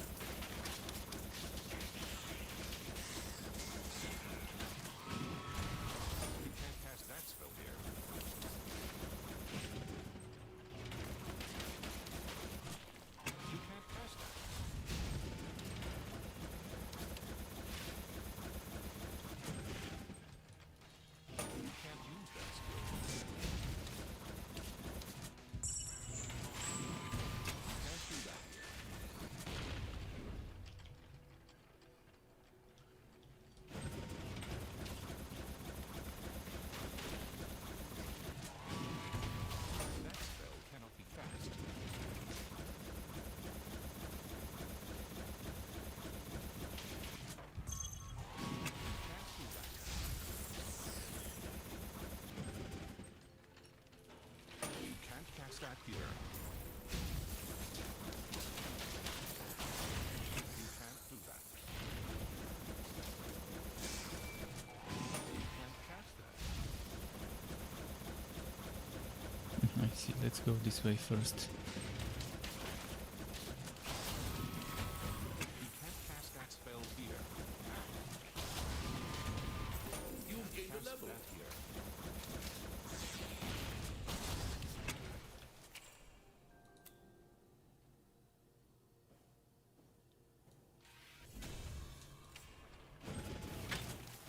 Oh shit, I was gonna level something else. I was gonna level Rapid Strike for the tier 2 bonus. Well, next time.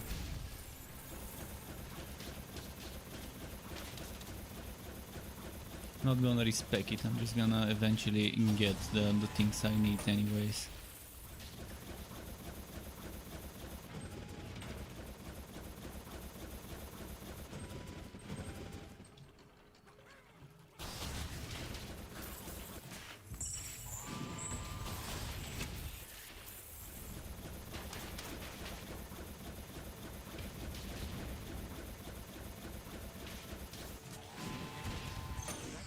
Cannot be cast.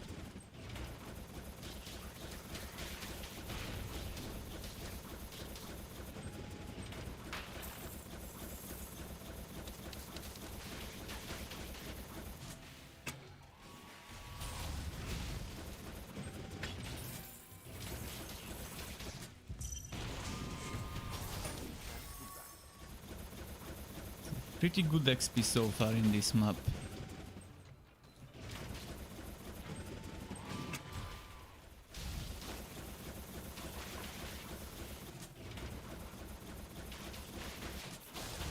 That spell can't be cast. Your pet is wounded.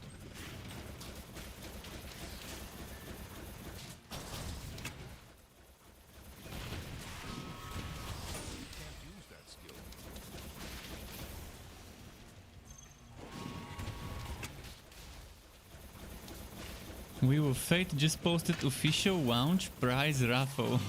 That game I linked earlier today. I'm wondering what that would be. I'm gonna check it out.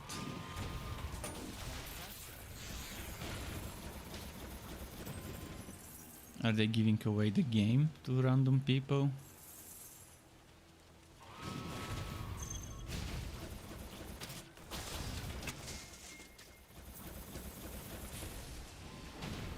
You can't cast that here. You can't do that here. You can't cast that.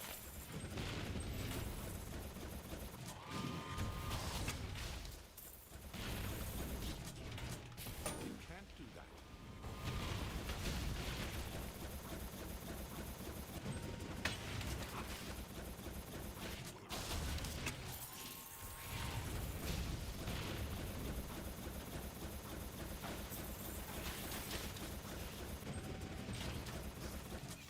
You can't cast that spell here. You can't cast that spell here.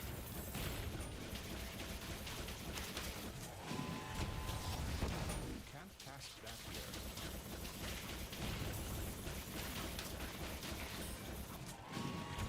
That spell can't be cast.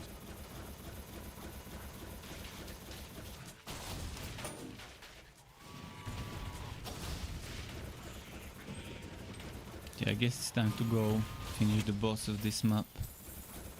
Spent enough time on it. Probably 90% cleared the map so far, it's fine.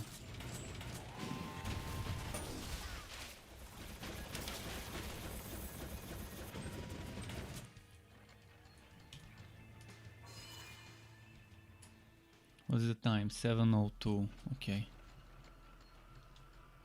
You can't use that skill.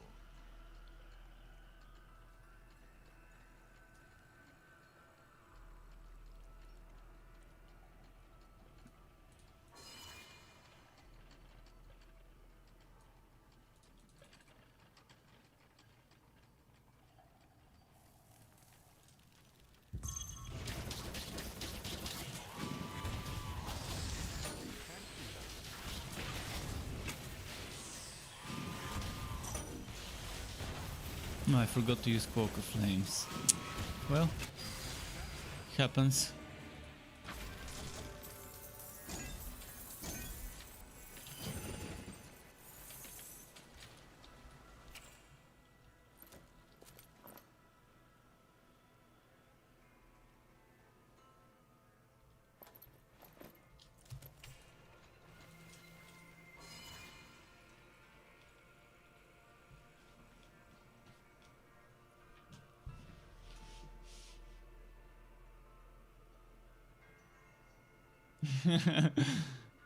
He sensed it before I even touched it. It was like 1 millimeter until I touched it, and he sensed it.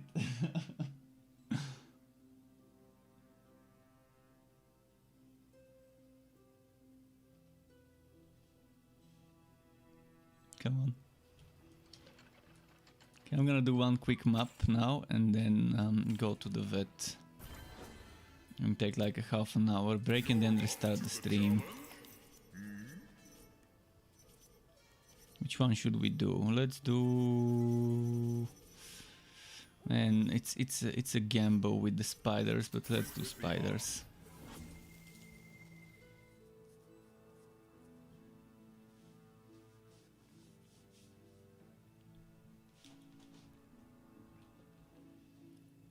Sour ticket. Would that be a Goblin Forest map?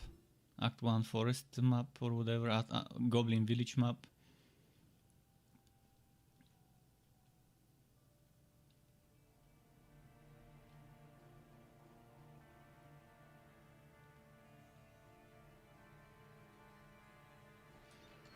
Seems like it, a pillaged village map type.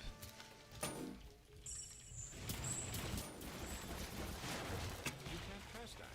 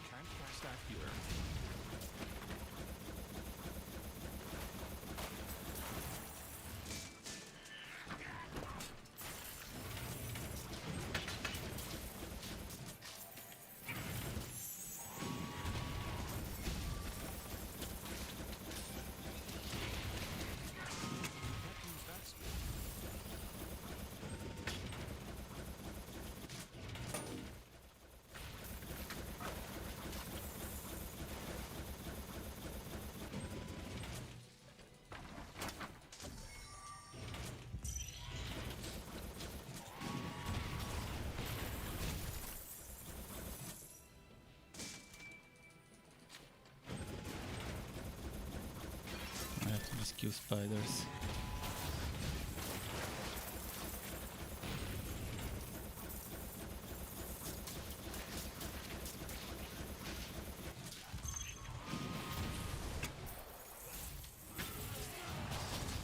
Can't do that here.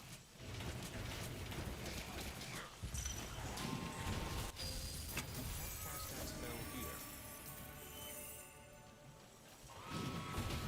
That spell cannot be cast. You can't cast that here. Where are all the spiders? Come on, we need to kill them.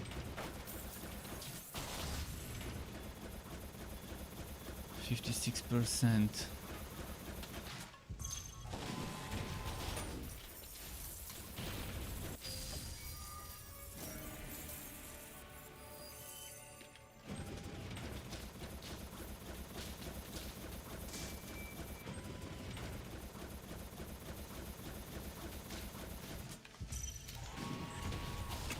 Cast that spell here.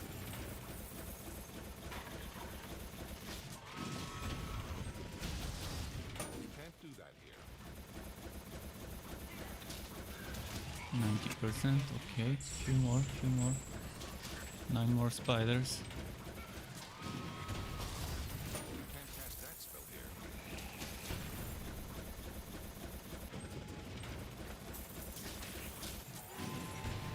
You can't use that skill. You can't do that.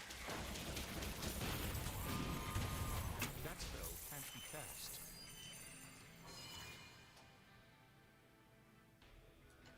This was a quicker map than I expected, so maybe there's time for one more.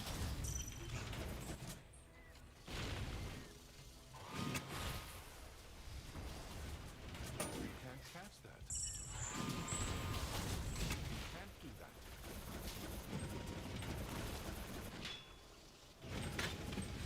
You can't cast that here.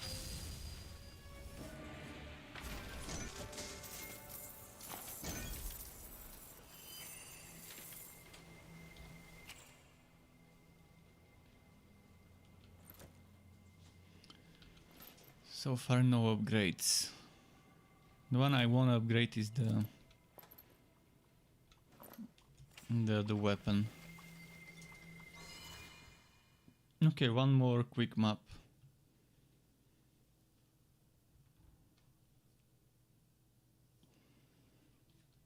Did I level up through this one? I don't think I did, but let's just check quickly.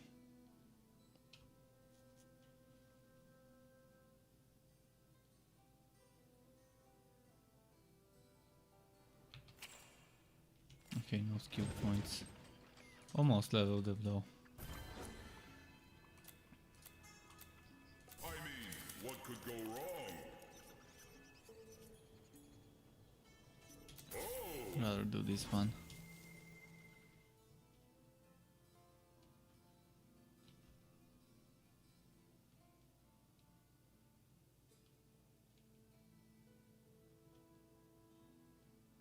And if I remember correctly, I'm at 0 relic energy, so I can't start the fight with...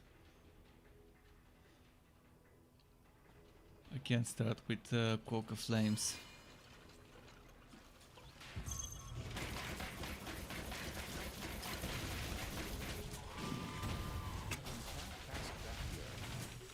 You can't do that here. You can't cast that spell here.